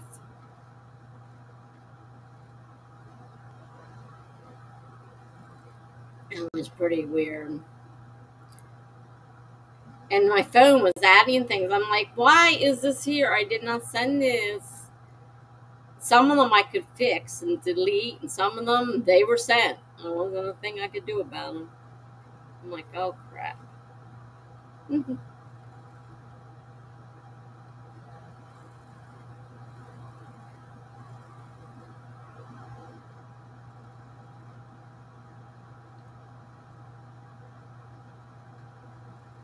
Now, if I can just stay out of the hospital.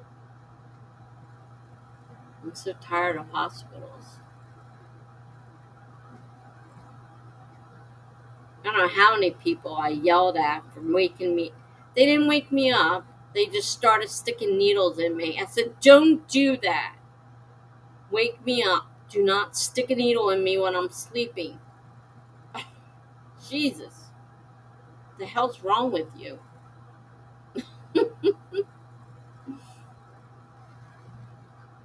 People do some pretty weird stuff. They did that with the blood pressure cuff too. I said, and I jumped them out. I said, what are you doing? I'm checking your blood pressure. Wake me up first. I'm scared the daylights out of me.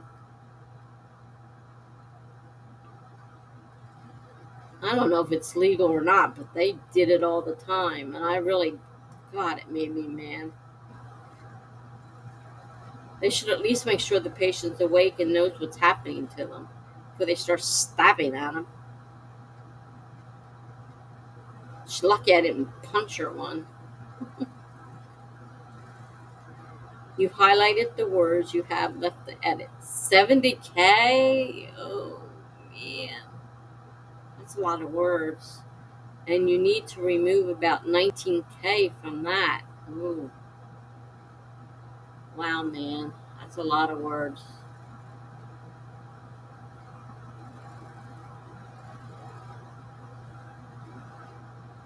Yeah, it is horrible bedside manner.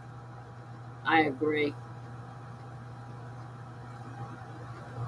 And of course, they take your blood every morning. It's like, get away from me.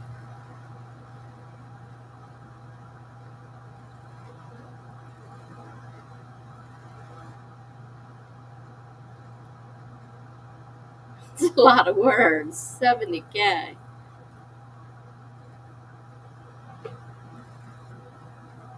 And you have to remove 19K of it. Oh, wow.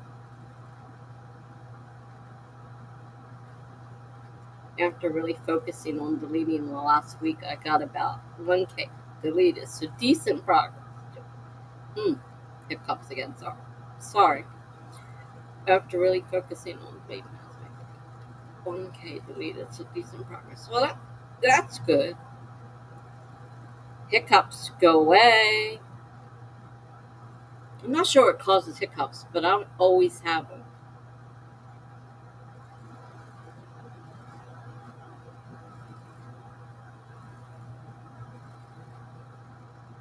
Yeah, I hate trying to delete down to a certain amount. Usually, though, it's the other way for me. I'm an underwriter, so I'm usually trying to add stuff. Good try, Funky. But it doesn't work so well when you just say it on the screen. You have to yell it at me in person. I know what you were trying to do.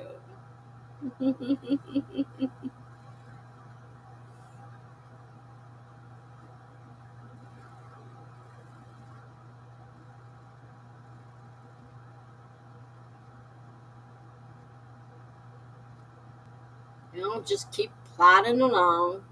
You get there eventually, I guess.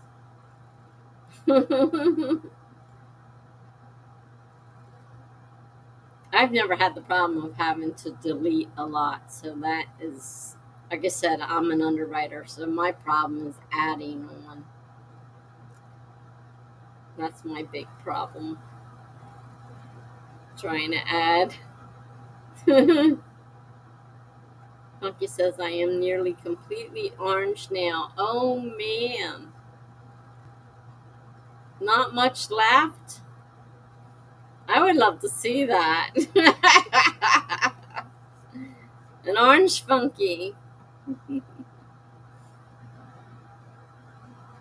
Me too. I'm so tired. You're 3 hours behind us, girl. Hmm.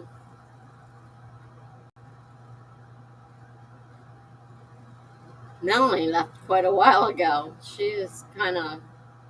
She sent me an Instagram and said something. She goes, "Did you say something about an ambulance, or did I go to sleep?" I said, "I think you went to sleep. I didn't say anything about an ambulance."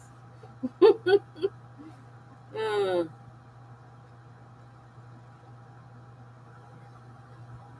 yeah, I'll be ready for sleep soon too. Definitely. I was trying to sleep earlier, and my continuous glucose monitor kept yelling, "Low blood sugar, low blood sugar, low blood sugar." I'm like, "It's not low." I had to keep pulling out my regular one, and it kept saying, "No." Ah, you sound good. It's good to hear you laugh. Thank you. I'm feeling better. Um, and it kept doing it, and I kept checking it, and then I checked the real, my regular meter. And I said, if my blood sugar was as low as it kept saying it was, I wouldn't be functioning. So I know there's something wrong with either the sensor on my arm or the meter, the meter itself. But there's no way of turning it off. So every time my sugar drops down, it'll be screeching all night long. Which it kept doing this morning when I was trying to sleep. Like, stop already. It's like, where am I at now?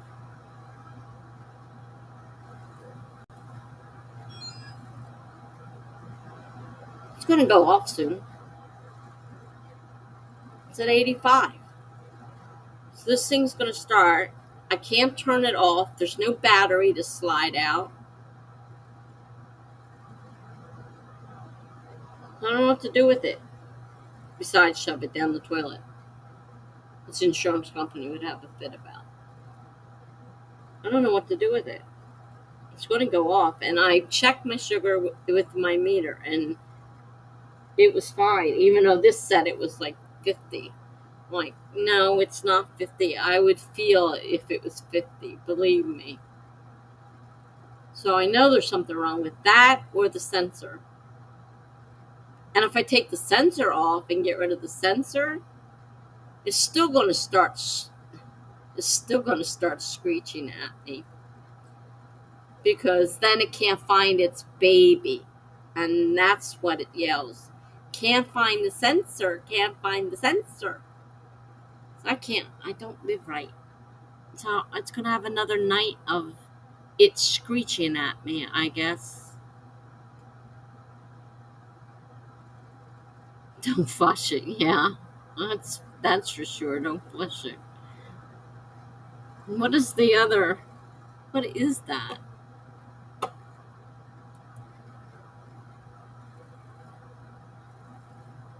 Oh, a red sad face with tears and tongue out.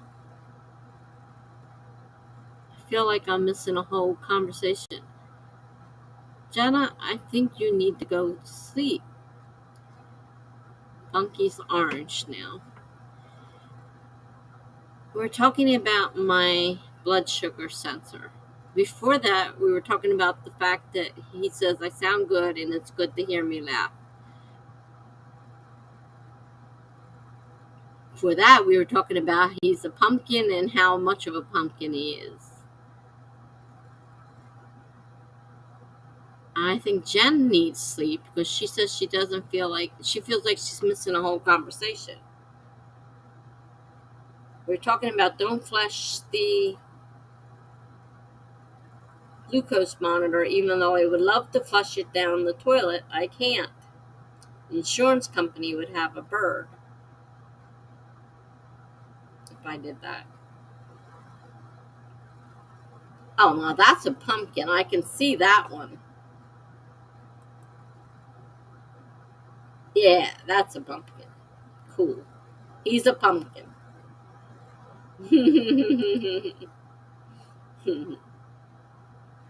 He's a pumpkin, everybody. He's a pumpkin. Oh no. That's okay. I can be a cool Jack the Pumpkin King now. Hmm.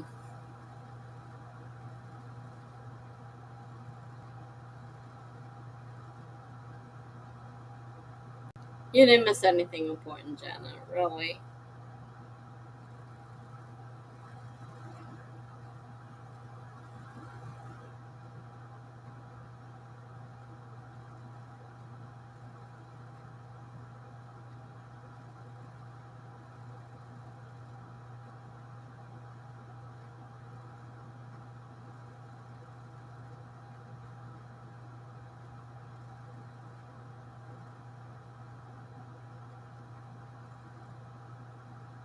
I am so hungry.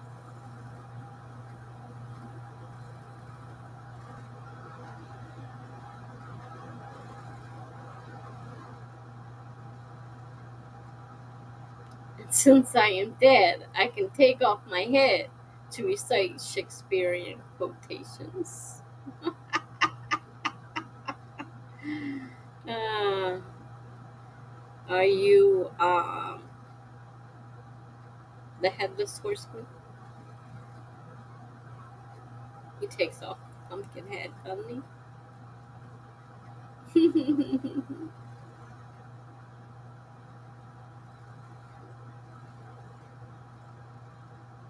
You've been saying you're hungry since I came to this live. Well, I've been hungry since you came to this live.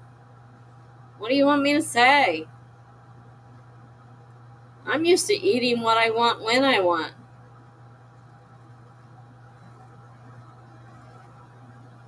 Those days are gone.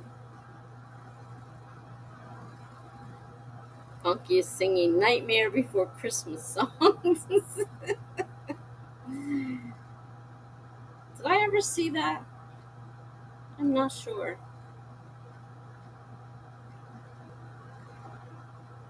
If Melanie was here, she'd be singing with you.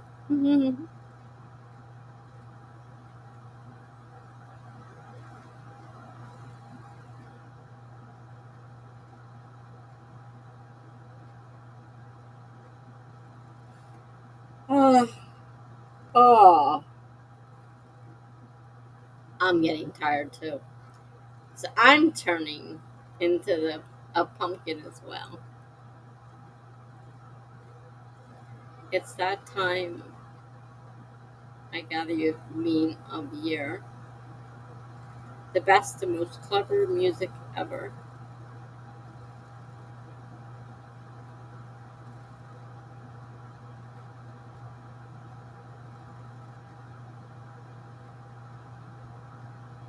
I don't blame you. I'm getting tired myself.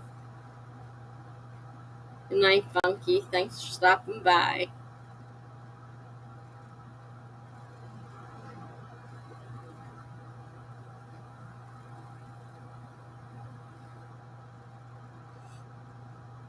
Good night, Jen. Good night, Gibberish. Good night, Kelly, if you're still here. I don't know if anybody else is here. Did I miss anybody? Good night, Moon. uh, uh, good night, John Boy.